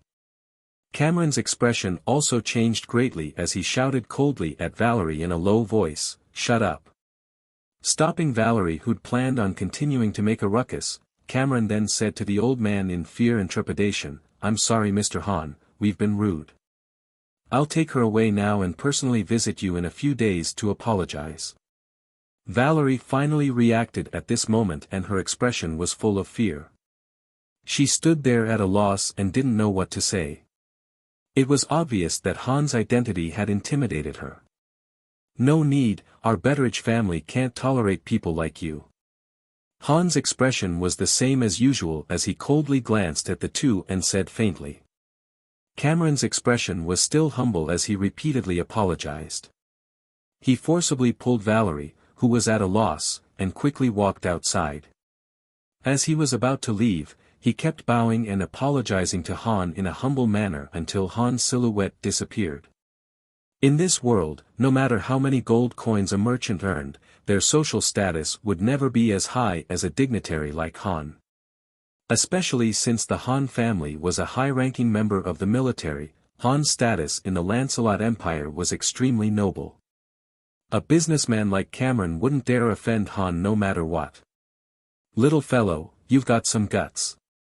After Cameron left and Lawrence and Evie had already explained Han's identity, Han Shuo still had the same expression and didn't apologize or display much fear. This caused Han to be a bit surprised as he snorted lightly at Han Shuo and opened his mouth. Actually, Han Shuo was also a bit surprised after learning of Han's identity. However, Han Shuo hadn't said anything too rude just now and therefore wasn't afraid of Han.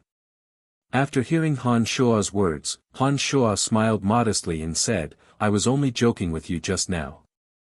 I think with your magnanimity, you definitely wouldn't mind." "Heh heh, everyone knows that I'm very narrow-minded." Han laughed oddly and said something that exceeded Han Shua's expectations. Han Shua was a bit taken aback by his words and stood there blankly, not knowing what to say. Father, what are you guys chatting about here? At this moment, Emily had changed into a new set of clothes and walked over. She first flicked a glance at Han Shua and then looked at Han in astonishment. Emily had married Han's second son, but that unlucky fellow hadn't even had the time to consummate his marriage with Emily before being sent to the battlefield by Han. In the end, he never returned, leaving behind Emily as a widow. Therefore, after Emily had become the Betteridge family's daughter-in-law, old Han had always blamed himself and felt that he owed his son and daughter-in-law. It was said that he loved Emily dearly and treated her even more than his own son. "It's nothing, I just met an interesting little fellow." Let's go, I'll go dance with you." "I really don't understand you. You've never brought a dance partner to your previous banquets, but this time you're forcefully dragging an old fellow like me along. I'll be tormented to death by you sooner or later." Old Han first spoke carelessly, then chuckled and mumbled to himself as he walked towards the banquet hall. Emily had originally wanted to say something, but she could only quickly keep up after old Han had left. But before she left, Emily still discreetly swept a glance at Han Shua.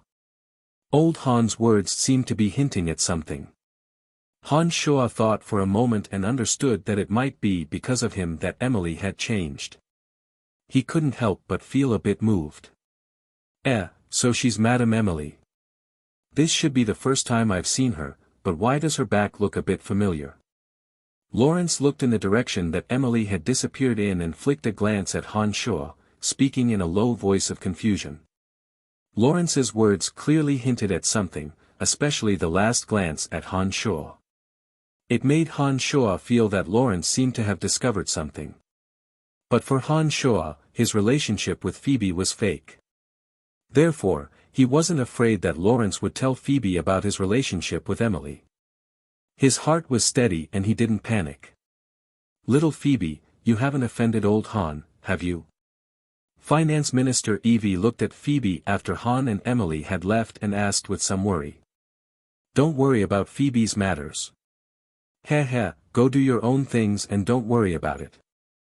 Leave this to me." Lawrence stood at the side and suddenly opened his mouth to speak.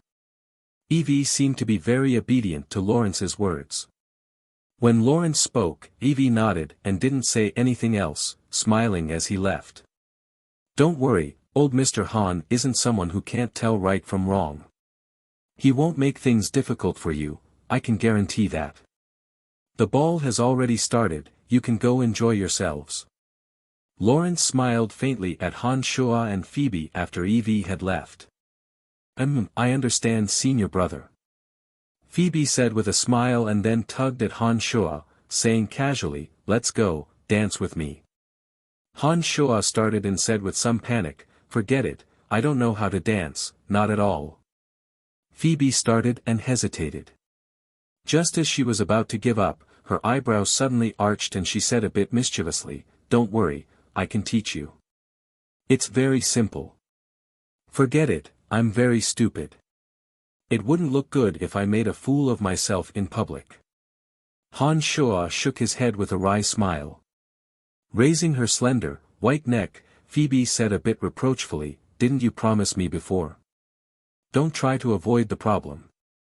She didn't wait for Han Shua's response. As soon as she'd finished speaking, Phoebe directly grabbed onto the crook of Han Shua's arm, forcibly pulling Han Shua towards the dance floor, not allowing Han Shua to refuse at all.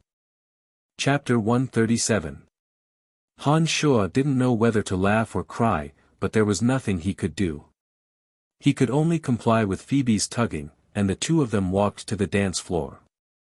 After arriving at the dance floor, Han Shua saw businessmen and some dignitaries, all holding the waists of young ladies as they danced gracefully on the dance floor. When Han Shua was brought to a corner by Phoebe, he stared blankly and didn't move at all. He only narrowed his eyes to observe the dance steps of these people, hoping that it wouldn't be too embarrassing later. "Come, put your arm around my waist." Phoebe twisted her body and stood face to face with Han Shuo. She raised her slender jade-like hand, and her left hand had already fallen into Han Shuo's right hand. Then Phoebe's right hand twisted Han Shuo's left hand and placed it on her own waist. As soon as Phoebe's small hand fell into Han Shuo's big hand, Han Shuo's heart fluttered for no reason. The smooth, warm, and boneless little hand was very comfortable to the touch. Han Shuo couldn't help but pinch Phoebe's palm, causing Phoebe's entire body to tremble slightly, and her cheeks unknowingly became rosy. Glaring at Han Shuo, Phoebe said softly, "Don't misbehave." When Han Shuo's big hand fell on Phoebe's waist, the two of them were so close that they could smell each other's scent. Even when they spoke, the breath in their mouths would blow into each other's nostrils and mouth. "Let's go, I'll lead you to dance. Just follow my rhythm." Phoebe didn't dare to look directly at Han Shuo. She lowered her head and said softly. She took a deep breath, and put her empty little hand on Han Shuo's shoulder, and slowly walked to the dance floor. Accompanied by the melodious and beautiful music, Phoebe seemed to open up her heart. She didn't continue to be reserved and didn't dare to look directly at Han Shuo. Her beautiful eyes stared deeply at Han Shuo, and she explained the essentials of the dance to Han Shuo in a low voice. With Han Shuo's current eyesight and intelligence, he had already understood the rhythm of the dance after a round of observation just now. After listening to Phoebe's careful explanation and following Phoebe's lead for a few steps, he immediately grasped the essentials. His initial unfamiliarity slowly became proficient. Phoebe was a sword master, and her own strength was great. Her body's flexibility and agility were naturally extraordinary, and Han Shuo, who had experienced the refinement of magical yuan, had all aspects of his body that surpassed ordinary people. When the two's bodies were close together, their coordination reached the same level, and their dance immediately became very harmonious and moving. Their bodies leaning against each other, and their hands holding each other, their coordination was very tacit. Often, when Phoebe sent a glance over, Han Shuo would be able to understand Phoebe's meaning, and his footsteps followed Phoebe's slow and fast movements as he spun. This kind of wonderful feeling made Phoebe and Han Shuo's hearts ripple with a peculiar feeling at the same time. When the song ended, both of them felt a bit unsatisfied, and then the next song started. Phoebe directly pulled Han Shuo and danced again. The two cooperated tacitly, and the handsome man and beautiful woman danced gracefully, performing the dance song to perfection once again, attracting the attention of many in the audience. As his heart was in a good mood, Han Shuo's eyes swept around and suddenly noticed Emily, who was dancing with old Han not far away. A pair of eyes filled with jealousy focused hatefully on his body. This made Han Shuo's heart jump, and he smiled bitterly at Emily from afar. Seeing that Han Shuo had finally noticed her gaze, Emily felt a bit angry in her heart.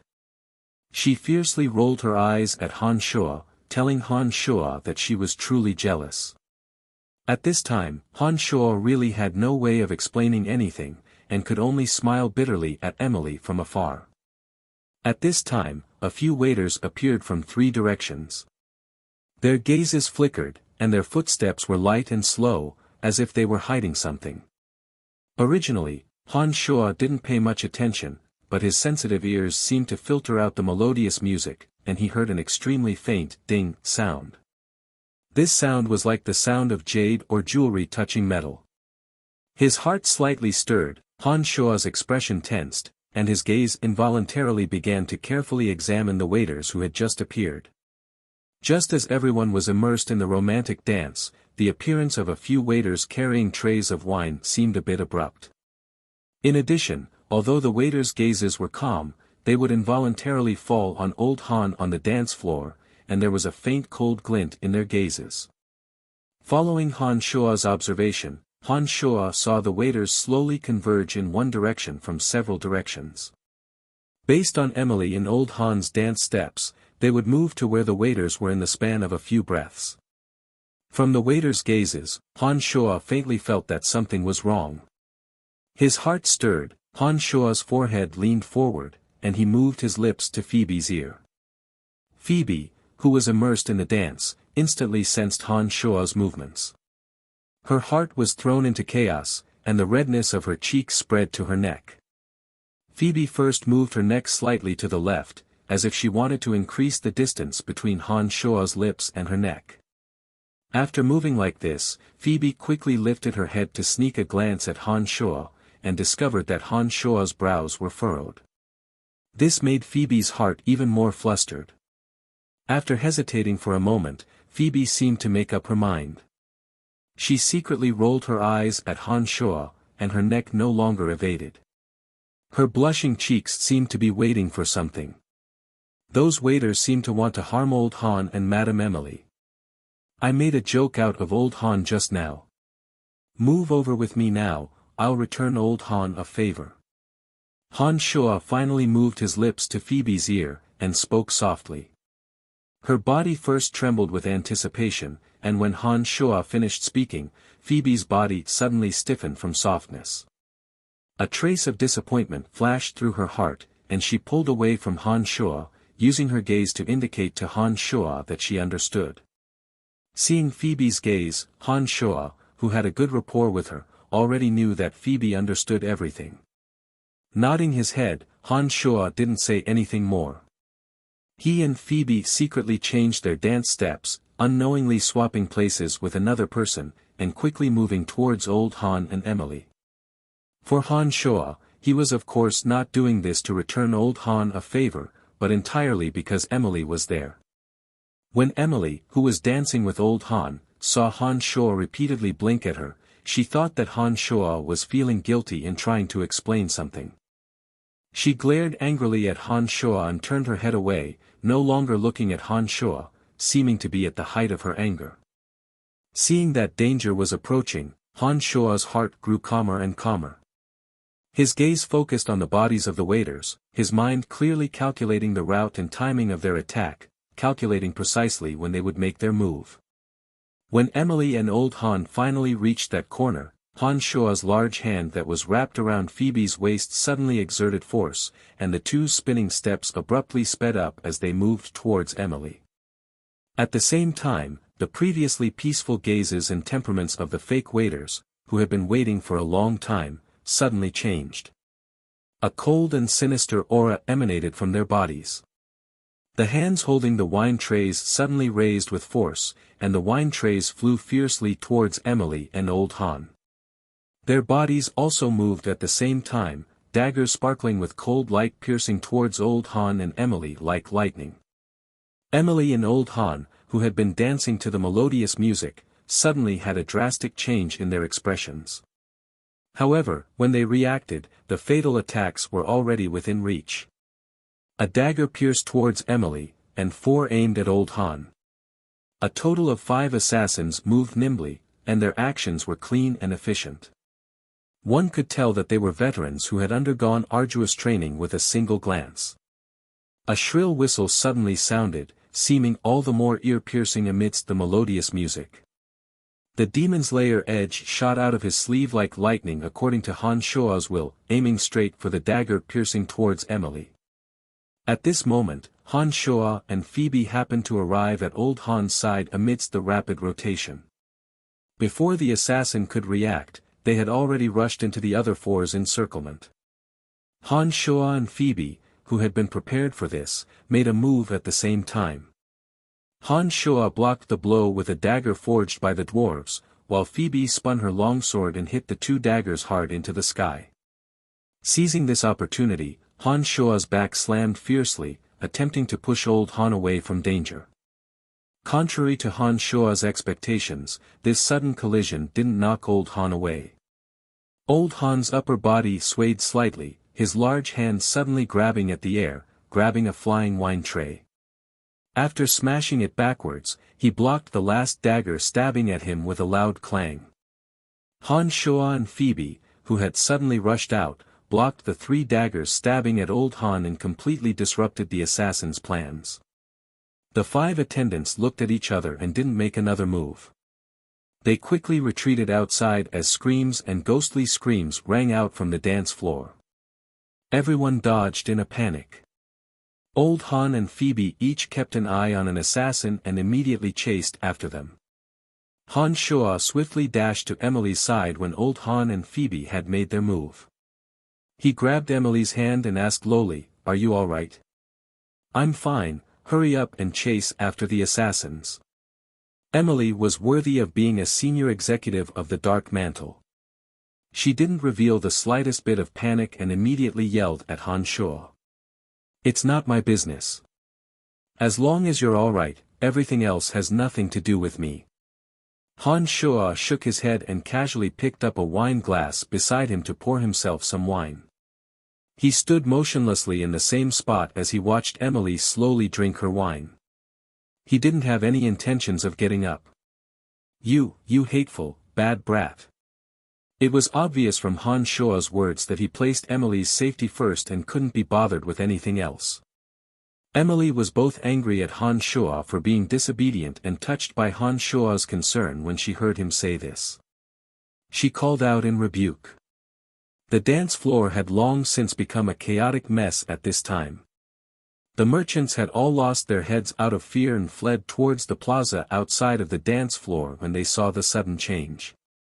No one noticed Han Shua and Emily's conversation. Han Shua and Emily finally walked outside when they saw that there were fewer and fewer people on the dance floor. A shrill whistle sounded when they reached the door. The Demon's Lair edge passed through the panicked crowd and abruptly landed in Han Shua's palm, disappearing without a trace in the blink of an eye. "The person who tried to assassinate you just now is already dead," Han Shua said faintly to Emily after putting away the Demon's Lair edge. The Demon's Lair edge had flown close to the ground just now and naturally hadn't been discovered in the panic of the bystanders. However, Emily, who was walking beside Han Shua, had seen the Demon's Lair edge miraculously fly back on its own and then hide in Han Shua's sleeve. She was immediately dumbfounded. "Just what is the weapon you used?" Emily's voice trembled as she looked at Han Shua in disbelief. The Demon's Lair edge, which could fly according to one's will, could naturally be described as unfathomable in this world. It was within reason for Emily to have such a shocking reaction. Smiling slightly mysteriously, Han Shua explained confidently, "This has something to do with the martial arts technique that I practice. It's hard to explain to you, but you only need to know that my weapon is indeed a bit different. That's enough. Bad boy, just how many secrets are hidden on your body?"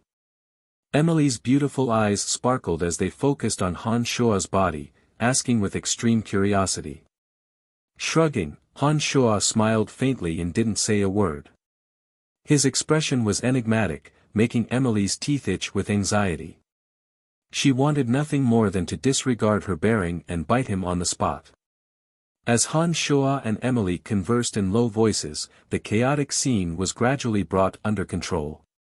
After a while, Phoebe and Old Han returned from several directions, including the somewhat flustered finance minister Evie and the gloomy Lawrence. One escaped and the rest committed suicide. We couldn't find any clues from their bodies.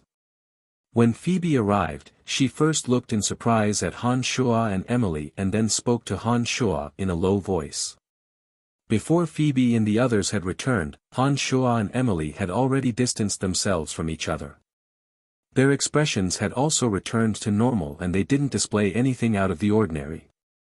Therefore, although Phoebe was curious as to why Han Shua wasn't chasing after the killers and was with Emily, she didn't ask much. "Young man, thank you for lending a hand in saving me and Emily." Old Han smiled approvingly at Han Shua when he came over. "Don't mention it, just think of it as me repaying you for making fun of you just now." Heh, even if old Mister is truly narrow-minded, you'll be too embarrassed to make trouble for me now. Han Shua winked at Old Han and teased. Old Han laughed heartily when these words were spoken and said to Han Shua, "Interesting, what an interesting young man." Chapter 138. "I'm sorry, our defense wasn't good enough and caused you to be frightened," Finance Minister Evie said to Han with a worried expression. Waving his hand, Han's expression was solemn as he said seriously, "Evie, don't apologize, I won't pursue the matter. Don't investigate this matter either, I'll handle it myself. Evie first breathed a sigh of relief when Han said this, and then asked in astonishment, why? Honorable father, since Grandpa Han has said so, you don't need to worry so much. Lawrence's face was a bit gloomy as he spoke to Evie. Lawrence, you don't need to worry either. I know who did this. Han flicked a glance at Lawrence and seemed to know something as he spoke. Lawrence nodded indifferently and looked at Han Shua and Phoebe. He hesitated and asked Phoebe, did Cameron force you to join their merchant alliance? But I've already refused him. Phoebe responded. Very good, you must not compromise, otherwise your buzzed merchant guild will face an enormous crisis. Lawrence mused for a bit and advised Phoebe. Han Shua listened to all of their conversations and observed them for a while. He seemed to grasp something from Lawrence and Han's conversation, but because the two of them hadn't talked about anything substantial, Han Shua didn't ask too many questions. Han Shua wasn't that curious about other people's affairs. Seeing that it was difficult to continue the banquet because of this assassination, Han Shua lazily stretched and said to Phoebe, I think the banquet is over, can we leave now? Rolling her eyes at Han Shua, Phoebe bowed slightly to Evie and old Han, saying with a smile, we still have some matters to attend to, so we'll be taking our leave first. Evie couldn't keep them any longer since this situation had occurred. He sighed lowly and said apologetically, all right then, be careful on your way back. Brian, remember what we said. I'll look for you tomorrow. Don't go missing for a few days again. Seeing that Phoebe and Han Shua were about to leave, Lawrence suddenly reminded Han Shua not to forget their earlier agreement. Han Shua nodded in understanding. Just as he was about to leave, Han spoke again, so your name is Brian. Hee, I'll remember you. Smiling without replying, Han Shua and Phoebe left the banquet together with some merchants who had left in a hurry. They boarded their respective carriages and returned to their original route. Who is it that wants to kill old Han? Even I know that old Mr. Han has made outstanding contributions to the Empire. Many of the current officers in the Empire's army were once old Mr. Han's subordinates. With his position, there shouldn't be many in the entire Empire who would dare touch him. After entering the carriage, Phoebe frowned slightly and spoke faintly.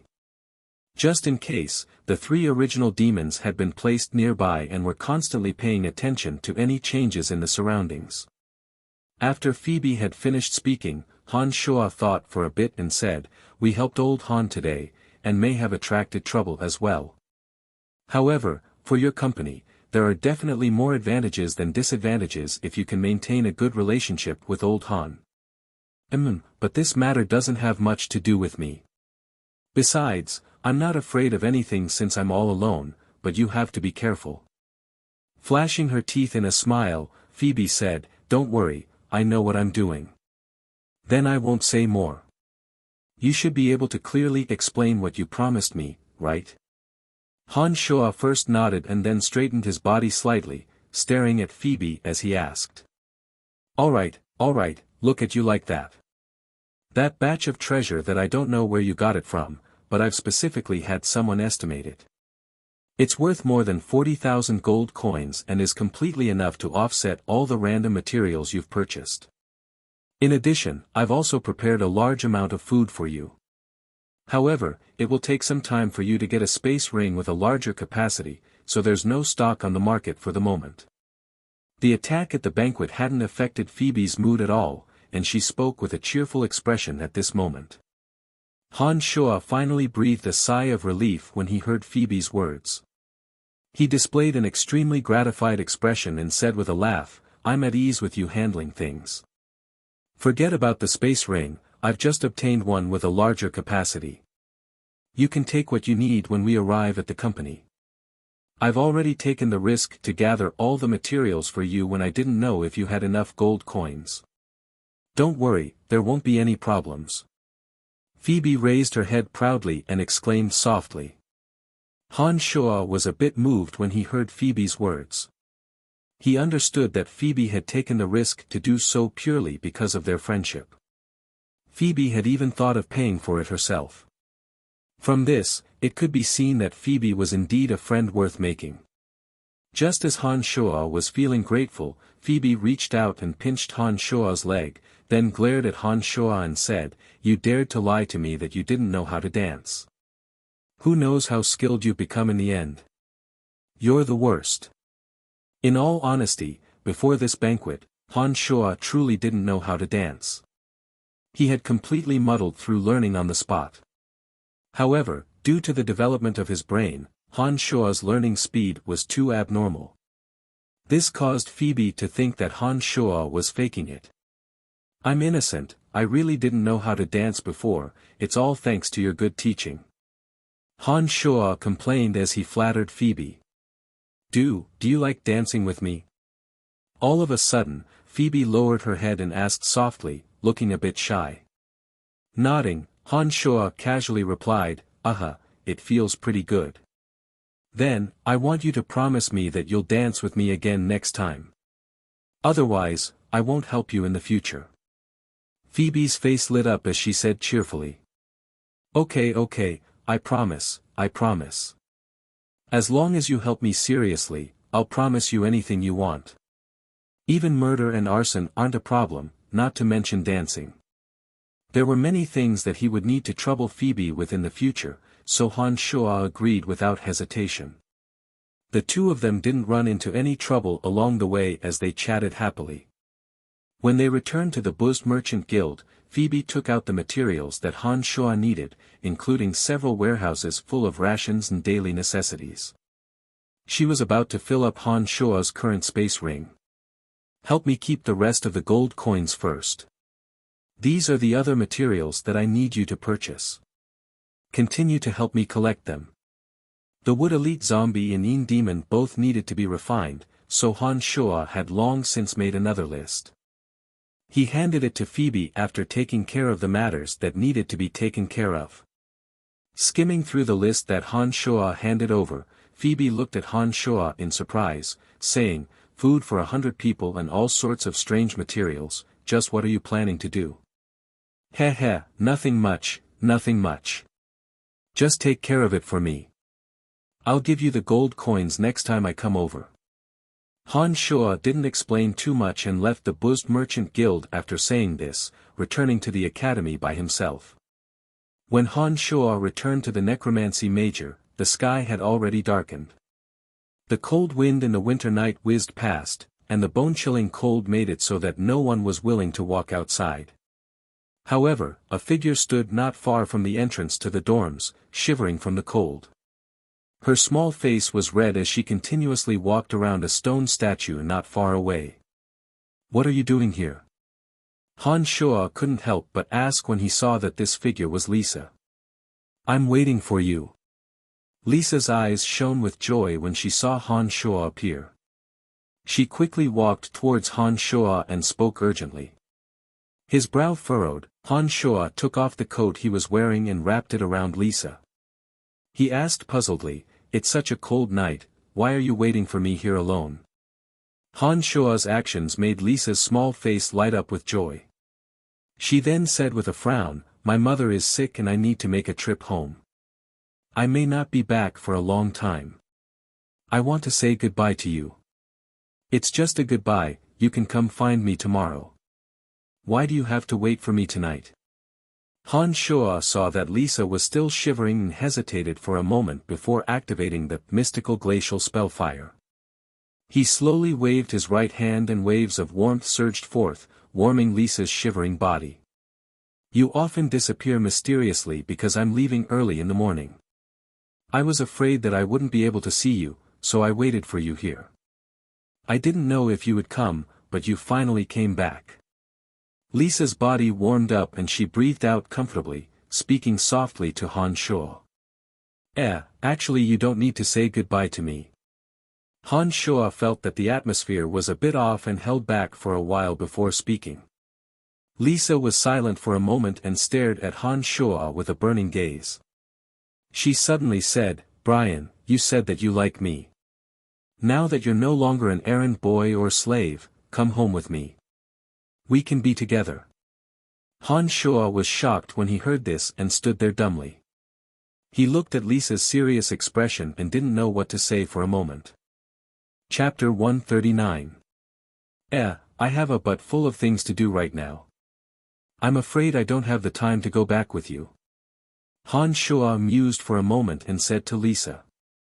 Han Shuo had initially detested Lisa, but as they interacted more and more, Han Shuo realized that Lisa wasn't that malicious of a person, but was just a bit too pure. Especially later on, Lisa had protected him at every turn. This made it difficult for Han Shuo to be like before and harbor thoughts of revenge against Lisa. However, although he no longer detested Lisa, Han Shuo didn't have any romantic feelings for her. Therefore, Han Shuo could only casually dodge Lisa's suggestion.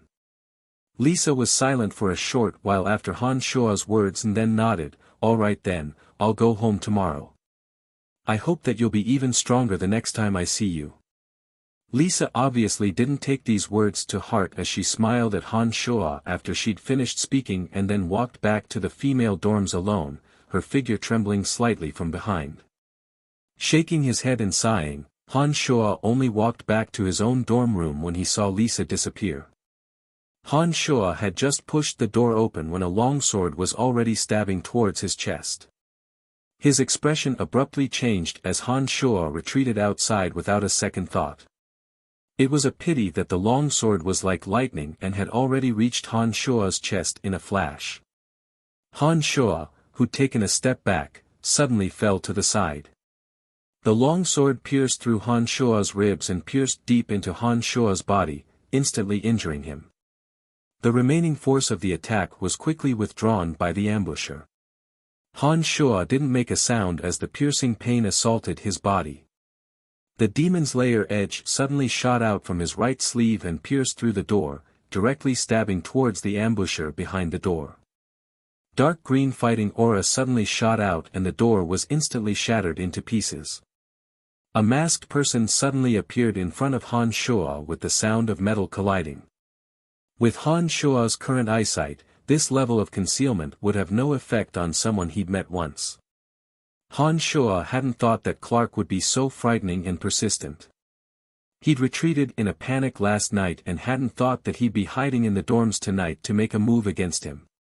Because he felt a bit apologetic towards Lisa, Han Shuo hadn't paid much attention to it in the middle of the night in the dormitory. Therefore, he'd relaxed his guard. He hadn't thought that Clark would actually launch a sneak attack. This was why he'd been injured by the sneak attack from the start. As an Earth Rider, Clark's fighting aura should also be milky white. It looked like after experiencing last night's failure, Clark had finally understood that Han Shuo wouldn't be easy to deal with and was much more cautious in his actions this time. These thoughts flashed through Han Shuo's mind like lightning. Before the concealed Clark's next stab, Han Shuo looked at Clark and abruptly exerted force in his feet, retreating explosively outwards as he yelled, "Assassin!" With a bang, Han Shuo's back suddenly pressed against a solid ice barrier. When he turned around, he discovered that there was only air behind him. His heart immediately changed as he knew that Clark had been prepared this time. Han Shuo had focused all of his mental strength after Clark had appeared and could sense that there wasn't a third person in the surroundings. As an Earth Rider, Clark must have used expensive magic scrolls that didn't require magical guidance in order to be able to set up such a solid ice barrier in the surroundings. Only then would he be able to set up a solid ice barrier in the surroundings and block all of Han Shuo's escape routes, including the transmission of sound. Indeed, a back collision didn't break through the ice barrier. Han Shuo could clearly see a look of ridicule flash through Clark's eyes, which were only showing his eyes. A ball of dark green fighting aura then blossomed once again, presenting the appearance of churning waves as it surged towards Han Shuo. His thoughts moved and the demon's lair edge that had just returned to his hands suddenly whistled sharply under the infusion of magical yuan. It danced with an exceedingly scorching wave of fire to defend against Clark's fighting aura attack. It was a pity that halfway through this wave of fighting aura, Clark's eyes flashed as he sensed the strange energy that had suddenly appeared after Han Shua's magical yuan had activated the demon's lair edge. Han Shua then discovered that the wave of fighting aura that was churning towards him was dark green in color at the front, and then became a milky white towards the back. Without even thinking, Han Shua knew that Clark had finally revealed his hidden strength because he had sensed an unknown energy and was afraid of making a mistake. He had completely displayed the strength that an Earth Rider should have. Although magical yuan had boundless power, Han Shua had only trained for a few months after all. Han Shua was certain that it would be difficult for him to defend against this wave of attacks. His mind raced with extreme speed as the three original demons circling around Clark instantly dove into Clark's body under Han Shua's orders, gnawing away at the essence blood in Clark's body without a care for anything else. Ah! Clark, who hadn't made a sound, immediately howled in pain under the gnawing of the original demons. The milky white fighting aura that had just blossomed was mostly absorbed back into Clark's body, attempting to destroy the three original demons that were causing trouble. An enormous bang rang out as Han Shua and Clark's attack, which had been condensed from fighting aura and magical yuan, finally collided. Han Shua stumbled as his head felt a bit dizzy. Suddenly, 3 waves of piercing pain were reflected in Han Shua's nerves. Han Shua's somewhat muddled mind immediately cleared up as he understood that the 3 original demons had most likely been destroyed in Clark's body. Focusing his attention on Clark, Han Shua discovered that Clark's eyes were staring at his body with fear, a trickle of fresh blood slowly flowing from the corner of his mouth. Due to the 3 original demons gnawing away at the essence blood, Clark's body must have been injured. Otherwise, he wouldn't be looking at his body with such a fearful gaze. After all, for the people of this world, having an unknown entity enter the body and gnaw away at the essence blood was absolutely an unforgettable experience. The demon's lair edge was infused with magical yuan anew and carried a scorching hot aura as it pierced into the solid ice boundary behind Han Shua's back. A crisp bang sounded out as Han Shua's face lit up with joy and he abruptly dashed towards the hallway. Just as Han Shua raised his head and was about to call out, Clark, who had felt the boundary shatter, suddenly leapt through Han Shua's window and swiftly fled outside. His figure was also a bit ragged. It looked like he also knew that his plan to kill Han Shua this time would be for naught once the boundary shattered. Therefore, he immediately retreated. Opening his mouth, Han Shua didn't call out. Now that Clark had left, even if Han Shua called out, it wouldn't have much effect. Because of the soundproofing, the students in Han Shua's dormitory and hallway didn't wake up the students in the other dormitories even though they'd experienced an extremely dangerous fight. Looking at the shattered dormitory door, Han Shua exhaled lightly with lingering fear and silently walked in. The 3 original demons that he'd painstakingly refined had been destroyed by the fighting aura within Clark's body because they needed to restrain Clark. However, it was because of these 3 original demons that Han Shua's life was saved. Although the 3 original demons had been destroyed, Clark's body had also been injured by the original demons gnawing away at his essence blood. Clark needed to recuperate his body in a short period of time and it would be difficult for him to make a second move. That's good as well. If the old doesn't go, the new won't come. It looks like I can start refining yin demons of an even higher level. When I advance to the true demon stage and refine the Earth Elite Zombie and yin demons into the world, that will be the time of your death. Han Shua murmured to himself. The next day, morning. Lawrence found Han Shua as promised and the two sat down in Han Shua's dormitory. Clark came last night and I almost didn't see you. The door was still in pieces and there were obvious signs of a fight in the surroundings. Han Shua didn't hide anything and got straight to the point.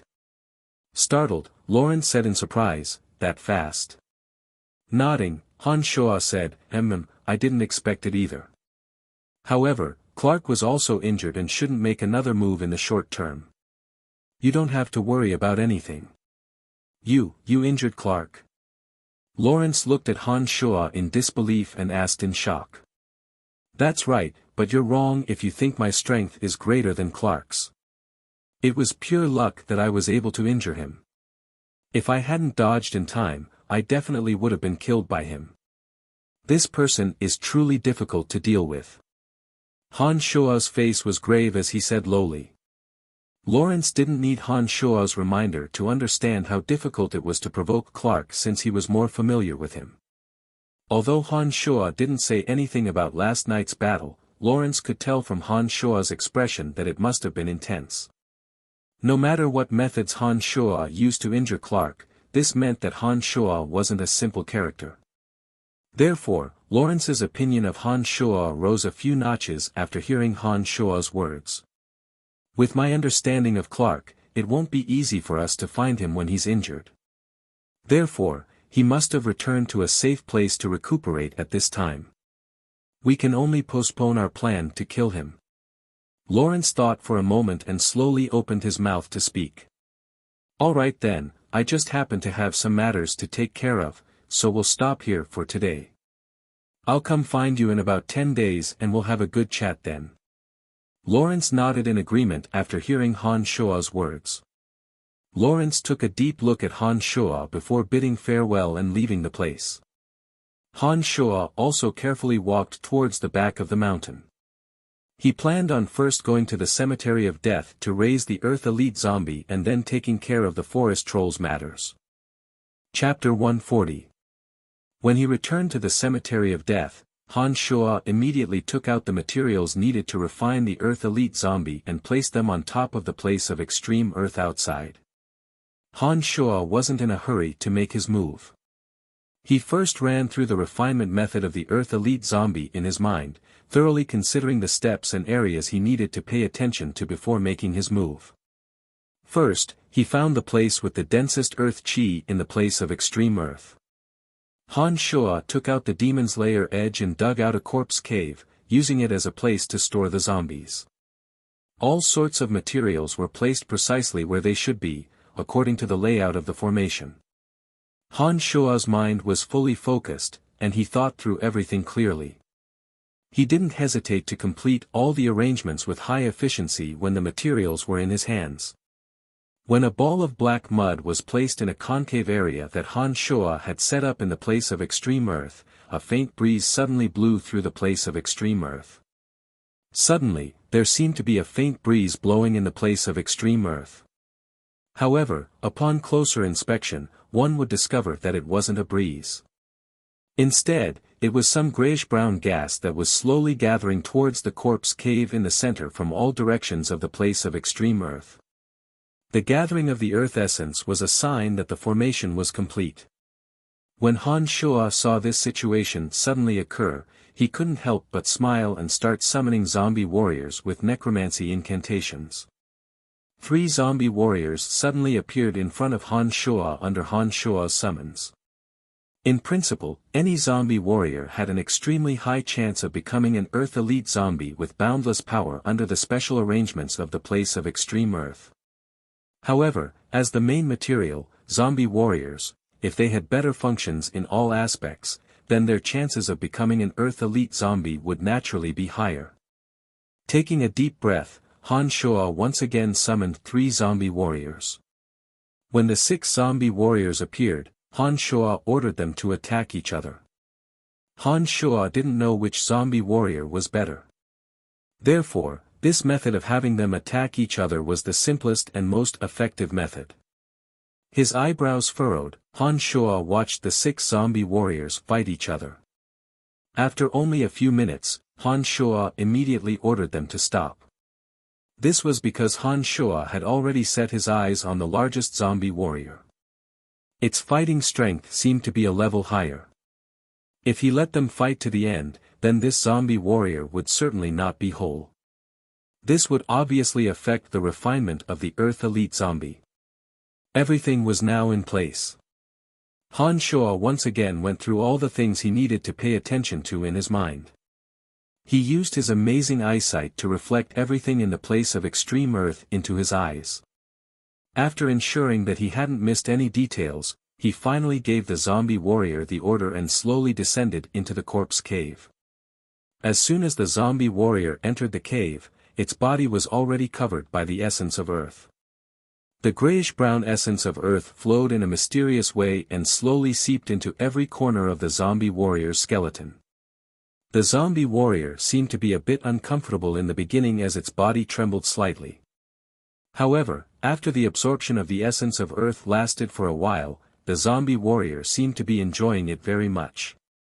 With a faint smile, Han Shuo suddenly waved his hand. Colorful soil suddenly fell into the corpse cave, completely covering the zombie warrior in the blink of an eye. The cave was also flattened by the strange soil. However, the essence of earth had already slowly flowed into the corpse cave and seeped into the strange soil, continuing to bore into the zombie warrior's corpse. Han Shuo had already done what he needed to do. All he needed to do now was wait.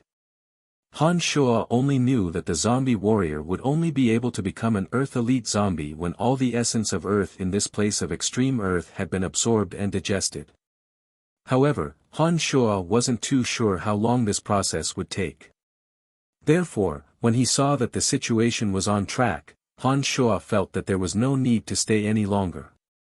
After exiting the cemetery of death, Han Shuo didn't delay his training of magical yuan and magic as he headed south of the dark forest. It was indeed a bit inconvenient without the surveillance of the original demons. It was a good thing that Han Shuo's 5 senses were extraordinary and he didn't encounter any major dangers along the way. Deep into the night, the snow-covered dark forest seemed to be draped in a layer of silver yarn. Under the illumination of the dim moonlight, the entire dark forest was enveloped in a tranquil and peaceful atmosphere. Han Shuo sat cross-legged on the thick branches of a towering tree, his entire body shivering. Clouds of thick, jet-black magical energy curled around Han Shuo's body, and the bright moonlight was completely unable to penetrate this layer of darkness. After Han Shuo had swallowed the last divine brain fruit, Han Shuo endured the immense pain as he forcefully endured the effects of the divine brain fruit, and finally reached the point of breaking through to the molded spirit realm. Along with the pain in his brain, the essence of blood slowly condensed in his lower abdomen, mixed with the magical energy in Han Shuo's thoughts and soul, gradually evolving into the embryonic form of a demon infant. Clouds of magical energy flowed out from Han Shuo's capillaries. The demon infant was the symbol of the true demon stage, and its existence meant that Han Shuo had broken through from the molded spirit realm. This stage was a watershed in the training of demonic magic. Only when the demon infant was formed would one truly be considered to have become a demon. Therefore, it was also the most dangerous moment. Maintaining this position, the magical yuan within Han Shuo's body flowed madly into the demon infant. The demon infant, which had originally been only the size of a thumb, absorbed Han Shuo's magical yuan and Han Shuo's essence of blood at the same time. Gradually, it grew larger and shone with a faint halo of light. In this manner, after 7 days, the demon infant was now the size of a fist. Just as Han Shuo's magical yuan was exhausted and his head was a bit dizzy, his body trembled and he fell from the tree, completely devoid of strength. Crying out in pain, Han Shuo was in a state of panic when he suddenly felt the demon infant, which had been absorbing the essence of blood and magical yuan, establish a mysterious connection with him. The magical yuan that had been continuously absorbed by the demon infant suddenly erupted like a mountain torrent, surging back into his limbs and bones. According to Han Shuo's will, the magical yuan that seemed to be affected by the demon infant seemed to have undergone a qualitative change. Han Shuo himself also seemed to have been reborn. With a thought, the mystical glacial spell fire began to circulate. After the magical yuan was infused, 2 balls of flames, one red and one purple, soared into the sky, as if he was holding 2 oil lamps in his palms, appearing quite peculiar and mysterious. With a wave of his left and right hands, the 2 balls of flames, one red and one purple, suddenly flew out and landed on 2 small trees. One of the small trees was charred and emitted thick smoke, while the other froze in an instant, breaking into several pieces with a crack and falling to the ground.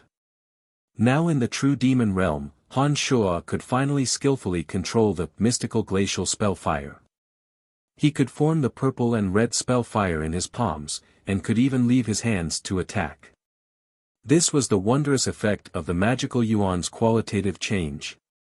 The demon's lair edge tore through the air, its shrill howl enchanting and soul-stealing. Some of the surrounding trees and hills were broken and exploded under the demon's lair edge's piercing. By the time the demon's lair edge made a circle in the air and returned to Han Shuo's hands, the surroundings had already become a scene of devastation, like the aftermath of a great battle. Now, he could once again refine the Yin demons, which were a level higher than the original demons. With the demon infant's effects, Han Shuo only needed to practice the art of the demonic ninth heavens to truly be able to fly through the air, and travel 1,000 miles in a day would be as easy as turning over his hand. Last time when he'd faced Clark, Han Shuo had been on the defensive from beginning to end. However, Han Shuo had already reached the true demon realm. If he were to face Clark again, Han Shuo was confident that he would be able to contend against Clark. He wouldn't be able to only dodge and evade like before. Han Shuo then continued to practice the art of the demonic ninth heavens as he headed deeper into the southern part of the dark forest. 2 days later, Han Shuo finally appeared outside the forest troll's village. Looking into the distance, Han Shuo saw traces of battle outside the village where the forest troll lived. Some large trees had collapsed, arrows had been fired, and some broken weapons. All of this indicated that the forest troll must have experienced a battle before this. Han Shuo didn't need to think too much to be certain that the battle between the forest troll and the elves had already begun. Han Shuo circled the area and didn't find any traces of the elves. He didn't know if the battle between the two sides had ended. After summoning Little Skull, Han Shuo and Little Skull slowly walked towards the village where the forest troll lived. When they arrived outside, a few forest troll warriors walked out in full armor. When the forest troll warriors saw that it was Han Shuo and Little Skull, they all cheered at the same time, loudly shouting, "Dad Era," and solemnly brought Han Shuo and Little Skull into the village. Along the way, Han Shuo saw that the forest troll and the surroundings were all holding weapons in their hands, ready to fight at any moment.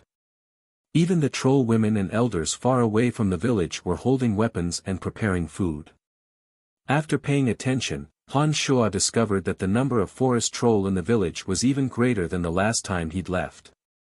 After a rough estimate, there were at least 800 adult forest troll in the entire village that could fight. Compared to the last time Han Shuo had come, there were 300 more. However, the forest trolls' weapons and equipment were obviously insufficient. The forest trolls at the back were only wielding coarse wooden sticks and even rocks, as well as some rusty iron weapons. Some of them had even begun to munch on tree bark and weeds. It appeared that they were already running low on food. Chapter 141. Han Shuo's arrival was met with unanimous cheers from the forest troll. The old priest trembled as he walked over and immediately knelt down, crying out with tears in his eyes, "Goddess Dad Era and her emissary, you've finally returned." Taking in the situation around him, Han Shuo suddenly had an inexplicable feeling in his heart. Logically speaking, these forest troll were the greediest of plunderers and Han Shuo should loathe them. But now that he saw these forest troll treat him as a divine emissary and listen to all of his orders, Han Shuo suddenly felt that they weren't so detestable after all. Plundering was the nature of this race.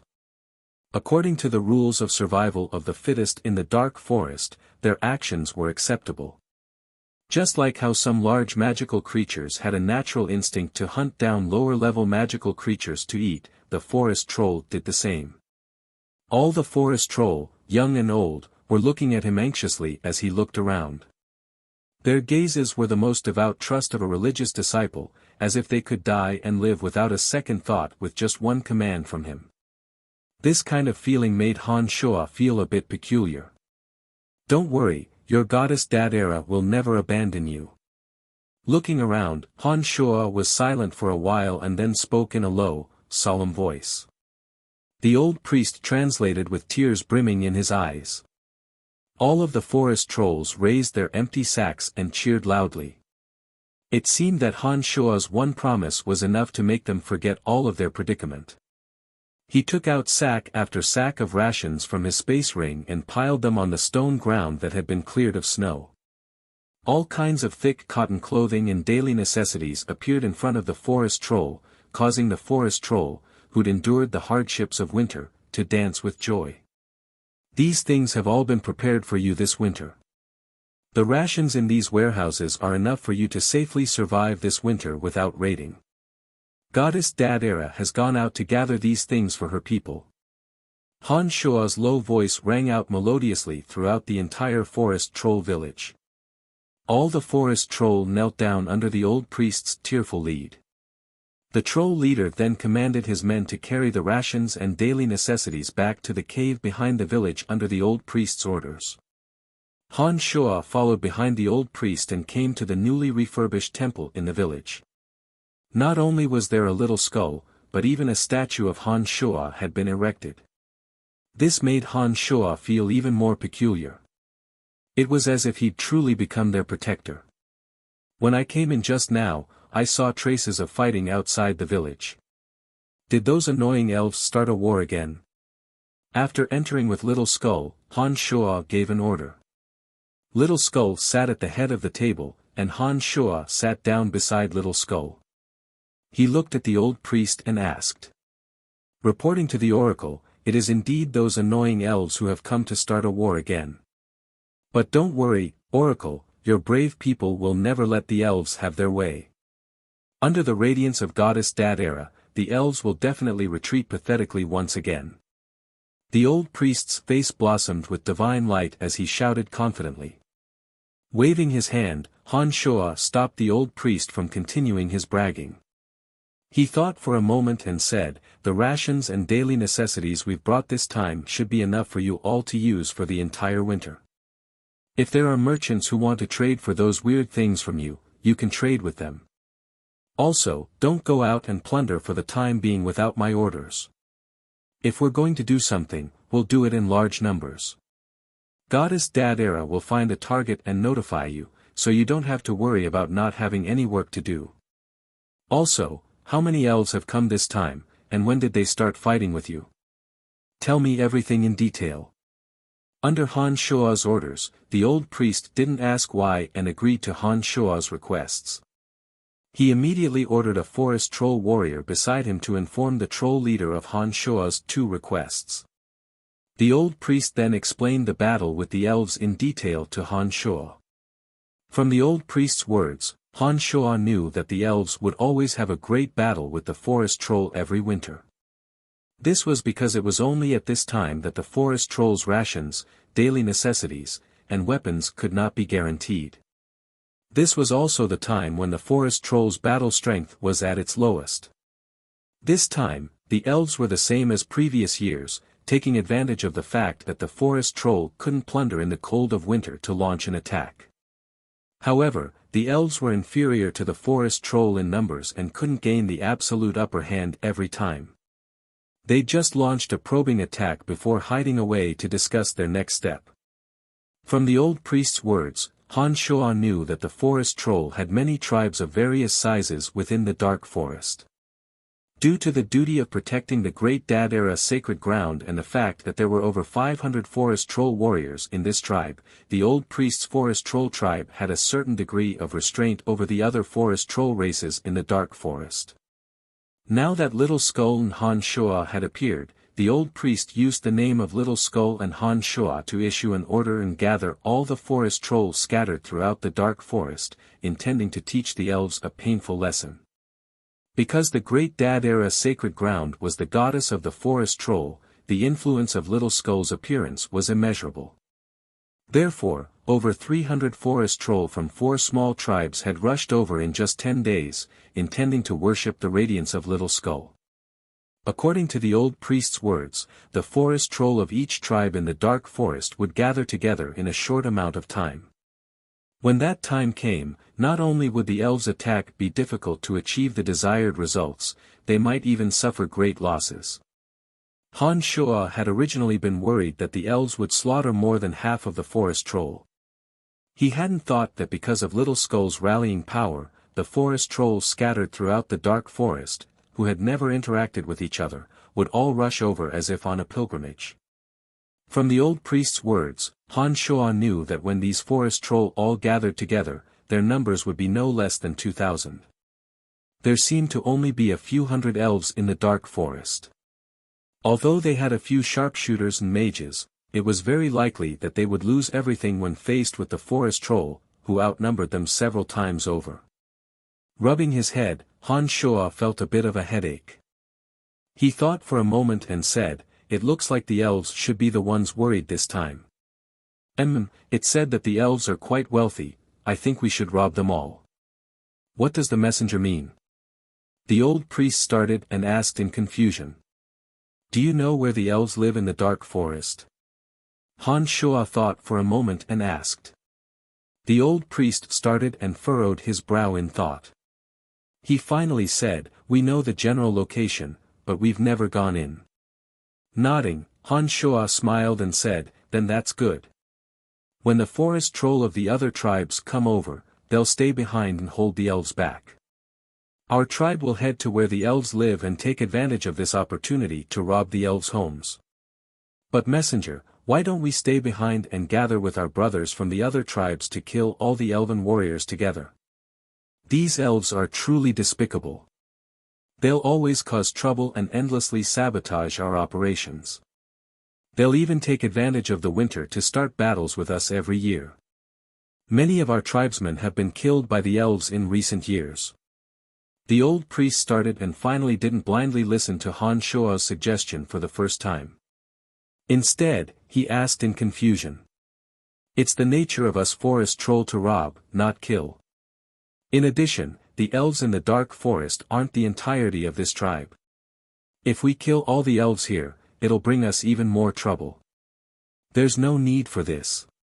To Han Shuo, there was indeed no need for the forest troll and the elves to fight to the death.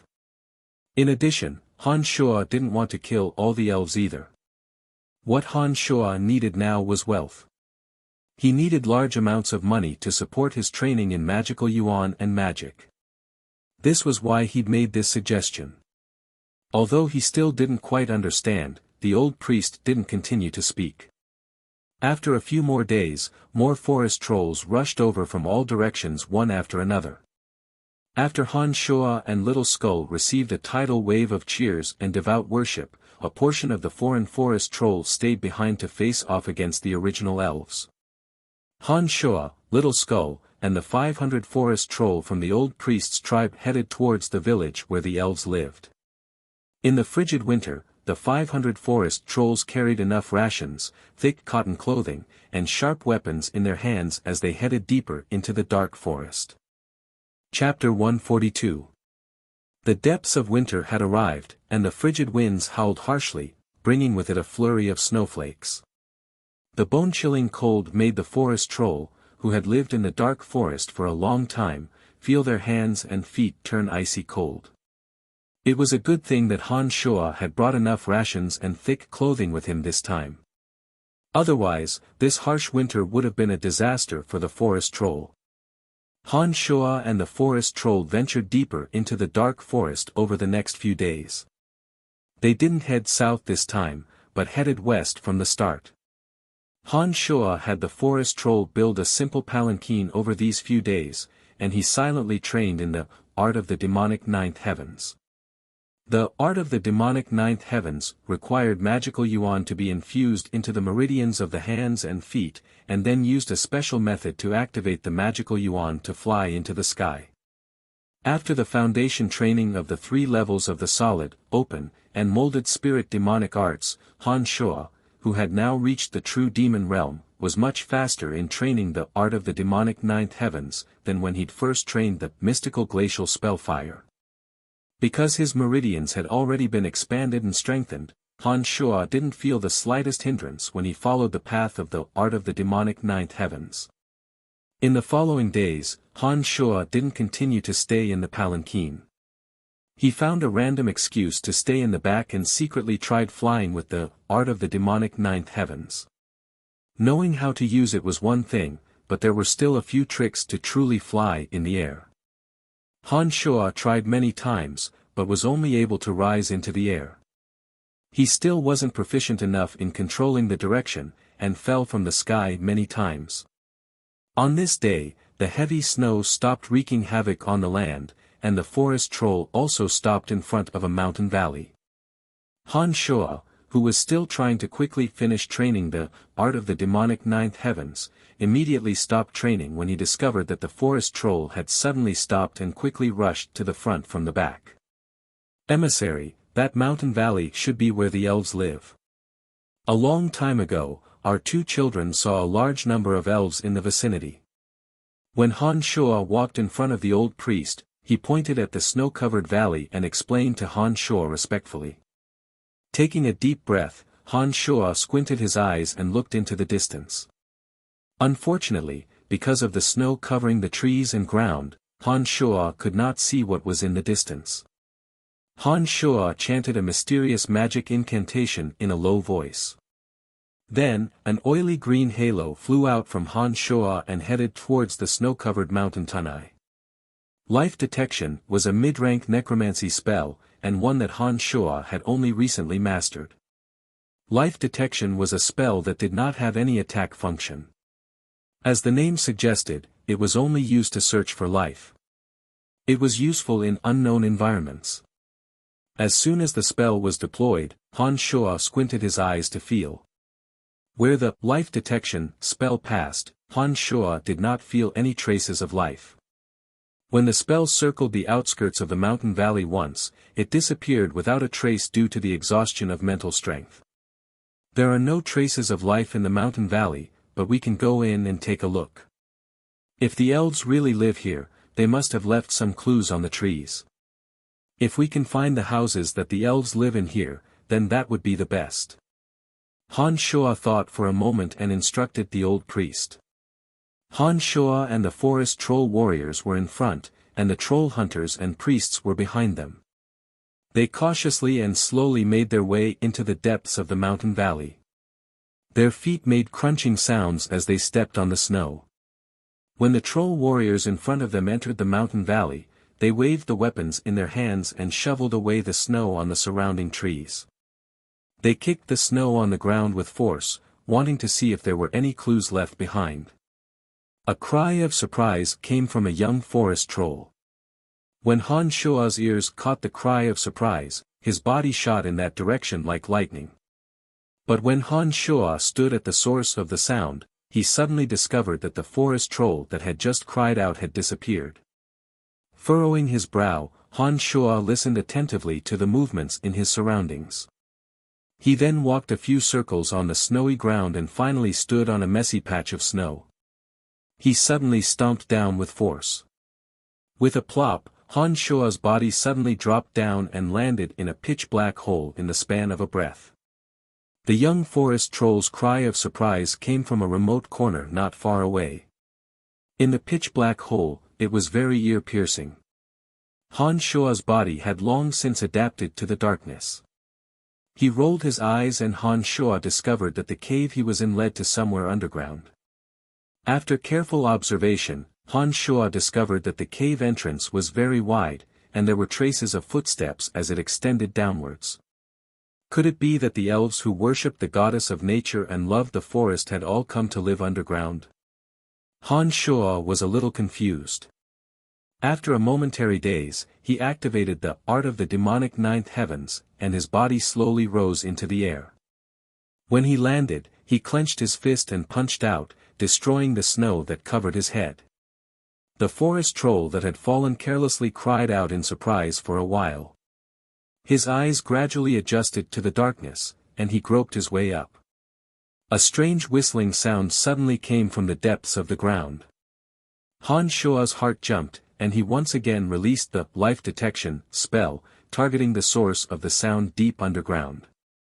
As soon as the life detection spell was released, Han Shuo sensed an enormous amount of traces of life. He was immediately startled and abruptly rushed out of the cave, raising his head and letting out a shrill howl. The old priest heard Han Shua's cry and approached from afar inquiringly.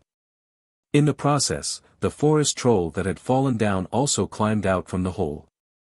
The troll warriors that had been scouting the situation in the surroundings all rushed over with their weapons in hand. After clearing away the snow at the entrance of the hole, a deep hole that could fit 3 or 4 people side by side was revealed.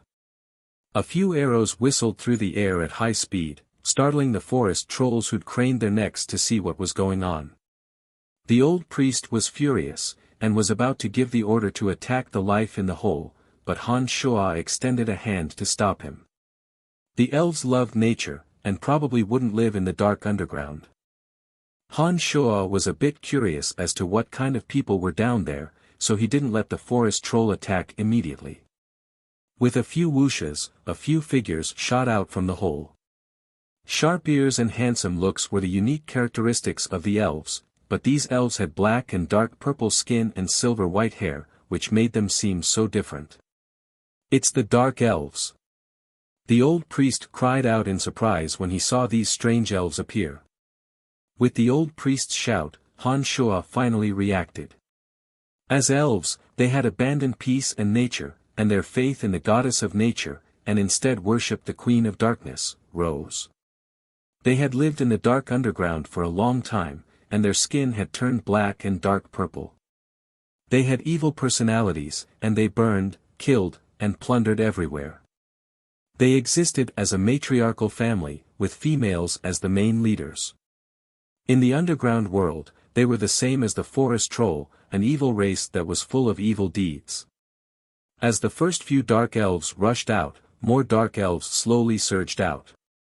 After they appeared, they first guarded the hole, holding weapons in their hands as they stared unkindly at Han Shua and the forest troll. Han Shua waved his hand, indicating that the old priest shouldn't act rashly for the time being. He slowly spread out towards the back, but kept his weapons pointed at the dark elves that were gradually appearing, guarding against any sudden attacks. Each of the beautiful and revealing female dark elves had an impressive figure. Even in the cold winter season, they didn't seem willing to cover up their skin. Although their dark purple skin was strange, it had another kind of magical attraction. After a while, a coquettish dark elf noblewoman also walked out. She wore a soft fur coat that faintly revealed her beautiful legs and voluptuous breasts. This beautiful dark elf madam looked at the forest troll around her in surprise after walking out of the cave. She smiled coquettishly and asked in a common language, "So it's the brave troll friends. Why have you come here?" The old priest naturally knew that he'd found the wrong person at this time. As a sage of the forest troll, the old priest's knowledge was extraordinary, and he naturally understood that these evil dark elves weren't good people either. He snorted lightly and responded, "Our children have discovered traces of large numbers of elves nearby. Because we forest troll have an irreconcilable grudge with the elves, we've come to destroy these elves." The coquettish madam's attitude became much better after these words were spoken. She nodded and said, "We also have an irreconcilable grudge with them who live above ground. Every once in a while, the surface elves will come here and try to enter the underground world to attack us. The large number of elves you've discovered must be coming here to start a war with us. Heh, I've long since heard of the godly bravery of you trolls above ground. It looks like we have a common enemy." The old priest fell silent after her words and then turned to ask Han Shua respectfully, "Emissary, what should we do next?"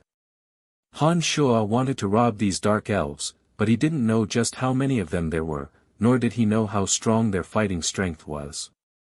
Therefore, he pondered inwardly. The coquettish dark elf madam was quite surprised at the old priest's question towards Han Shua. Although Han Shua was wearing a black robe that concealed his entire body, his build was noticeably smaller than that of the forest troll. It was obvious that they weren't of the same race. The old priest's respectful attitude naturally surprised the beautiful madam. "Brave friends, our family is currently facing an attack from a dark dragon. If you're willing to lend a helping hand, we can offer a cart of gold and jewels as our greatest thanks." If you can kill that dark dragon, everything he has will belong to you.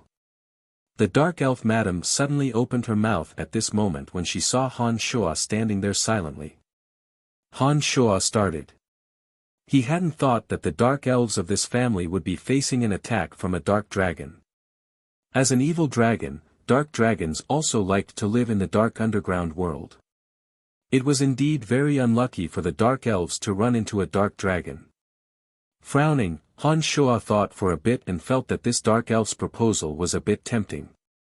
Although the dark dragon's strength was extraordinary, it shouldn't be impossible to kill him with the dark elves of this family and the power of 500 forest troll.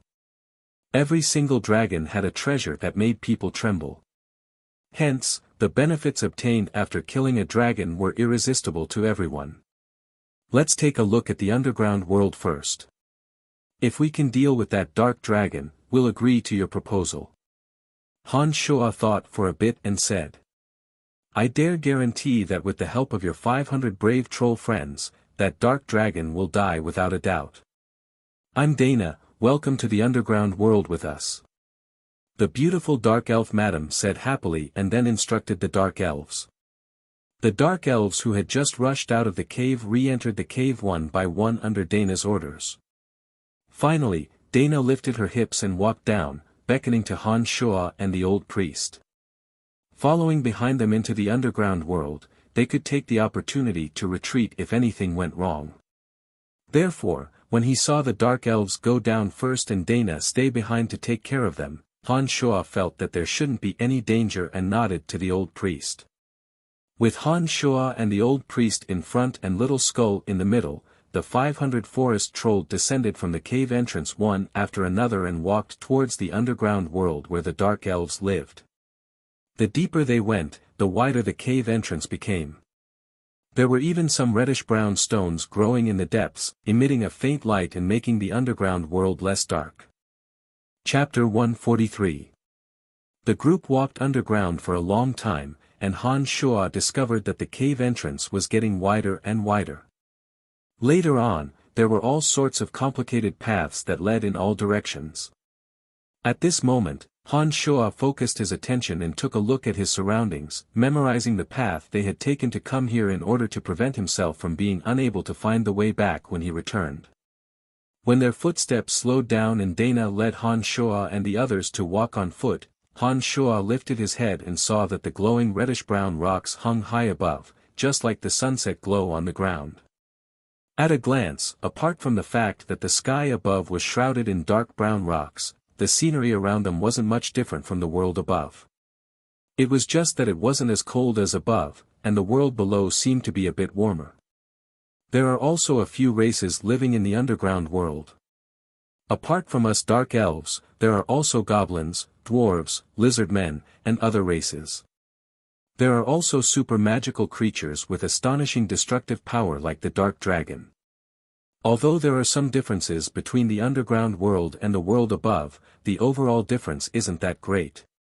Dana explained with a dainty smile when she saw that Han Shuo and the old priest were looking excitedly in all directions. Her charming eyes seemed to be gazing at Han Shuo affectionately. Dark elves were naturally lascivious, and the female elves were even more so. As the matriarch of the dark elf family, Dana was naturally no exception. Han Shuo understood the meaning behind her gaze with a single glance. Why did that dark dragon attack your family, and where does he live? Han Shuo didn't pay any attention to Dana's gaze and asked her about business with a frown. We didn't have any disputes with the dark dragon, but the lizard men used some unknown method to bribe the dark dragon to attack us. Recently, our family has been fighting over a piece of fertile land with the lizard men, and a few battles have occurred in between. The lizard men found this dark dragon from who knows where after they were defeated. Dana's face was a bit distressed and Han Shuo brought up serious matters. She sighed deeply as she spoke. How many people did you send to deal with the dark dragon? What methods does he have? Will we be of any use with our help?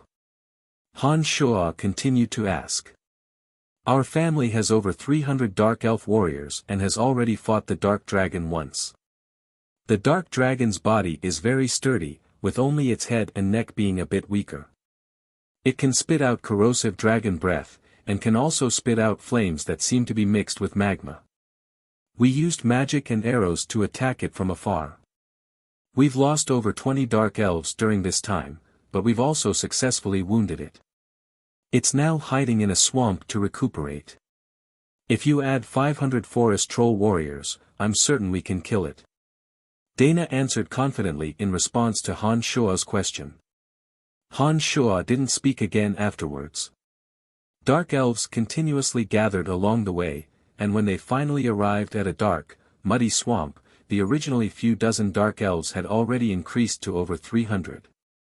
Pay up first, we've decided to help you. Han Shua thought for a moment and suddenly said lowly. Dana was quite straightforward as she nodded with a smile. Several male dark elves pushed 2 carts in front of Han Shua and lifted the grey cloth covering the carts, revealing a cart full of glittering gold and some jewels that sparkled with the light of jewels and jewels. Han Shua's eyes lit up and he silently looked over the rewards. He inwardly calculated and was certain that this cart of gold and jewels was absolutely worth tens of thousands of gold coins. He hadn't thought that these dark elves would be so rich. Han Shua thought inwardly and walked in front of the cart of gold and jewels. He used his space ring to unceremoniously store the items in the 2 carts. Han Shua discreetly observed Dana's reaction as he did this. Han Shua suddenly detected a trace of coldness and mockery in Dana's eyes. After reaching the true demon realm, not only had Han Shua's 5 senses become more profound, but even his senses had become even more mysterious. Han Shua could miraculously sense some very minute things. Just like the expression that had flashed through Dana's eyes just now, Han Shua hadn't even paid attention to it, but he'd miraculously grasped this detail unwittingly. His thoughts moved, Han Shua maintained his bent posture and put away the items in the 2 carts. He silently pondered the meaning of the coldness and mockery in Dana's eyes just now.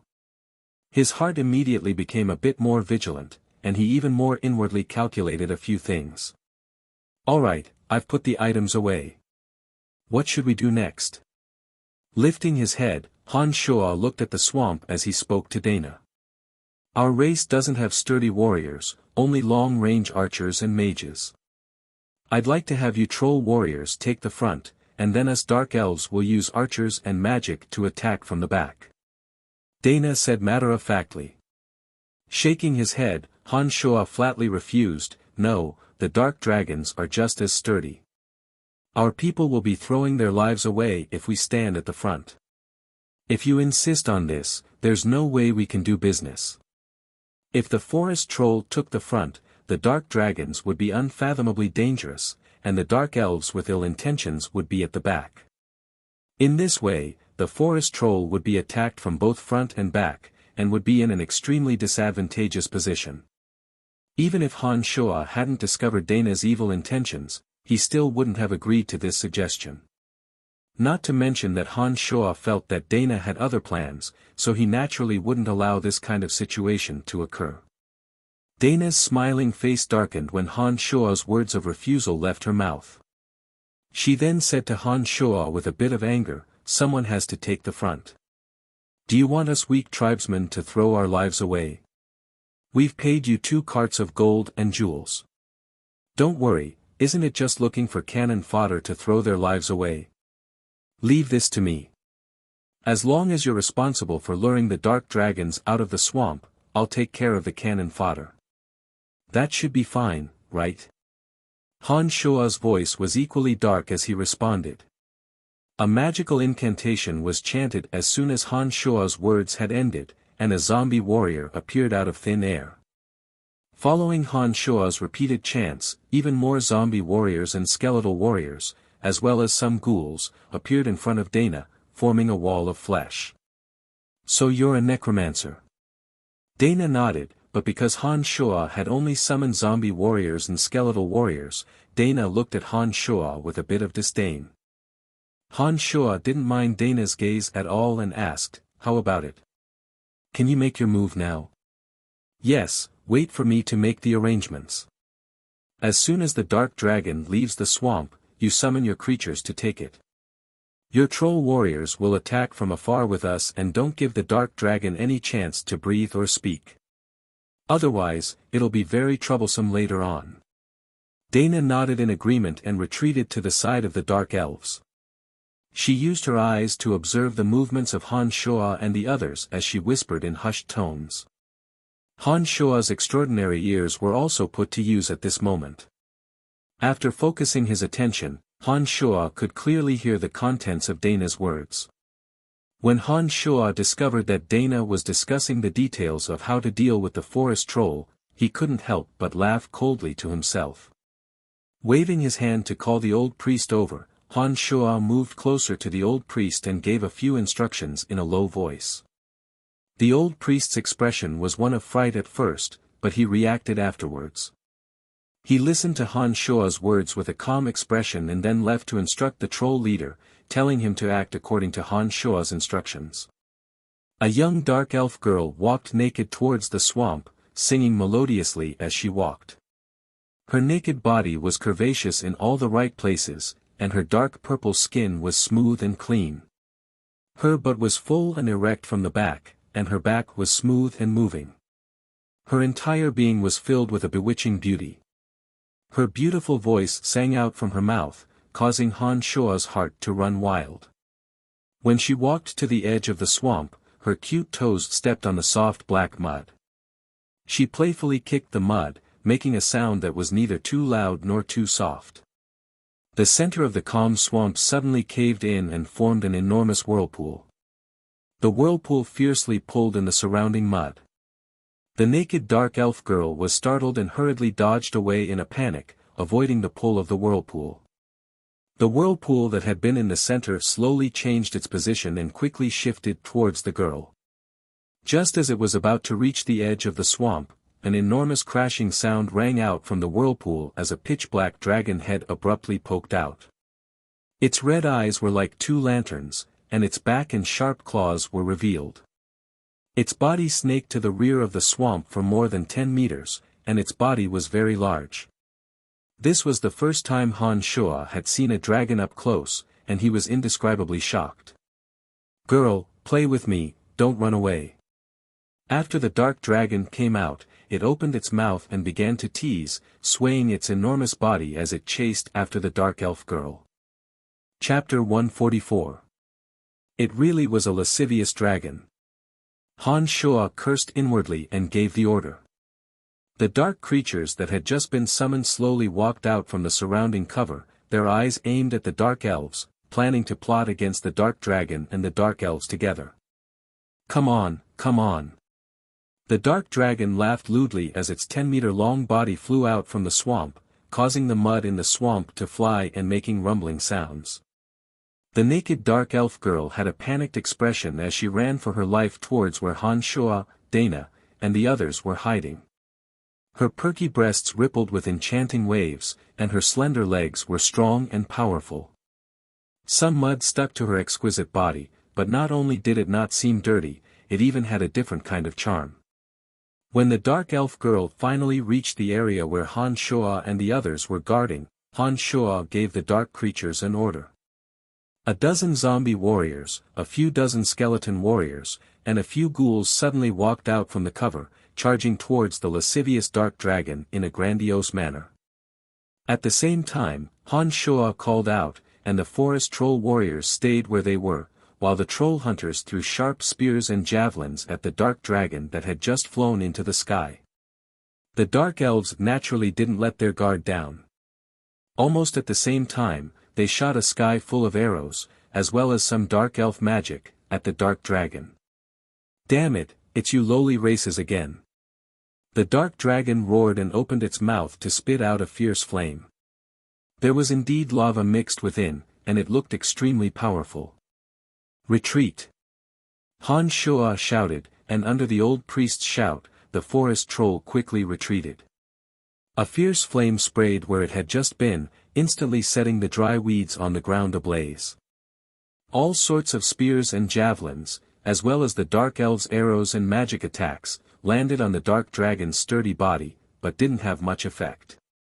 The attacks aimed at the dark dragon's neck, eyes, and head were all deflected by the dark dragon's iron claws, landing on the other side. The dark dragon's enormous body flew through the air, arriving above the zombie warriors and skeleton warriors that Han Shuo had summoned. Its iron claws suddenly pressed down, crushing the skeleton warriors into pieces. The zombie warriors were also torn apart when touched by the dragon's claws. As expected, they could only be used as cannon fodder. The dark dragon's strength was within Han Shuo's expectations. Han Shuo didn't feel any heartache as he watched the dark creatures disappear in droves under the dark dragon's attacks. He winked at the old priest from afar. The attacks of the dark elves kept appearing, and the magic archers in the back started shooting icicle-like arrows. Some of the arrows even reached the back of the dark dragon's body. As long as they hit something, they would immediately explode, causing a huge commotion and making the dark dragon even more furious. You cowardly and lowly beings will die under the wrath of the great Gilbert today. The dark dragon Gilbert roared angrily as he continued to fly forward under the attacks of the icicle arrows and exploding arrows. As he flew close to the ground, his dragon claws swept up and destroyed all of the dark creatures that Han Shuo had summoned. The dark elves quickly dodged to the back after firing their attacks under Matriarch Dana's orders, attempting to get behind the forest troll to deal with the dark dragon. Unfortunately, Han Shuo had already given the order.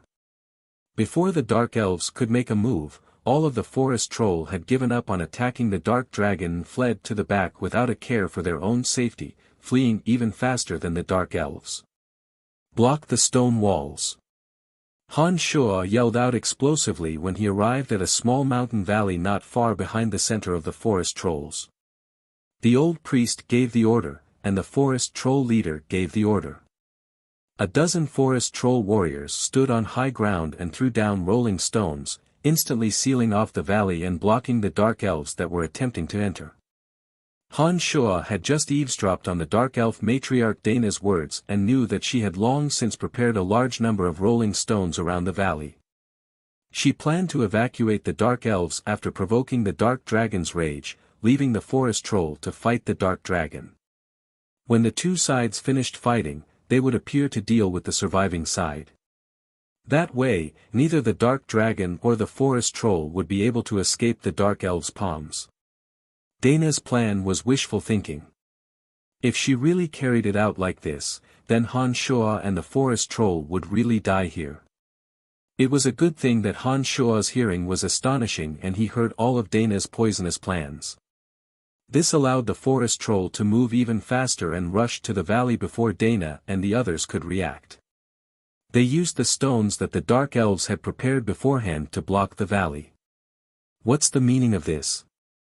Dana finally revealed a look of fear as she snarled at Han Shuo and the old priest through the stone walls.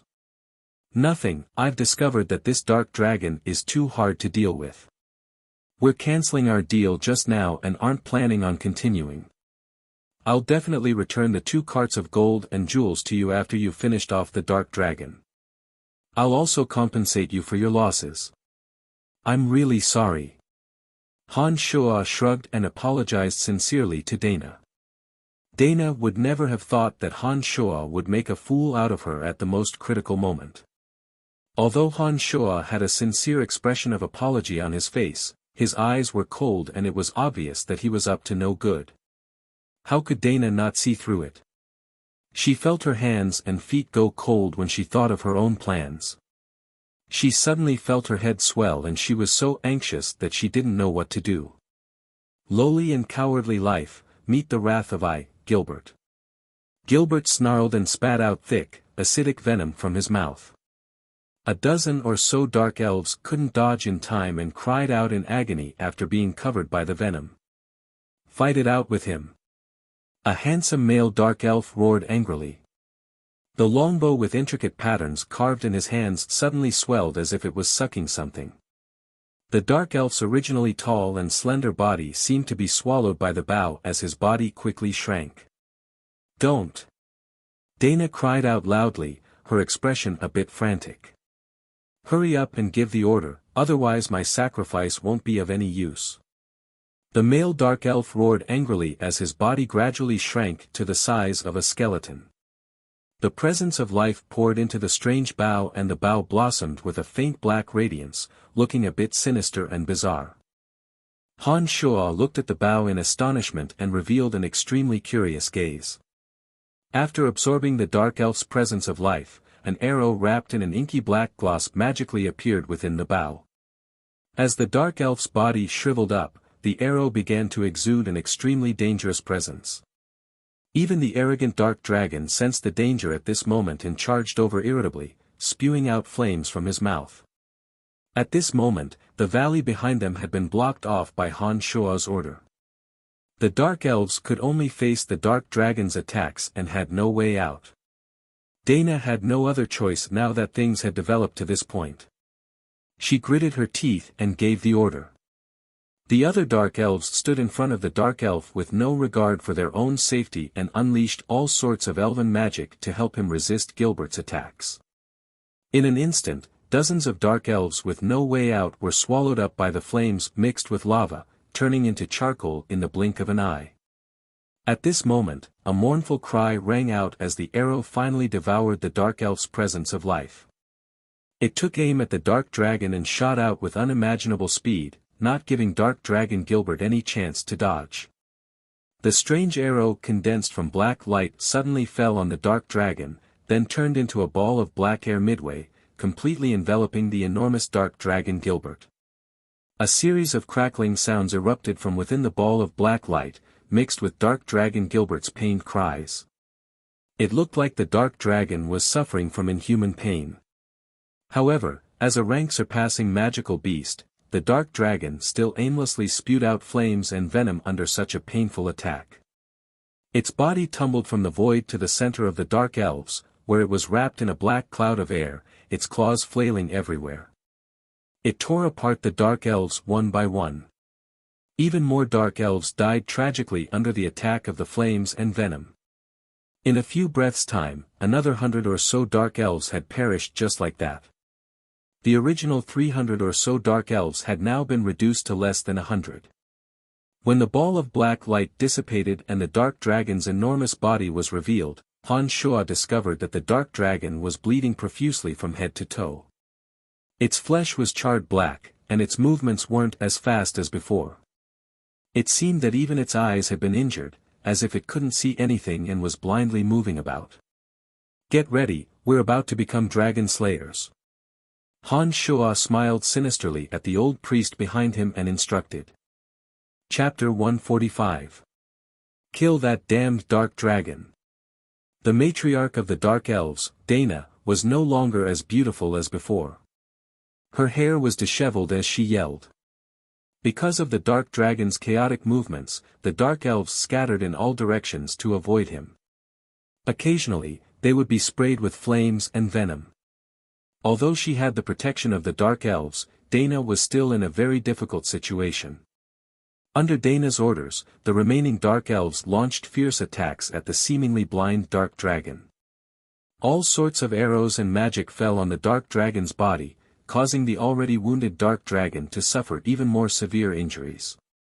As a super-rank magical beast, the Dark Dragon's strength was unquestionable. Even the 300 Dark Elves wouldn't have been able to injure the Dark Dragon if it hadn't been for the male elf sacrificing his life to pull that strange bow. But now, the already heavily injured Dark Dragon couldn't see his surroundings clearly due to the damage to his eyes. His enormous body had become a live target, and as the injuries on his body increased, his movement speed became a bit slower, and the power of his attacks wasn't as great as before. The Dark Elves stuck close to the stone wall where Han Shuo and the others were. Han Shuo, who'd taken in the entire situation, immediately nodded at the old priest when he saw that the Dark Dragon was on the verge of collapse. "Move the stone wall away, we're going out to clean up the mess." Han Shuo laughed sinisterly as he instructed the old priest. With the old priest's instructions, the troll warriors, who had long since been prepared, immediately started moving the rocks that were blocking the valley. The Dark Elves had made preparations beforehand to clean up the mess. Not far away, they had specially made a sloping pit. The troll warriors only needed to use a bit of strength to turn the thick sticks that the dark elves had prepared. The rocks tilted downwards and tumbled into the deep pit on the sloping ground. When all the rocks in the valley had fallen into the deep pit, the passage was finally open. Han Shua's gaze swept across the scene calmly, and he waved his hand to give the forest troll the order to attack. Behind them, rows of javelins and pikes were hurled from the slender arms of the forest troll hunters, whistling as they surged into the midst of the remaining dark elves. Although the dark elves were already prepared, they still howled miserably in the face of the spears and javelins that filled the sky. After a wave of attacks, several dozen dark elves were nailed to death. This made the matriarch of the dark elves, Dana, so angry that she wanted to pounce on Han Shua. "Matriarch, let's retreat," an old dark elf woman shouted. "Shameless forest troll, I'll get even with you sooner or later," Dana screamed with a sharp voice.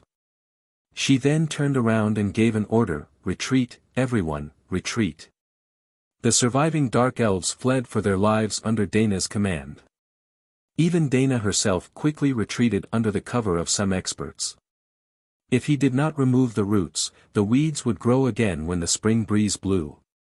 Since he had already shed all pretense of cordiality, Han Shua of course hardened his heart. He shouted at the old priest coldly, "Go after them and kill them all." Under the old priest's command, the troll leader gave the order to attack. The troll warriors that had rushed out of Tunai's mountain whistled as they swarmed out and chased after the remaining dark elves. Han Shua had his eyes on a dark elf and gave the order to Little Skull to kill it. The Little Skull wielding the bone dagger was as fast as lightning as he passed through the flickering figures of the forest troll and directly chased after the dark elf with the strange bow and arrow. The dark elf who had just exhausted his life had used that strange bow and arrow to shoot a terrifying arrow, causing the dark dragon to be covered in cuts and bruises. Han Shua was exceedingly curious about that strange bow and arrow, so his eyes had been glued to it all this time. When the dark elf who had exhausted his life had died, the bow and arrow had been seized by another dark elf. Han Shua had ordered Little Skull to chase after him with the goal of seizing the bow and arrow from his hands. "Awoo!" Dark Dragon Gilbert roared as his enormous body rolled rapidly, causing the ground around him to rumble loudly. When the forest troll around him saw that the dark dragon was moving again, they hurriedly avoided him. Even though he was heavily injured, the dark dragon's strength as a super-rank magical creature was still very terrifying. The forest troll had seen him wreak havoc on the dark elves just now and were deeply afraid of the dark dragon's strength. They didn't dare relax even now. The dark dragon's body rolled as he slowly retreated in the direction of the swamp. It looked like he was going to use all his strength to escape back to his nest first. When Han Shua saw that the dark dragon wanted to escape, he looked at the fleeing dark elves and immediately yelled at the old priest, "Split half of the people to deal with the dark dragon, the rest continue to chase after the dark elves. Those who chase after the dark elves, don't go too far. Even if you can't kill all the dark elves, you must return in a short amount of time." When Han Shua gave his order, the old priest only made a simple gesture, and half of the forest troll who had been preparing to chase after the dark elves automatically stayed behind to attack the dark dragon.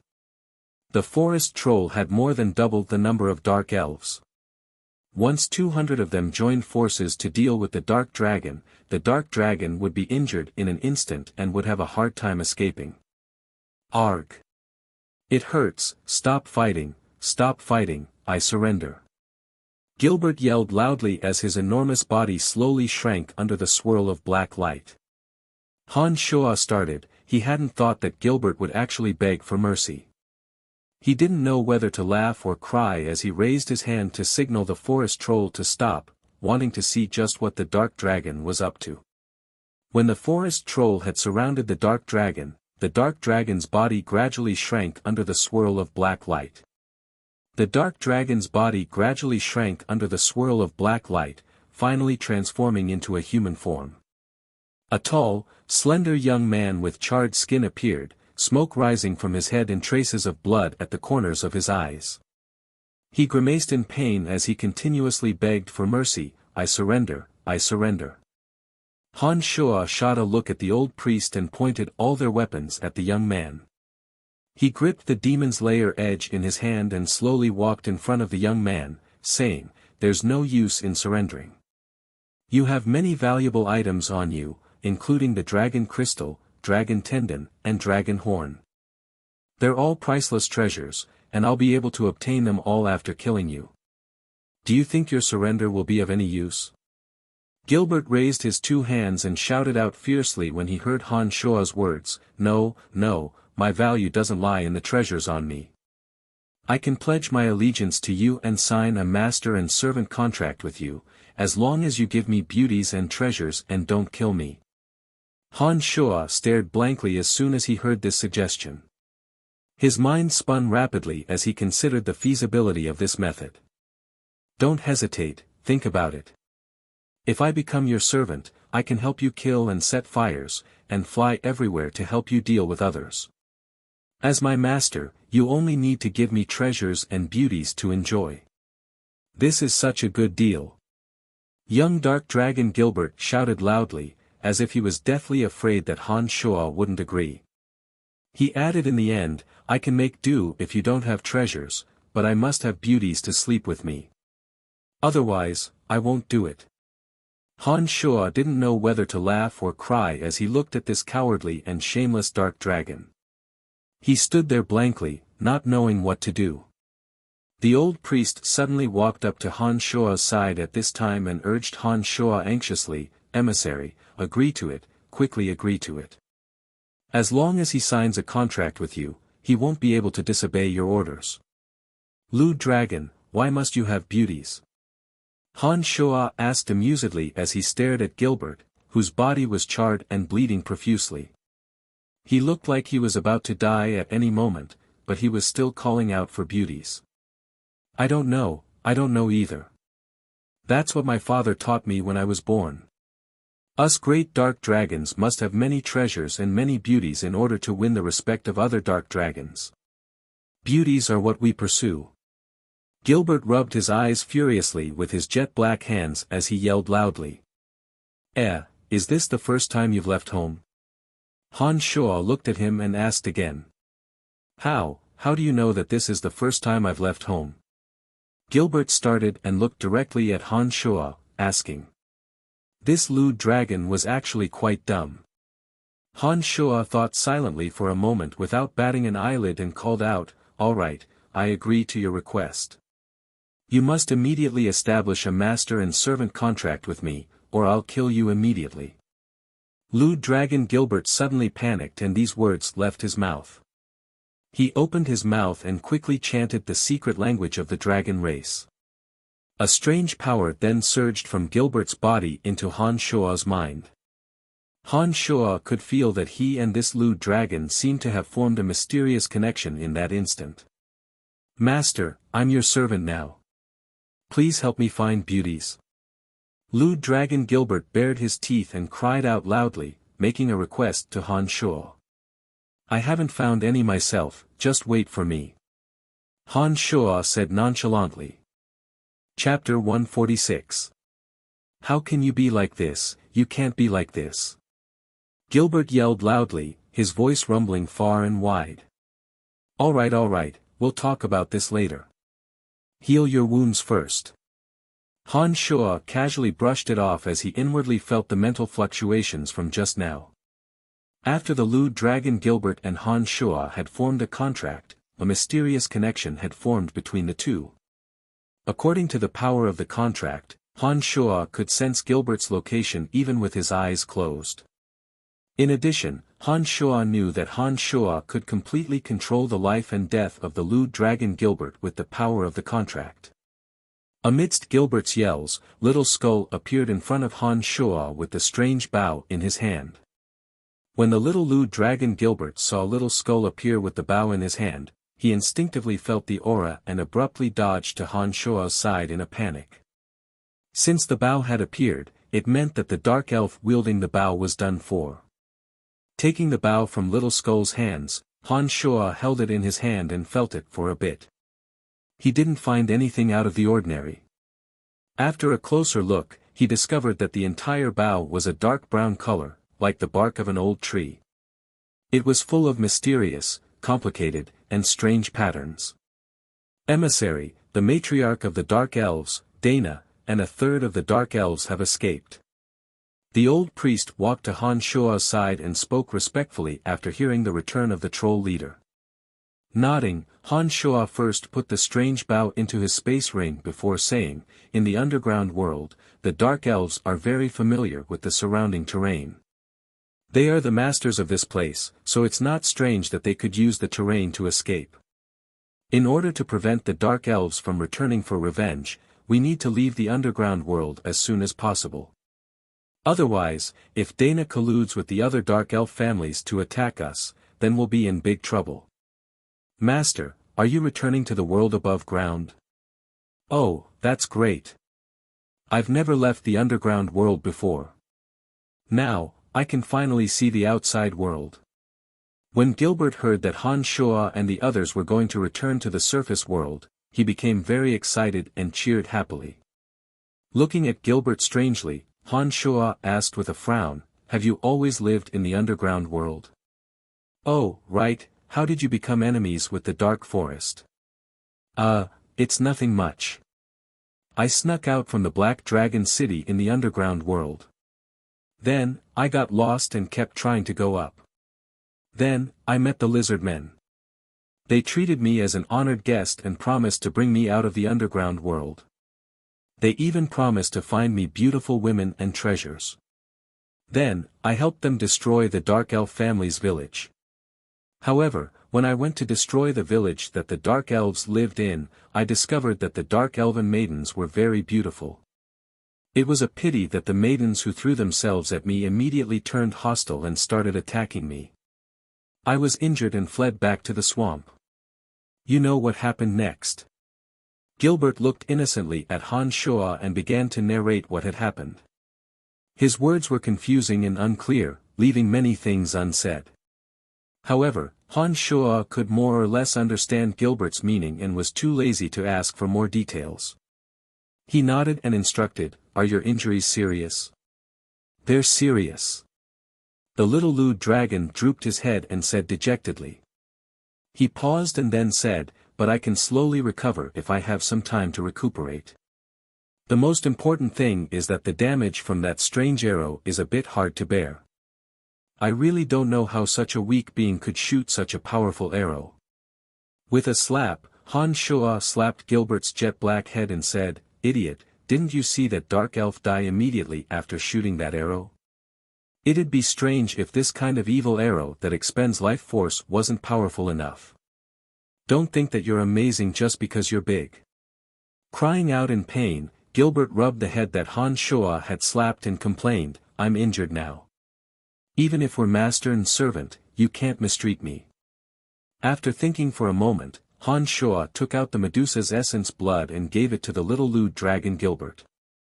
He said, "This is the Medusa's essence blood and has miraculous effects on injuries. It'll definitely be of great benefit to your injuries. Use it sparingly and don't waste it." "Oh, great master, I praise you." Gilbert couldn't see for the time being because his eyes were injured, but when he heard that the Medusa's essence blood could heal injuries, he flattered Han Shua and waved his hands about, finally obtaining the small bottle that contained the Medusa's essence blood. "Bring my palanquin over to carry this blind dark dragon. We need to leave the underground world as soon as possible. Otherwise, we'll be in great trouble when Dana finds Dark Elves from other families." Han Shua looked at the old priest in the distance and gave his orders. The old priest also understood the dangers of the current situation and gave a few instructions to the troll leader in the distance. 2 palanquins were carried over, one comfortably large for the little skull, while the other was a bit more crude for the little lewd dragon Gilbert. Han Shua led the way on foot at the very front. It was a good thing that Han Shua had silently memorized the path along the way. With Han Shua's current memory and mind, he was able to clearly organize such a complicated path in his mind. They didn't run into any difficulties on the way back under Han Shua's guidance. The old priest was quite surprised when they entered the passageway and began to advance through the complicated and spacious caves. "Emissary, you've only walked the path back once and you've memorized it all?" The old priest finally asked curiously after enduring for a long time. "Oh, this is all under the instructions of the great goddess Dadera. It has nothing to do with me." Han Shuo responded carelessly. The little skull poked his head out of the palanquin after an order was given. He waved his little hand at the old priest and saluted Han Shuo. The old priest was baffled. He didn't know what the little skull's saluting gesture meant, so he immediately praised the little skull. Halfway through the journey, Han Shuo heard many messy footsteps. This made Han Shuo's heart skip a beat. He then urged the forest troll to hurry up and leave the underground world as soon as possible. His bright eyes saw a few strange creatures with lizard heads and human bodies at the end of a cave. When he thought of the conversation between the little lewd dragon Gilbert and the dark elves, he immediately understood that these creatures with lizard heads should be the lizard men of the underground world. However, he didn't know why these lizard men would appear here. "There are some lizard men here. Do you know what's going on?" Han Shuo snapped his fingers, and a few forest troll warriors carried the little lewd dragon Gilbert to Han Shuo's side. Han Shuo then asked Gilbert, who was inside. "Oh, it really is the lizard men. I didn't think that the lizard men would keep their promise. They promised me that they would take me out of the underground world. However, I fell for the dark elves' trick and retreated back to the swamp. I didn't think that they would still be waiting for me." Gilbert cheered and abruptly crawled out of the palanquin. It was unknown if it was due to the effects of the Medusa's essence blood, but Gilbert's bleeding eyes had already returned to normal. Although he was still covered in cuts and bruises and his entire body was black, the blood from his wounds had stopped flowing. The little lewd dragon Gilbert walked out of the palanquin and growled in a deep, thick voice, "Lowly lifeforms, have you come to pay tribute to me?" The lizard men at the end of the cave suddenly cheered when they heard Gilbert's voice. Dozens of lizard men suddenly appeared from the surrounding caves. A few of the lizard men carried a chest of items and respectfully delivered it to Gilbert's feet. An old lizard man supported himself with a walking stick and said shakily, "Mighty dark dragon, we've heard that you've helped us punish the evil dark elves. We've promised you this chest of treasure, please accept it." Gilbert walked over and reached out to open the chest. He discovered that there were all sorts of beautiful crystals sparkling with multicolored light within the chest. This immediately made Gilbert excited and he opened his mouth again. "Then, where are the beauties you promised me?" The old lizard man snapped his fingers and 3 slender and curvaceous female lizard women walked in front of Gilbert. One of them said shyly in the common language, "Honored dark dragon, we 3 sisters will definitely serve you well. Please take us with you." "Ahaha." Han Shuo laughed loudly and couldn't help but mock as he looked at the little lewd dragon Gilbert's frozen smile with great interest. "Forget it, I'll accept the crystals. You can take these 3 lizard women away, I don't need them." Gilbert grabbed the chest of crystals and escaped from the 3 lizard women. He immediately urged Han Shuo and told Han Shuo to leave as soon as possible. When Gilbert approached, Han Shuo moved like lightning and snatched the chest of beautiful crystals from Gilbert's grasp. He ignored Gilbert's shouts and threw it into his space ring. He then said, "What's yours is mine. I'll take care of it for you, heh heh." The group of forest troll then followed the cave they'd entered to the surface world under Han Shuo's miraculous memory. Chapter 147.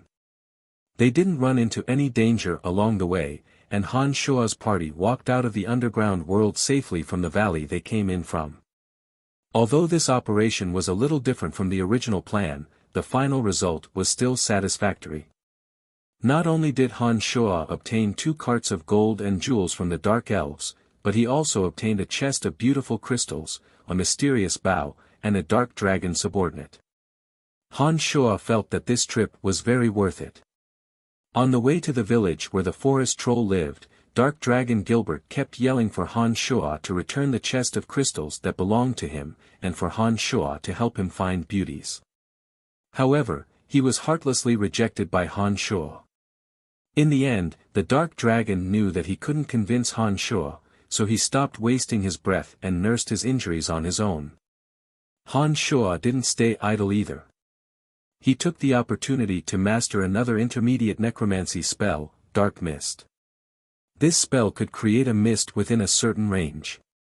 The caster wouldn't be affected, but the enemy's vision would be blocked.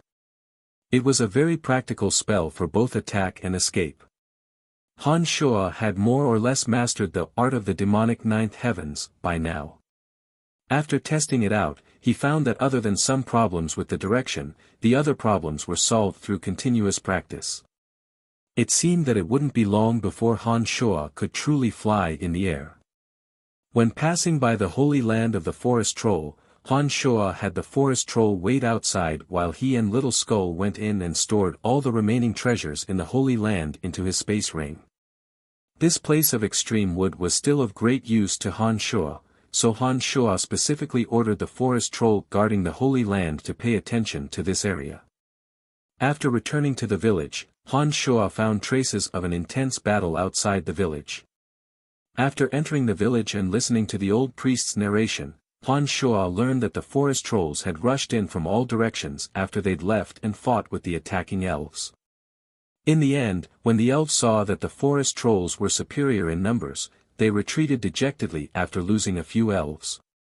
As the god that the forest troll worshipped, Little Skull was worshipped by all the forest troll tribes. Han Shuo ordered the old priest to take away all the luxury items that the McGrady Chamber of Commerce had. He then used the excuse of inspecting the targets to rob and left the forest troll with Little Skull and the lewd dragon Gilbert. After a few days of walking, Han Shuo appeared in the Cemetery of Death. Because of the contract, Han Shuo didn't mind Gilbert and brought him into the cemetery. When Gilbert discovered that Han Shuo actually possessed the Cemetery of Death, a string of flattery poured out of his mouth, praising Han Shuo to the point where he was on cloud 9. "Alright, stay in the Cemetery of Death for now to recuperate. I'll come find you directly if I have any orders." Han Shuo didn't care about Gilbert's shouts. After giving him this order, he left the Cemetery of Death through the transportation matrix and returned to the capital of the empire, Asan City. As soon as he walked out of the Cemetery of Death, Han Shuo discovered the mark that Emily had left behind. This cave was where Han Shuo entered and exited the Cemetery of Death. It was a place where the transportation matrix was placed. Apart from Han Shuo, only Emily knew about it. From the message that Emily had left behind, Han Shuo knew that Emily had looked for him. She wanted him to go to the Dark Mantle organization and contact Chester as soon as possible after returning from the Cemetery of Death. After putting away the transportation rod that was placed in the transportation matrix, Han Shuo didn't return to the Babylon Academy of Magic and Force. Instead, he headed straight for the Dark Mantle stronghold. "Oh, you finally appeared. Madam Emily has already looked for you many times. I've also gone to your academy to look for you, but I didn't find any traces of you. Madam Emily told me to stay here and said that you'd contact me. I didn't think that you'd actually appear." The bandit Chester had magically walked out when Han Shuo appeared in the Dark Mantle stronghold. He started yelling loudly when he saw Han Shuo. "Emily is in such a hurry to see me, has something happened?" Han Shuo asked in astonishment when he saw Chester's anxious appearance. Nodding and then shaking his head, Chester said with a wry face, "Something must have happened, but Madam Emily didn't tell me the specifics." "Then, what did Emily tell you?" Han Shuo knew that there were some things that Emily would only tell him and that Chester had no right to know. Therefore, he asked about Emily's instructions for Chester. "Leave the capital with me immediately. We need to hurry to Valen City. Madam Emily should have already gone there by now."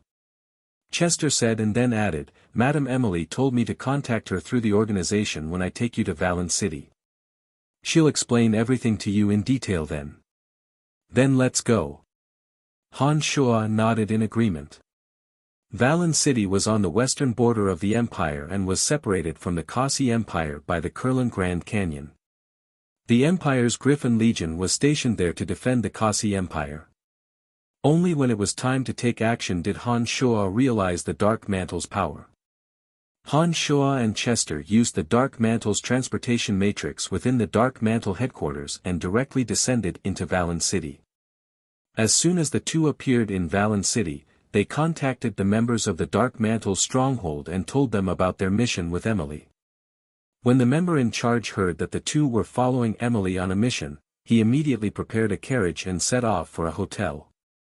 Valen City's land was barren and the entire city would be in a hurry every time there was a war with the Kasi Empire. After many years of war, the already poor Valen City became even poorer. Many of the local residents had migrated to other places and the ones who stayed behind did some military-related business.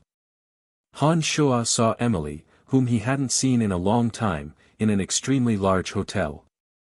Emily lived alone in a simple yet elegant room and was furiously scribbling something at this moment. Emily was quite happy when she saw Han Shuo appear, but her expression turned serious when she saw Chester following behind him. She said to Chester, "Chester, wait outside. I have some things to discuss with him." Chester didn't show any displeasure as he respectfully bowed and retreated. He stood outside like a guard, helping Han Shuo and Emily stand guard in case anyone else interrupted their conversation. "I've already given orders to the forest troll. They'll definitely be able to acquire the siege equipment as long as someone goes over to purchase it." Han Shuo walked directly towards Emily after he entered and spoke next to the burning stove. "Our target this time is the Griffin Legion. According to our deductions, the chief of the Griffin Legion has the intention of rebelling. What I need to do is gather evidence." Emily didn't continue to hide anything and immediately revealed their objective this time. Han Shuo was startled, then couldn't help but feel delighted. As the sons of the chief of the Griffin Legion, Claude and Clark had long since formed a deep grudge against him. Claude had died by his hands and Clark had tried to assassinate him not too long ago. It looked like he could take advantage of this mission to get rid of Clark as well. The chief of a legion is rebelling, what's the purpose of this? Although he was overjoyed, Han Shuo didn't forget about proper business and asked in puzzlement. "His Majesty's health is getting worse and worse. The two princes can't be placed in an important position and neither of them can obtain His Majesty's true trust. The chief of the Griffin Legion holds a large number of soldiers. Last time, he had some unknown intentions and begged His Majesty to marry the princess to his son, Clark. His Majesty refused in the end. Afterwards, the Dark Mantle sensed that his actions were a bit suspicious, as if they were connected to the Kasi Empire. Our objective is to gather as much evidence as we can. As long as we have enough evidence, my brother will personally take action and arrest the chief of the Griffin Legion." Emily looked at Han Shuo and explained.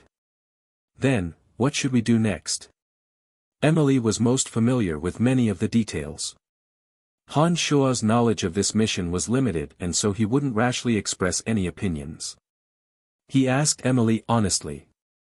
"Since you've already passed on the order to the forest troll, I think that the siege equipment that was stolen from Mediv will appear in Valen City before long. The chief of the Griffin Legion won't make a move in the short term, but according to our Dark Mantle's observations, a storm seems to be brewing in the Empire. The Kasi Empire is eyeing the Empire like a tiger watching its prey and seems to be waiting for His Majesty's death to attack our Empire without restraint. This batch of siege equipment may have been prepared by the chief of the Griffin Legion, Bob Asher, when he plans to attack the palace. As long as we can discover this batch of siege equipment in their house, we can arrest them before they start their rebellion." Emily looked at Han Shuo and explained. "His son, Clark, is currently not in Valen City. I want to kill him first," Han Shuo suddenly said lowly after listening to Emily's explanation. Emily started when she heard these words. She didn't seem to have thought that Han Shuo would know Clark and hold such great hatred for him. Chapter 148. No matter how you incurred his enmity, Clark is an Earth Rider, you can't act rashly. Emily couldn't help but remind Han Shuo worriedly when she saw Han Shuo's killing intent. Nodding with a faint smile, Han Shuo comforted Emily, "Don't worry, I'm not a rash person. If I didn't have absolute certainty, I would never make a move against him." Emily finally relaxed after Han Shuo's words and said to Han Shuo, "I'm not too sure if Clark is in Valen City right now. I've heard that he's about to return, but I haven't received any news yet. I'll tell you if Clark really does return to Valen City, but Valen City is the territory of the Griffin Legion, you must be extremely careful." "Understood, what should we do next?" Han Shuo asked Emily. Grabbing a fur coat from a nearby chair and putting it on, Emily stood up and straightened her clothes, saying to Han Shuo, "I'll take you to a place and see if we can gather anything." Emily stood up and looked at herself in the mirror as she straightened her clothes. At this moment, Han Shuo's heart stirred as he recalled some of the jewels he'd obtained from the forest troll Holy Land.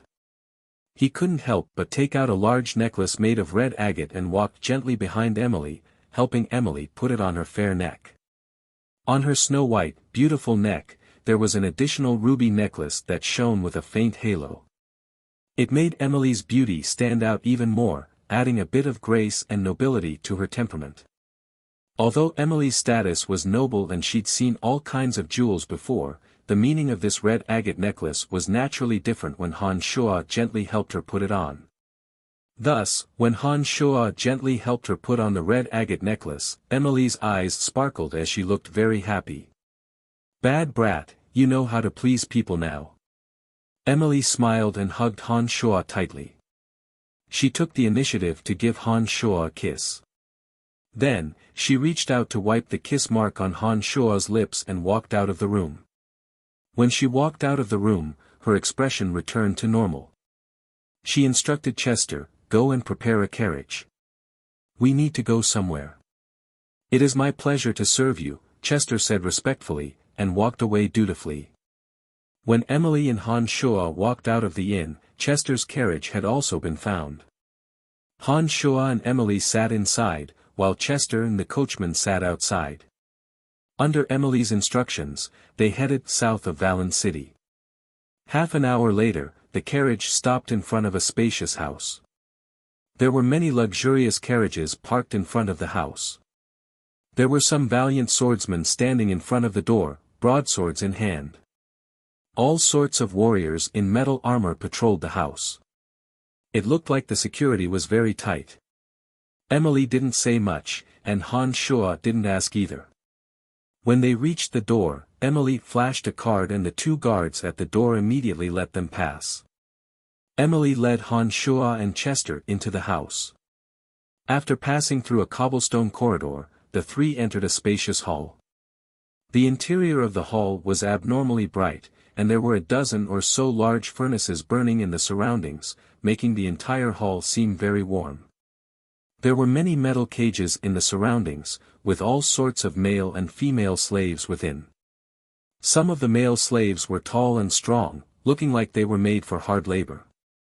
The female slaves were more beautiful, wearing very little clothing, and their exposed skin was full of temptation.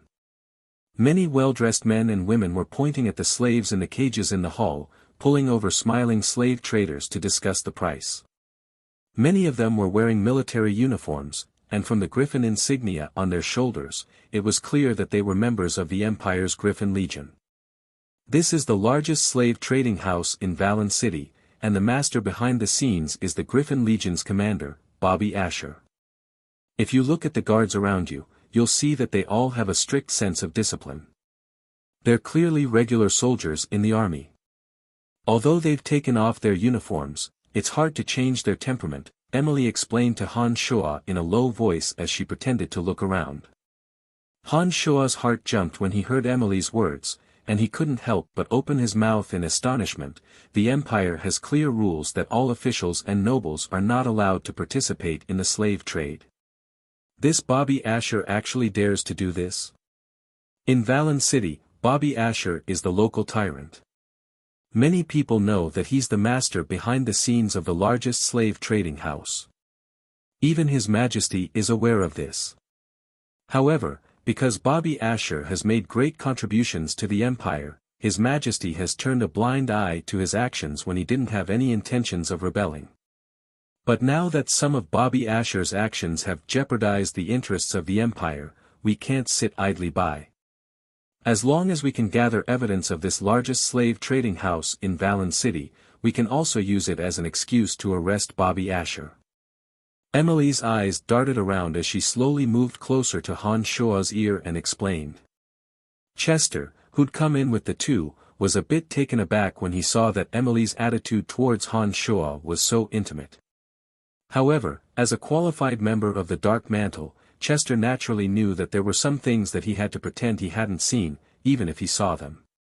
Therefore, when Emily noticed his gaze, Chester hastily lowered his head.